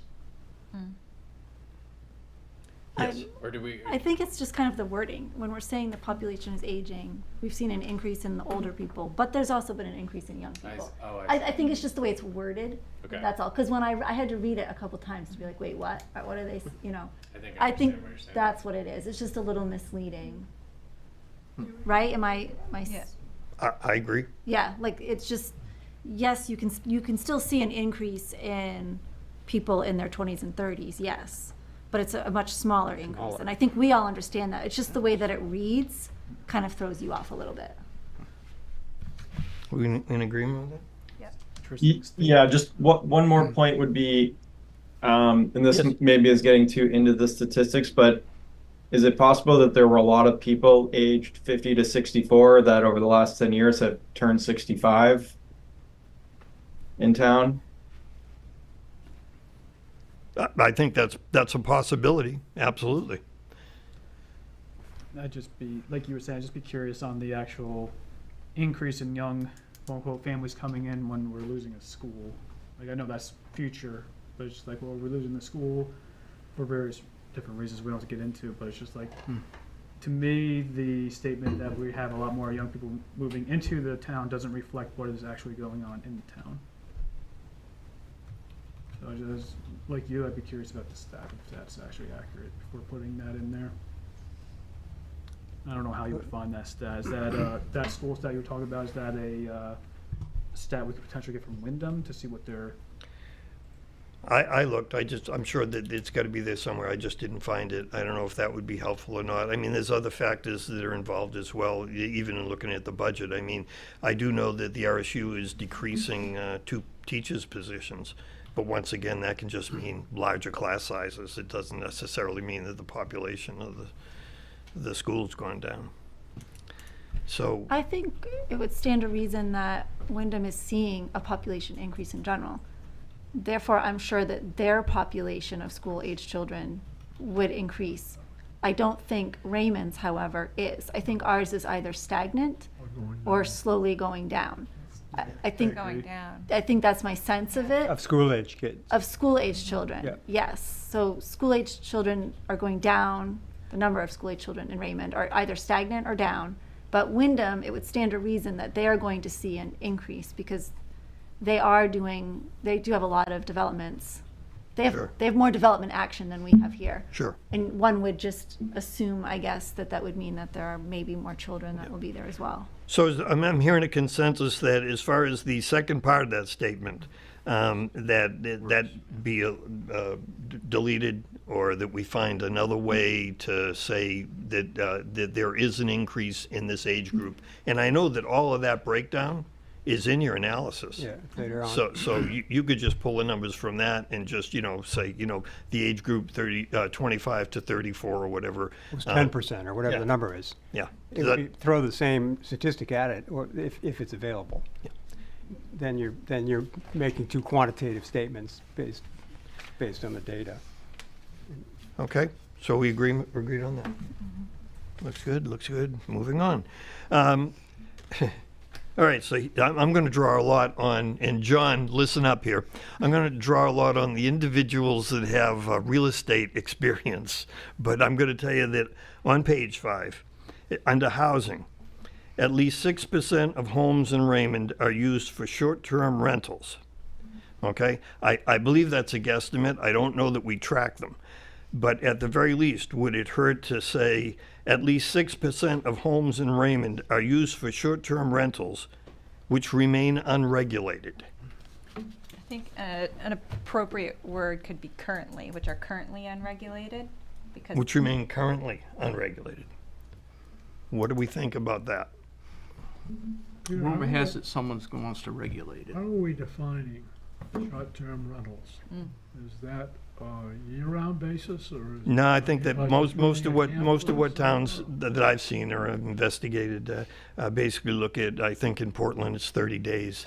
So if you're going to rent it for under 30 days, it's in Portland. I believe it's considered to be a short-term rental. Short-term Some rental. condo complexes will call it like a 90-day or 3 months or less, or sometimes even 6 months or less can be kind of considered a short, if it's not a year-long lease agreement sort of I guess deal. my question is, how many summer camps do we have that people rent out for a number of weeks during the summer? How do you tally that into it? Tell you that it's a lot more than 6%. I would think so. Own the home, and you go to it you spend a month there over the summer, but to the rest of the time you rent it out. Is that what To you're saying? remain focused, what I'm really asking in this edit is that we just make some statement of the fact as we know it. And the fact that we know is that as of now in the town of Raymond, short-term rentals, however you want to define them, are not regulated. That could be simply what some communities have done, which is they license them. Therefore, you have information, and if a neighbor or butter has a problem, they know who the owner is. They have the contact information, to something as restrictive as licensing fees and revenue streams and all that sort of stuff. I don't think we're at a point here where we're going to be discussing that, but simply to make the statement at the point in time when the comprehensive plan is finally voted in by the town, that we're telling everything that we know. It's just they're not regulated now, and that is an issue in many communities. I know it's been an issue in this community. Do we want to specify even more that they're not regulated by the town or by the municipality, just to clarify? Yeah, I struggle with that a little bit. I think that it's not true that the house that is being used for short-term rental hasn't seen a lot of regulation and inspection and approvals. So I would just worry that, you know, if we don't word it correctly as far as it's just not regulated, then possibly people would say, what, it didn't have to have the building code to be pass the building code in order to be a short-term rental. So I agree, though, that, you know, the wording needs to be correct. Yeah. Would something like a reference to the fact that to date there is no ordinance to manage short-term rentals? Right. So if this helps at all, a state like New Jersey will regulate them. So you have to have a CO, just like you would have a CO for like a permanent residence. You have to have the CO for the short-term rental. A short-term rental could be anything from a day to could be a week. You know, I think the short-term rental, when people think of it now, they think of like Airbnb and that kind of thing. So you're absolutely right. It's not regulated by. I don't think it's regulated by. I mean, it's not by the state. It's obviously not by our municipality, but where do you want to put that? It's like it's not regulated by our municipality, or do you want to go up higher? It's not regulated by Cumberland County. No. Or do you want to go up? Next level would be state. So I think something that might make sense is it currently doesn't require regulation isn't required for the town or for the state. How And maybe about that's regulation the is distinction we make? How about regulation is not currently required? Sure. Factual. Or which are currently unregulated by town ordinance. Whoa, there we go. I like that by town ordinances. I mean, that's basically saying that we Raymond. as a town of Yeah. Raymond, are not, we don't have an ordinance controlling the number of them. And since we're kind of picking this to death, I kind of would like to say estimated 6%, because we literally have no clue. We really And don't. even if you look on an Airbnb listing and you search Raymond, you're going to come up with Airbnbs in Casco, in Naples. I mean, it's the whole surrounding area. So if we're going to pick at Kayla, this. I agree. How many? How would we I don't know if it's not regulated, licensed, or another Yeah, racetrack? this is How a- would we know how many homes are? What percent? It's a complete estimate, that's 6%. Right. We should take out the estimate. Is the unknown amount of homes in Raymond are being used for short-term or undocumented, or however it wants to say it, but I don't think that it's true. It's at least 6%, but I know it's way more than 6%. I think that number should be taken out because it's the way I'm reading it now. It's a little misleading. It's like, oh man, that's not a whole lot. That's not a lot, yeah. Yes. I mean, that's 180 homes. That was taken from AirDNA, which it is an estimate. So it's But they get their data based on licensing databases, right? And from municipalities. So if you don't license, if you don't regulate, how do you know? I guess that's the question we're asking. Right. They might know if there's a year-long lease, but they wouldn't know if there was somebody renting their home out for 3 days. I don't want to put words in Sam's mouth, but I think that they also will monitor active listings at short-term rental sites. It's not just relying on municipal licensing, because as you know, many towns do not require municipal licensing. So it is an estimate. I think that if you feel in your gut that 6% is just grossly too low, I think the way I look at that is at least 6% of homes in Raymond are estimated, to Kayla's point. So if we leave it at that, that would, I think make it clear, we don't know the exact number, but if you feel somehow that is really, 2 or 3 times too low, then maybe we shouldn't put the number in. But I think based on the best available data that we had, we would say at least 6%. So there, how many homes did we say in Raymond? There was 3,500. Is that what we were saying?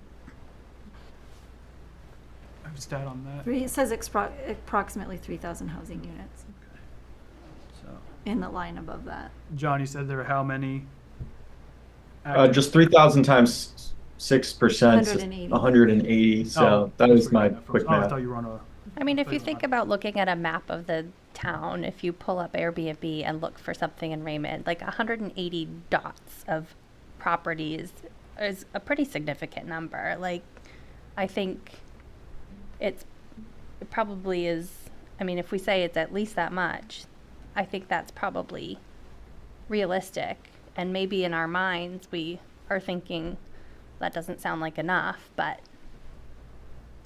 I think it's a good number. Like, I think it's a lot of homes. If you count the number of homes on the waterfront in town, you know, I mean. Can you say Can't be much according more to than that. this? Put it in there. According to this, Sure. 6%. It's No, not a we put- made-up number. I mean, Right, you we- guys found it in the database. We put the blame on somebody else. Best- Okay, is there a consensus on that? Yeah, I think just adding the estimated. Yeah. And as far as the statement about unlicensed, unregulated, currently unregulated, what do we think about that? Currently on, how'd you say it, I'd Jackie? That was nice. Which are currently unregulated by town ordinances. Yeah, I like that. That's Yeah. Is that good? Yeah. Appropriate. All right, moving on. Okay, under housing, Raymond's home median price has increased by 75% between 2010 and 2022. I guess I don't have a problem with that. I'm not sure exactly where that's directed, but it's historical data, and so I don't have a problem with it. I would delete what follows that, which is considerably lower than some surrounding towns that have seen increases over 130%.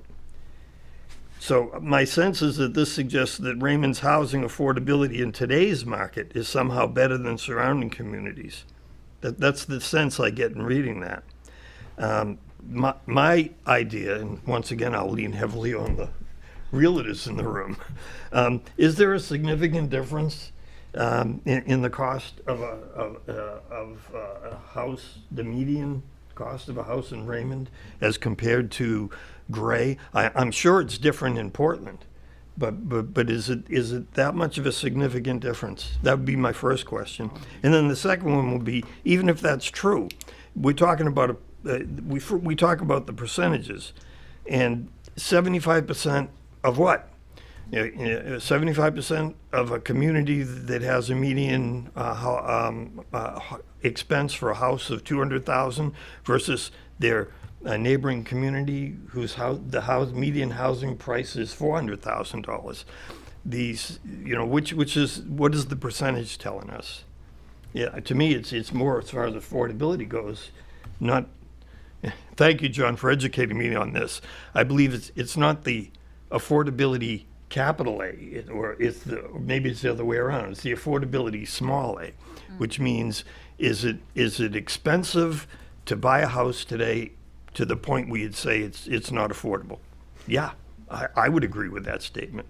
But affordable housing, the definition really is the HUD or State Housing Commission state statute that describes who qualifies for a low-income house loan, who can get some sort of subsidy because of their income. So there's two different affordabilities there. So anyway, I know that's a lot to digest, but basically, is it misleading at all to be kind of putting this in here and saying that some communities have experienced an increase of 130% in Raymond for the last decade was 75%, and somehow that's better today. I don't feel that statement is, because I like how it ends, current data suggests that it's not. So saying, hey, listen, this is a stat, it's showing that it's lower than the other areas around it. However, current data is suggesting that Raymond's housing affordability is not better. That, I would say that without that very last sentence, I would agree with you. But tacking that on there, I think it's a very fair statement all the way through. Other thoughts? State Housing publishes, Maine State Housing, a very nice, basically, chart that rates and gives you in years comparisons as far as what median houses have cost, the median cost in Cumberland County and throughout the state with individual towns. And so that's very helpful data. But the one thing I find most helpful in looking at it is their index. And their index is basically just a fraction that indicates, you're a 9 or a 0.9 or you're 1.1. And it's basically a formula, as I understand it, that's describing the affordability in a community from year to year.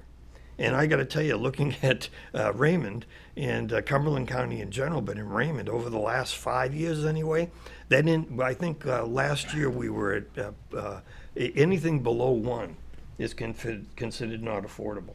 And I think not affordable. And we went from 5 years ago we were a 0.9 and now we're somewhere around a 6.5. So I think that's pretty telling. Our affordability is increased. Our affordability has decreased. And in comparison to area towns, I didn't see that they had an index that was any different from ours. So I'm just throwing that out there. You got North Star. I mean, you guys pulled that statistic from data somewhere, right? Yeah, from Maine State Housing. Maine State Housing. Yeah. I mean, so that's a factual statement. The first part of the whole statement probably is factual. Oh, yeah, and I'm not doubting the factual. I'm just saying that the first part of that, Raymond's home median price has increased by 75% between 2010 and 2022. But then it goes on to say, which is considerably lower, meaning at the time, that time frame, it was considerably lower than some surrounding towns that have seen increases up to 130%, which I don't doubt that there's data to support that as well. I guess what I'm asking, is that germane to what we're trying to say here, which is how affordable is housing in Raymond? I think taking out today that second part of the sentence makes it more clear. I think what we were trying to demonstrate with this bullet was that housing affordability is still very much an issue in Raymond, but there also are other housing issues like the lack of diversity, the fact that there's 97% of the housing stock is single-family homes.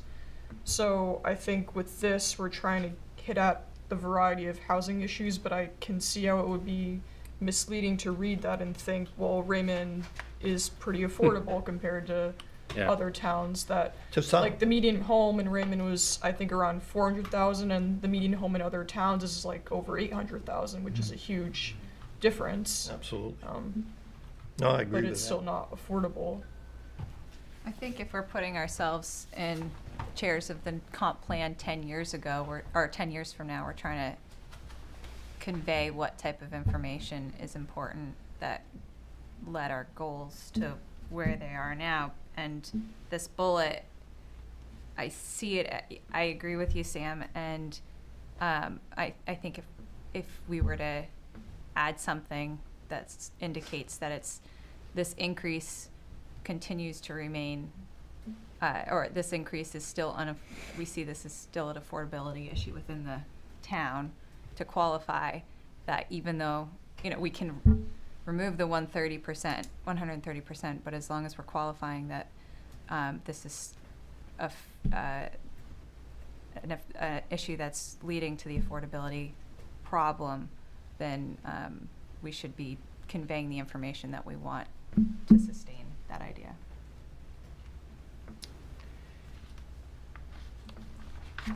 Other thoughts? Sounded good to me. So we're trying. What you're after is making the point that it's increased a lot. I guess what I was just seeing was the fact that there's nothing special in the real estate market about Raymond compared to the area communities. Could we just put what the median home price actually is, and then just say, it's increased from 400,000 to 700,000 between 2010 and 22, which we think is roughly 75%, and then I think people could just judge from those statistics that it seems like a big change. I think that's a good add. I guess it doesn't really matter if we're comparing ourselves to other towns close by. I mean, the fact of the matter is that the prices went up 75%. That's the main message. Yeah. The only thing that, the second part of the sentence, the only thing that I was sticking out to me with that was, I see it as we have the potential to increase in our percentage over the next 10 years, meaning we may start to mirror those other towns as far as affordability goes. Yeah, and just due to the fact that Raymond's home price is lower than surrounding towns, it seems like it would be more desirable for younger families to want to move here. But then with the increase and the pressure on the housing market, it's going to get, even more and more expensive. Right. There's a little box down here that's beeping. Electronic birdie over there. Oh, you know what this It's like is? a battery It's a backup battery pack that's angry. Is there something I can plug it in for? Let me check. Ask Kevin that question. So how would the committee like to go with this one? Like what John Clark had mentioned. Yeah, we just define it a little bit more and take out the considerably lower. Ooh, nice thing. job. I didn't do that. John, would you be willing to reprise one more time what you thought, how this could be worded? Yeah, I think we should just say, Raymond's median home price in 2010 was X, and in 2022 it's Y, and it's increased to 75%. And then we could probably just leave it at that. Because we calculated the 75%, so we should know what the two median prices are.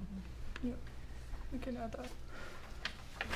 And is there consensus of the committee? Yes. With accepting John's edit? Yep, Is that good? I think that's good. All right, we will do that. All right, moving on, page 7, natural and water resources.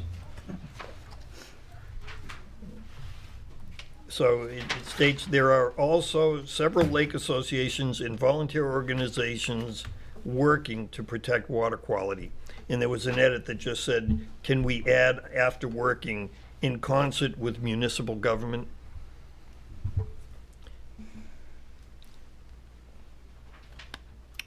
Yeah, it's a fair statement. Good add. It's true. It's true.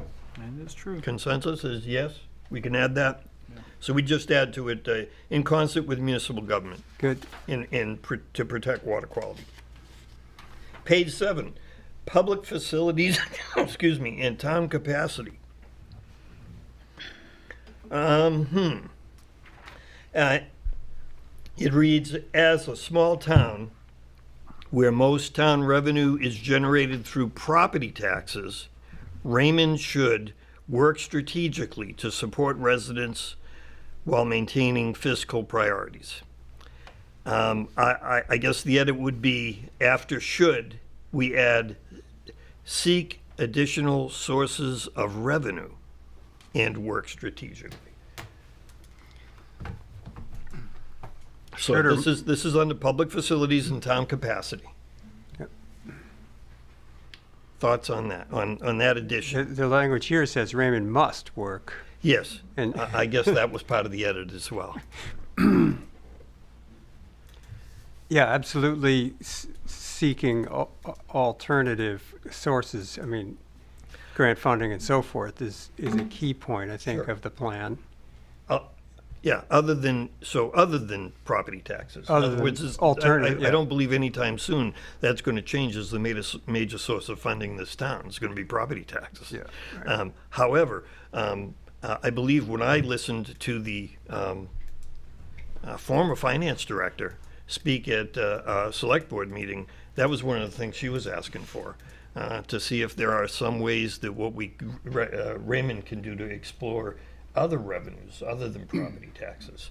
And I personally think it wouldn't hurt for us to say should seek additional revenues. Absolutely. Sources of revenue. We were having that discussion about tassel top, because right now tassel top money is not going back into the town. We're funding it, but that revenue's not being seen by the town. That may change. I don't know where we left off with that, but that would be an example of an additional revenue. Yeah. So it plays into the impact fees conversations we've been having too. Absolutely. Fees in general, impact fees directed specifically at growth areas, those sort of things. Grant resources. Grant for resources, huge absolutely. Flow of money from Sure. the feds in the state. Sure. on Fixing up roads and watersheds and drainages and so forth. We're talking government grants. Government grants. Government grants. Yeah, so we need a government chaser. Yeah, no, we don't. Maybe instead of just saying revenue, we should say revenue and funding. So seek additional sources of revenue and funding. Yeah. Because grant money wouldn't necessarily be considered revenue. We Right. don't know. The one comment I would add to that is I wouldn't want this to sound like we don't currently do any of that, Yeah. because we certainly do. To Look for grant opportunities, look for other revenue opportunities. to increase our capacity. Expand. Sure. To pursue those Expand opportunities sources. is the language we want. Okay. So is it softer to say, should continue to seek additional sources of revenue? But we really want to step that up a bit from our level of pursuit and success that we have now, would be my feeling. That, I mean, the And I've just hired a finance director who has a background in grant writing. Sue, is your mic muted? So that's, oh, I'm sorry, I muted it I muted it when I called Kevin, I'm sorry. I just hired a finance director, she begins on August 26th, that has a background in grant writing. Excellent. And had I not found someone like that, I would have been looking for a grant writer, because while it does say on here that the small but adequate staff, adequate's getting very stretched.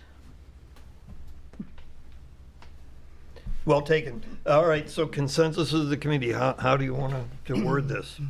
Okay, so I think it should say Raymond should expand efforts to seek additional sources of revenue and funding and work strategically to support residents. I think what we're saying is exactly that they're doing it now, but they really need to give them the resources so they can step it up. I think the middle school coming back to the town is a perfect example of where we need someone looking for grants in order to make that happen. Yeah, yeah. And it's just gonna happen when somebody has 4 or 5 different jobs to do, and one of them is part of that. I think there has to be some concentration, especially on that one. Yeah. Because there's got to be a lot of money out there that we could tap into in order to do what we wanna do in that school, and it might allow us to do even more than we think we can do. We're adding, I.e. swimming pool.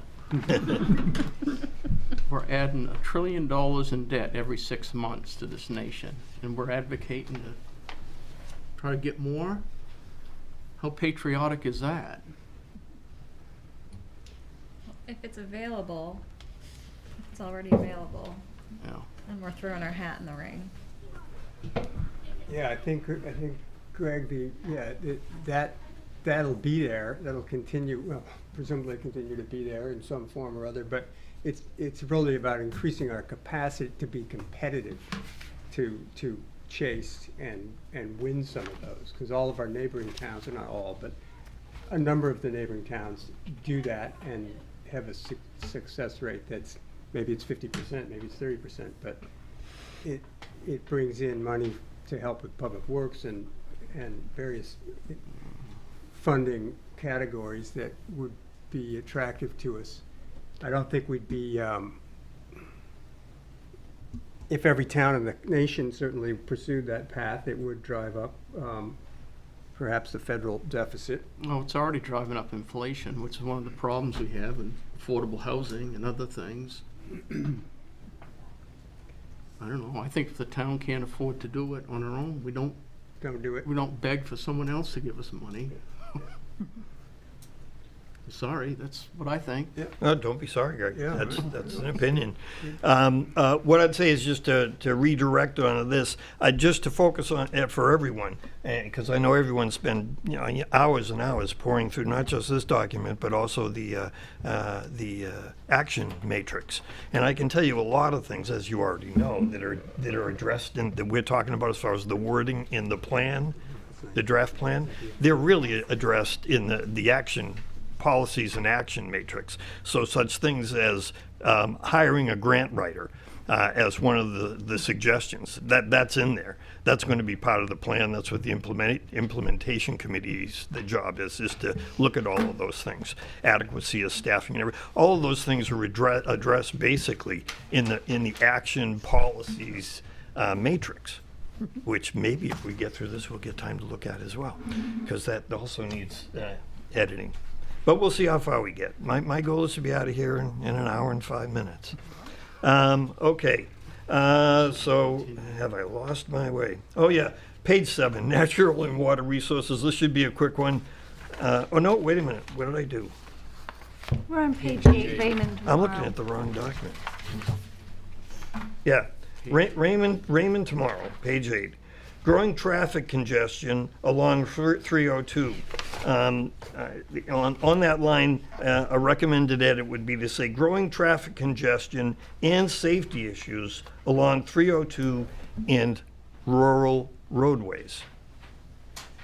To me, it just seems that encompasses more of what we're hearing from the town, which is 302, yeah, it's a problem. But North Raymond Road's a problem, and Raymond Hill Road's a problem. And Route 121's a problem. So the connecting roads as well, I just believe that wording would insert that in there. And also to say it's not just traffic congestion issues, but it's also safety issues, which ties into the sidewalks and all of the other things we've been talking about. Yeah. So, comments? I feel safer walking on 302 than I would any of these roads, that's for sure. While we're on that sentence, I know this is more of just an editing thing. Yes. That the faces challenges including increased lakefront property development, but then we also in the same sentence say development pressure on natural resources, lakes and ponds. We've just said the same thing twice. So just make note to scrap one of those parts. Which one would you suggest, Kayla? Doesn't matter to me. I read it and I said, didn't I just read that? Any preference from the committee as to which one of those we strike so that we don't appear redundant? How about the first part?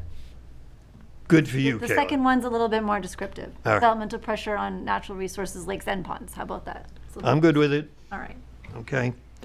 All right, page 8. This is one that we should get real quick, right? I think we spent an inordinate amount of time discussing this at one of our committee meetings. So in the vision statement, that one line about the, should it be all of the water bodies, which would include Nubble Pond and Notched Pond, or should we simply say all water bodies? Because I know we had that discussion, and yet it popped up here again in the vision statement. I believe part of the comment that drove us to change this was we actually heard from a resident from Nubble Pond. So what about Nubble Pond? All two of them. I think North Star might have had to comment on this too, that it's good to name we wanted to name and be descriptive of our And I think favorite natural I thought resources. they had decided that. So we'll just name all of the water bodies. I think that the wording was something, if you can find a draft of it, was all of the ponds, lakes were named individually, and then we said something like all other water bodies or connecting water bodies or something to that. But we could let North Star word craft that so it's correct. But we just want to name all the ponds that in lakes. Okay. Is Pismire Mountain in Raymond? Some of it is. Pismire Pismire is all in Raymond. Is it all Raymond? Is Can we it? name that one as well? Because I don't Rattlesnake is not all in Raymond No, either. that's what I was thinking of, Rattlesnake, yeah. Was not all in Raymond, but Pismire is. Okay. All right. Page 10, Goal 2, protect Raymond's natural and water resources. So the first question, and maybe John can answer this, or Greg, does the open space fund still exist?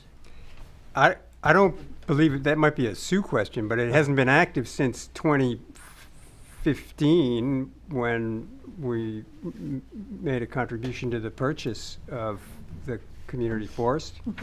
And it was Luneco had signed up for taking ownership of it. But so is it a line item still in the Raymond budget, or is it in a kind of a inactive status? So I know we haven't been asking for money to put into it for the last decade or 8 years. So was that a part of the CIP at one point? Maybe. I don't recall if I saw an open space line in this year's budget or if I've seen it in prior. I think that's where it was when it. I almost think it was, and I did look at and find that there are still monies carried along Oh, great. in the audit that for projects that have, how did they put it? Not become extinct, but abandoned or completed is, I believe, how the statute puts it. And the select board decided to leave that money sitting in as basically undesignated in the CIP. Does that mean it could be used, undesignated funds can be drawn for any purpose? For any CIP purpose, For any- yes. Mhm. Mhm. So the action item is to secure that Mhm. as a I can- land and I can find conservation that fund and not for other expenditures. I think that'd be something for the new finance director to look at, maybe with the select board and budget finance committee. At one time, the tree growth penalties were put We're in being, that fund. going into it, that's right. I don't know if that's, was a one-time deal or if it's ongoing. What a good idea. Where do the tree growth penalties go Oh, yeah. now? That I don't know. Should go But- back to the That I would have to look taxpayers. at. Ah, well, it goes back to Can't the let them have their taxpayers and the money. value of the preserving. Well, anyway, okay, so, I don't know, do we want to keep the open fund in there if we're not sure of its existence? That'd be my comment, okay?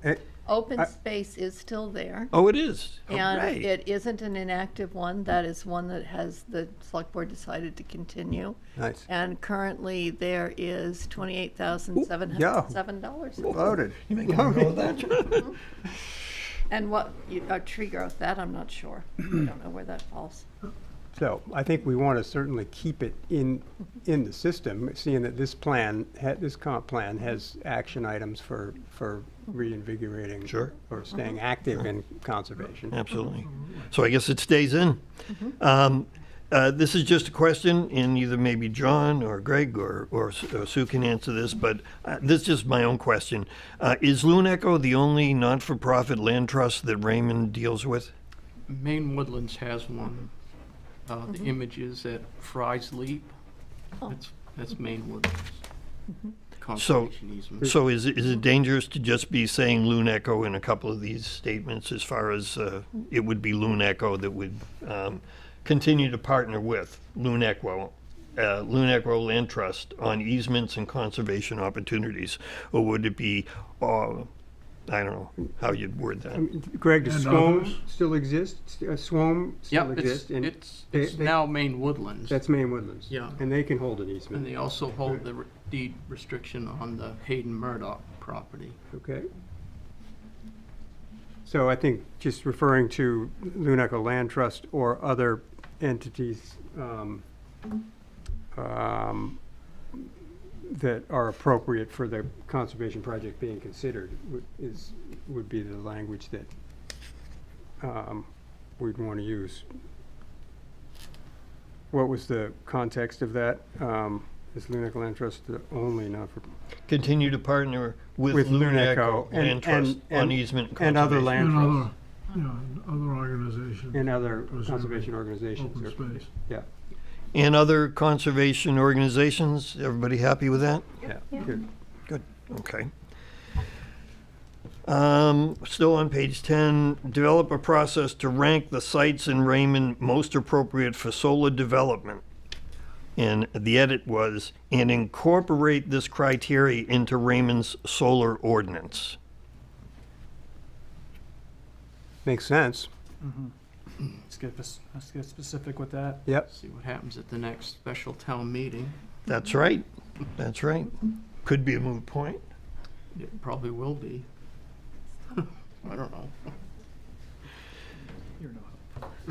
But certainly, we're going to be dealing with other applications coming down the road for commercial solar entities, and therefore, I don't think it's an issue that will be resolved or not, but simply by the ordinance change coming up. It's gonna more clearly define it, in my understanding. That's about it. Okay.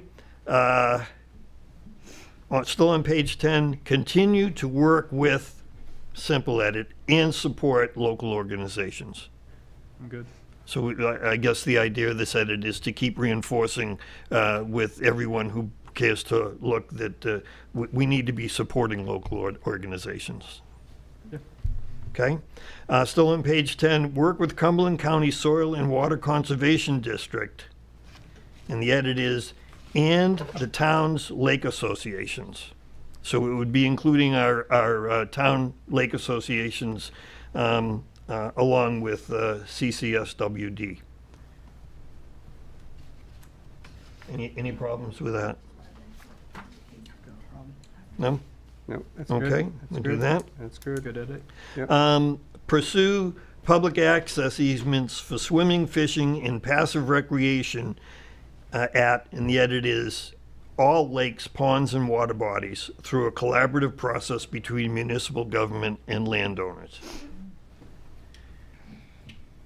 Once again, we're fostering that idea. There's got to continue to be collaboration. Those specific ponds were called out because they currently don't have public access.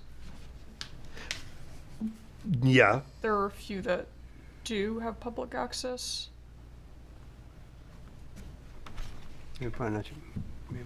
Okay, so if we wouldn't want to say all ponds and water bodies, I guess I would still say we want to do it through a collaborative process between municipal government and landowners.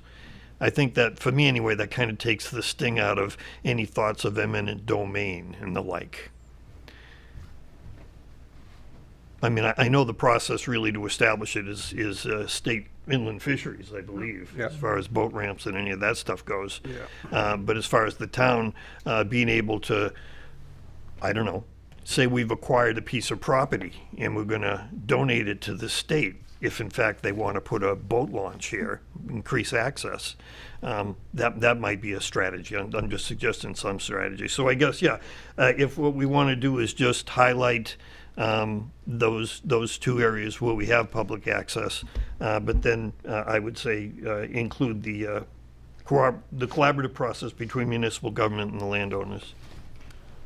I do just want to bring this up. So I live on Raymond Pond. I did have my annual HOA meeting between our last meeting and this meeting, and it came to my attention that there was this public process maybe 10 or 15 years ago throughout Raymond, and and this is kind of how it ended up, in that every other body of water except for these three have this general public access. And so that there was already a townwide thing that happened. And I guess, I don't know, people in my HOA are maybe a little close to it, but,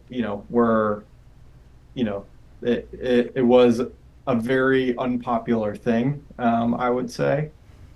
And obviously they live there. It's a very small population. It wouldn't, they don't speak for the whole town, but from we're trying to implement certain things, and this was implemented townwide 10 to 15 years ago, is my understanding. And I don't know if anybody on the committee actually has better experience with what happened, but I think that might be something to consider before we put this in here, because, I guess the goal is to actually implement what we're putting in here. And I do just want to point that out. Yeah, I think, John, if memory serves me, I recall there was an issue back around that time frame involving a piece of property that was coming up for sale that was on Panther Pond. And I believe there was I believe, if memory serves me, there was quite a pushback on the part of the Panther Pond Association and other individuals that had interests in Panther Pond that did not want to see that.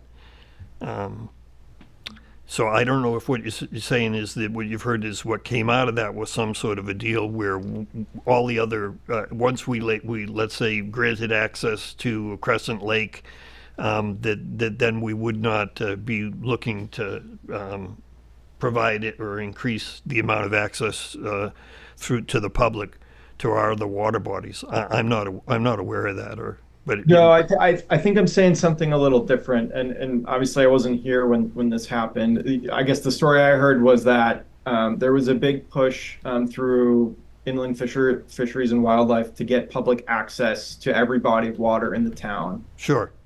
And I think that at least in Raymond Pond, what I heard was that there's no town-owned land; it's all privately owned, and so there was one of these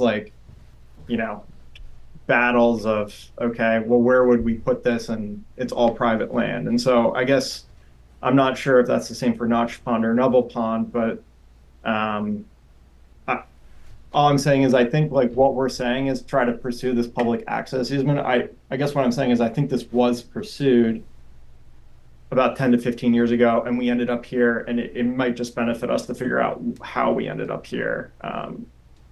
I think the main difference, or a difference, is both with the Raymond Pond experience and certainly with Panther, was that the scale of a public boat launch ramp is what it was, and the way this is worded here, it's not talking directly about a public boat launch ramp. It could be a hand carry access scale that would perhaps be more amenable to, for example, Raymond Pond. I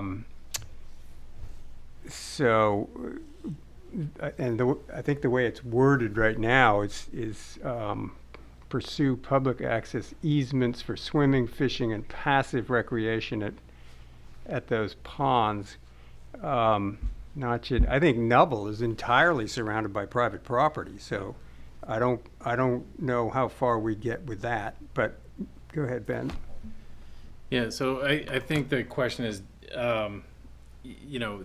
through this process, I think it was clear that people in Raymond want more access to these public resources that are in town. Yep.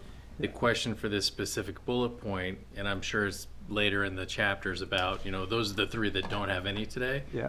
Do we want to make that a point here to say we're prioritizing those three because there's no public access today, or to Peter's point, we need to work on access everywhere, noting that there are some ponds that don't have any access. If that's more, it's less specific, but I think it also would be true to the process. And yep. Sam, you can weigh in, but I'm sure there are other bodies of water where there could be more access desired if it was available or there was an opportunity. Or improved, at least. Right. Okay. And just to be clear, I'm not advocating for a change. I'm more just bringing up that I thought what I learned kind of fit in with this bullet point. Well, yeah, Frank. Yes, if I remember correctly, on Raymond Pond, there was a piece of land that was being considered for a boat ramp, but the vast majority of people who live on Raymond Pond, who have property on Raymond Pond, did not want it at all. And it ended up that there was some influence in Augusta by individuals that ended up someone higher up in the state government told Fish and Game to forget about it. There's a big difference between a boat ramp where you're bringing a boat with a motor that can make a wake, and especially on some of these smaller places. Yeah, well, I don't think they were looking fishing to from the bring shore. 100 horse engines in the Pond. I mean, I think people would have been appropriate limit the amount of horsepower going into the pond and maybe even restrict it to, canoes and kayaks and that sort of thing. Yeah. And Like it was just cut off. I like Peter's edit because that considers everything that we've just been talking about, because it's got to be a collaborative process between the government, municipal government, and landowners. It's not eminent domain. It's, I think people in the town who Collaborative process, yeah. Yeah, who don't have access to the water Yep. want more access to the water, whether that's better access to Panther Pond or Raymond Pond. It doesn't really matter. The sites that we have are filled up in the summer, so Yes. it's hard to drive by and not be able to get there. I think Peter's edit would Do it. just do it. Yeah, I like It that. means softens it. Appropriately scaled. What you got in there is certainly isn't talking about boat ramps, because that's a hot button. Sure. So if I understand it, what we would just say is pursue public access easements for swimming, fishing, and passive recreation at the areas that don't have public access now, and state those I like all. at As all. opposed to pulling out those three. Because Okay. it incorporates those three but doesn't call them out. Okay. Is that good, everybody? Yep. And I would just say that, unfortunately, we're not taking any comments during this. There will be an opportunity at the end. But I guess what I just say is my understanding, though, is just to be clear with everyone, inland fisheries and the state, even to this day, are looking for every opportunity to establish public access on water bodies in Maine that do not have public access.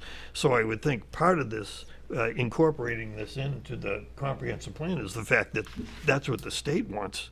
That's what they want to see us moving towards. Yeah, all they have to do is find a willing seller.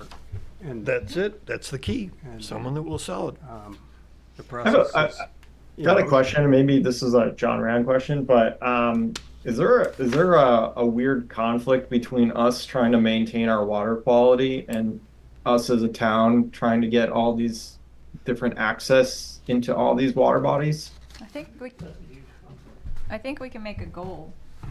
I think that can be part of the goals, is to continue to maintain those, because I don't envision jet skis and pontoon boats on Raymond Pond, but my son would love to fish there. Sure. So The key is access, right? I think it's what hard the to access is feel gonna be. invested in your community if you're not allowed to use it. Yeah. And I think that if people see the beauty and feel the beauty and connect to the beauty, they're less likely to abuse the place that they live in. or we can regulate it too. We can do that Yeah. through ordinance and just make it clear what access means on these bodies of water. Yeah. And- appropriately scaled. I Yeah. still like that language, which doesn't rule out a boat ramp, but it's certainly not specific enough for anyone to provide any real guidance, but it kind of incorporates the lessons learned from the Raymond Pond experience and the Panther Pond experience, which. So does the committee have any issues with John with the appropriately scaled? We'll let North Star wordsmith that in there as well. Thank you. May take forgery, forging, not forgery. Okay. I keep losing my place here. All right, so page 12, goal 3, invest in road and traffic improvements. This is just probably straightforward. I've seen this comment or this description in other comprehensive plans that I've read, but none of them have adequately explained to me what is complete streets in Vision Zero policy.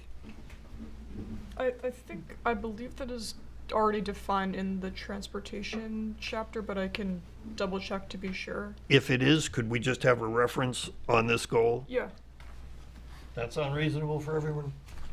Sure. Okay. Yep. Page 14, goal 5, strengthen Raymond's sense of community. And it's, the line is, explore the feasibility of a town-run daycare program. And the edit would simply be, explore the feasibility of a town-run or public-private daycare program. Thoughts?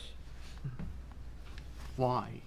Why a town daycare? What's wrong with private ones? We don't have enough childcare in the town, period. And if we've got more families coming in, we need it, and that's just critical. I think it's just overlooked pretty frequently. Especially if it's taking away their school. Yeah. Yeah, and I think you raise a point there as far as, one of the things that we asked for at the Pom-Pom survey was daycare.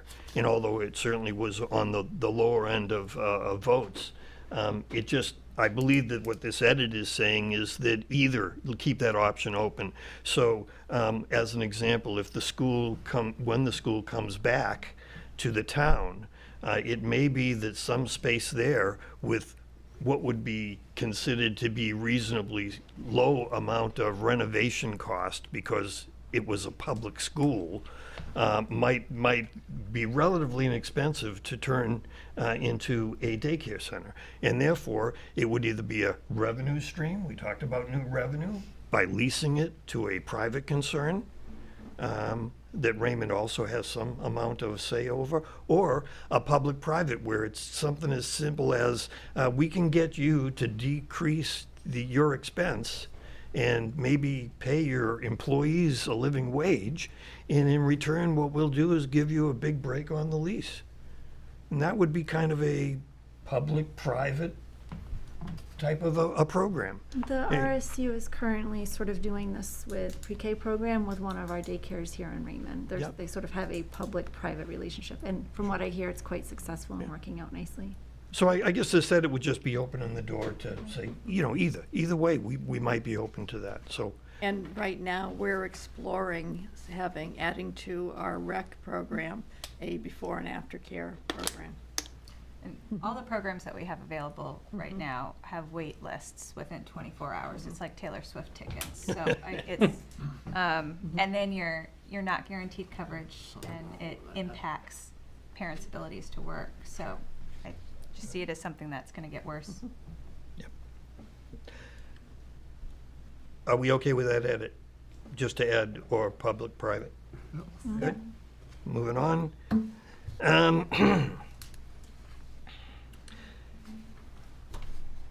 Still on page 14, I guess the edit was simply to say, why one event? Why not multiple community events throughout the year? Hold multiple. Good? That's an easy one. Page 16, future land use map. So the first edit would be something on the map or in the narrative that simply says very clearly that this future land use map is not a zoning map. I personally think it's important to make that distinction. Number one, because the state requires that it not be a zoning map. And secondly, so that anyone looking at the plan doesn't get the sense that, oh, they've just changed the zone I'm in. It's not a zoning map, right? So I would ask that edit be included. Also on page 16, future land use map, there was an edit saying, are we going to have a separate map showing conservation lands? And if not, can we incorporate that into the future land use map? Yeah, that should already be in the either natural resources or recreation. So there's a map in the chapters? Yeah, that has all the conservation lands. Yeah. Good. Sufficient? Good. All right, so we don't need any edit there. Still on page 16, expand the village growth area to the intersection of Route 85 and Plains Road and add critical rural area to the Tenny River corridor.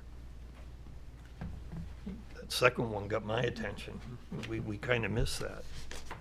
Yeah, we had talked about trying to focus on that intersection and improving the beach At Crescent.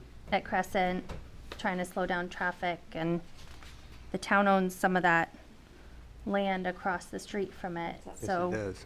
seems appropriate to explore as some of that village type. Makes sense. So we'd like to see that added Oh. on the future land use. Yeah, I think that kind of, that little area between Crescent and Panther and Plains Road, you know, that whole little Yeah, intersection. that's basically as I understand it, that's Tenny River. Yeah. And so that also be, I had the opportunity one hot July day to go down at kayaking with my daughter, and I got to tell you, it's one of the jewels and Yeah. hidden secrets of Special. Raymond Yeah. is going down from Crescent Lake to Panther Pond via the Tenny River. It's not Really an all-day area. expedition, but it's certainly beautiful between turtles and dragonflies and lilies. It's nice. So if we would add that to the critical area. Preservation of that has to be top That corridor. priority for the. Well, yeah, and we've had those conversations. A good portion of that property basically is Camp Hines and the Boy Scouts. And they have an easement on some of their property. I think there's about 1,000 feet of conservation along the Tenny River that the Scouts own, and Luneco holds that easement, I think. And not relevant necessarily to this conversation, but we've had the conversation before, and I think it's mentioned further on in the plan and whatever, or in the appendix, that it's areas like that what happens when it gets to the point where the Boy Scouts say that their property has more value as real estate, waterfront real estate, than it does as a camp, or they go insolvent, or who knows what happens down the road. But that's for another conversation. That applies to all the That's something we should be That's all. looking at. That's all the all the camps. camps. Yeah, absolutely. Show up on that screen. All right, and still on, no, I believe that was it for Yeah. page 16.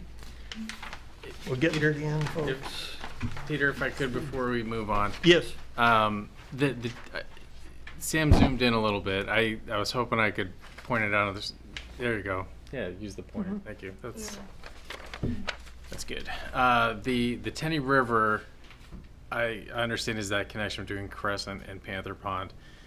But at the same time, there was a comment about extending the growth area toward Plains Road, which kind of crosses over the Tenny River, as I understand it.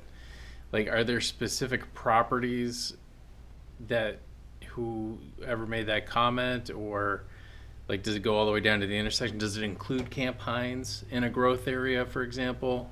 Or is it really just, going down to the Tenny River itself? So there's a parcel, I believe it's 7 acres, that is right where Plains Road and 85 come together on that corner, on like this side of it. That's town-owned property, Next to the cemetery. next to the cemetery. Yeah. Yeah.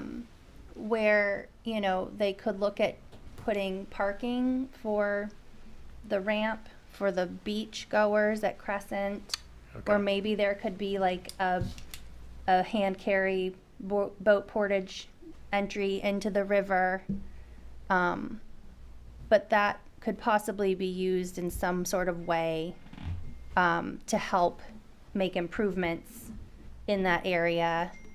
And, I wouldn't necessarily consider it growth, along that area. Not the same way we would see it in the village there, but just slow traffic down, maybe sidewalks, maybe crosswalks, something that would make it safer for pedestrians to get, to the beach and park Okay. their car.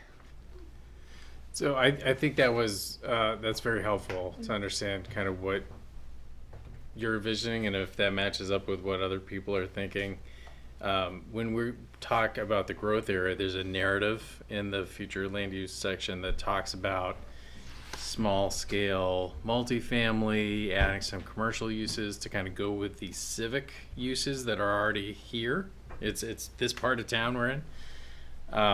And I didn't know if that's the kind of thing you kind of envisioned kind of going down the hill toward Crescent, or if it was really maybe more about building up that kind of pedestrian, recreational access kind of near the river and the lakes. I'd like to think it's the latter, right?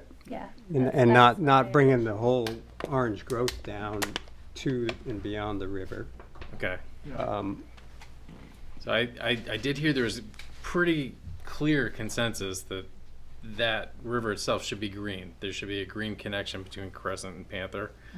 But maybe with that extra explanation, we're not talking about a map change. We're not talking about changing that growth area boundary, but maybe just kind of saying within that critical rural, some appropriate uses that would make it safer for people to walk and access the resources would be appropriate. Yeah, so improvements, not necessarily growth and development, you know. Got it. Yeah, I mean, it seems like a green connection along the river Yep. would be a helpful demarcation of however wide that is, because as Frank's point, special place, special river, special natural resource. And as I said, there's town's got acreage on one side, there's scouts have conservation on the other side. There's other conservation in the area. So. And maybe we could go way out on a limb and make the Tenny River blue. Make it blue with green on the side. I'm getting wild now, You're getting I crazy. know. We'll see. We'll see. So, all right. Are we okay with that? Yes. That good? Yeah. All right.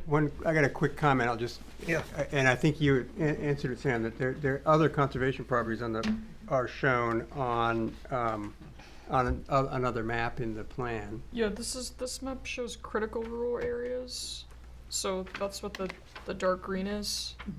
But the map that's showing just conservation properties is already in the inventory chapter. Okay, yeah. And what came to my mind was whether having, and it would probably be too complicated, but having those existing conservation areas somehow portrayed or overlaid on this growth map. So that it's clear where we're proposing growth and where we're proposing rural, and that it's just making it clear how those are proposed land uses hopefully dovetail to some extent with existing conservation, like Morgan Meadow, which in this case is all green. Yeah, we can definitely show those layers on this map as well. Might get too complicated. Yeah. Helpful, but we'll have to play with that a little Yeah. bit. I think we want to avoid making it too busy. Yeah. Yep. Right. But like it could be touchdown helpful. or something. Okay, the last one that I have on my handout, but certainly not the last one for discussion for the committee. I captured as much as I could from the draft edits as they exist, but there may be other things that have occurred to people, so certainly I want you to chime in. Was page 28 summer survey. The respondents were mixed if the town should invest in infrastructure and facilities. Now, the edit that is suggested here is that the summer survey said that almost 2/3 of respondents support investing in town services and infrastructure, such as community center, even if taxes are likely to increase. And then the analysis goes on to say, nearly 58% of residents without children were in favor of investing in Raymond.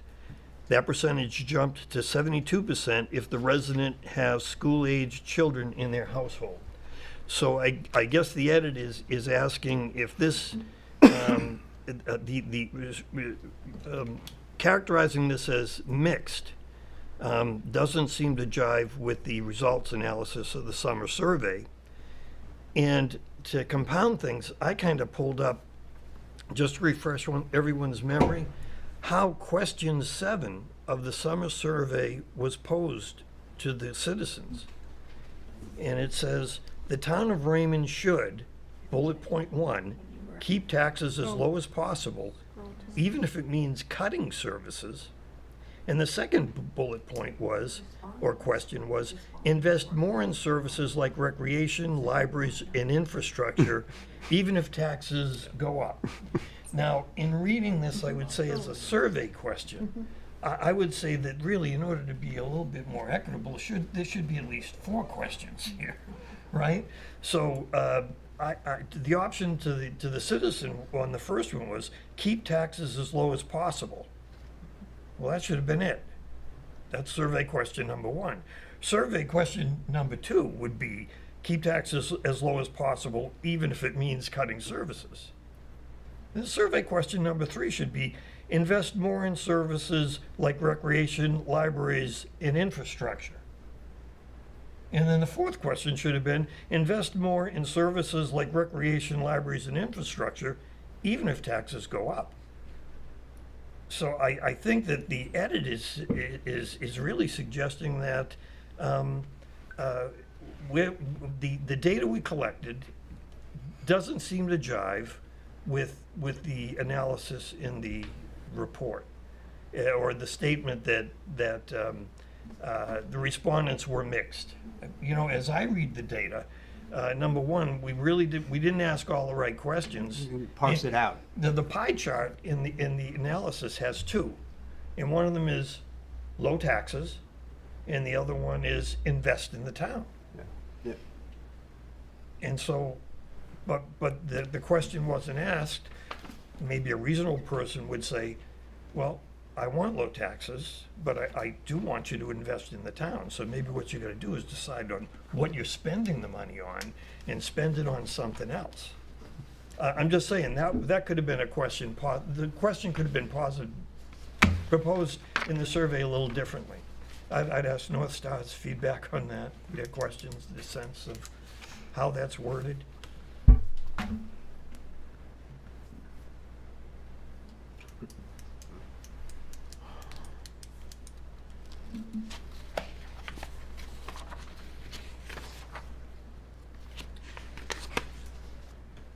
Are you asking how that last sentence should be worded? Yeah, I guess, or you know, but my sense is this one, and this is my edit, so I'll take responsibility for it. The sense that I have in looking at this, and then having looked at the survey, and having looked at the survey questions and analysis of the survey questions, and then to read this, I got to tell you from my own personal experience and talking with people at elections and at associations and everything else, the consensus seems to be if there is going to be improvements that are needed in the town and services, then even if it means my taxes going up, I'm okay with it. But once again, that's not taking into account the survey results, which I believe that they don't disclose entirely what the pie charts and the graphs are saying to support this statement. The respondents were mixed. And I don't think anything I've heard or anything I saw in the data says that it was mixed. It was saying people very clearly want to see, there's a consensus that they want to see investment in the town. You know, what we didn't ask is at an increase in taxes, or at the same amount of taxes, or less taxes. So I'm a little cautious as far as the wording of that. And I will tell you, I have basically, when I've talked to groups and whatever, I've been saying basically that, you know, based on the data in our survey, people in town there's a consensus that, you know, if it's going to take more spending, which means more taxes, in order to get us more services and get at these other goals that we want, then it's okay with us. Not everybody, certainly. I agree, Peter.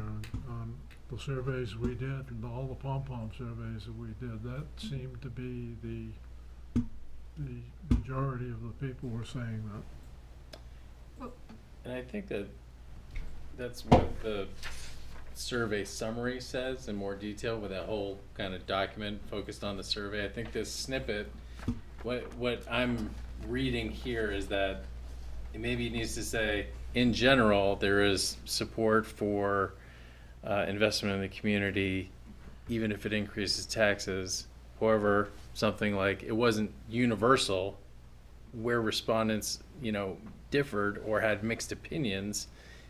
You know, it was based on perhaps on how long they had lived in town.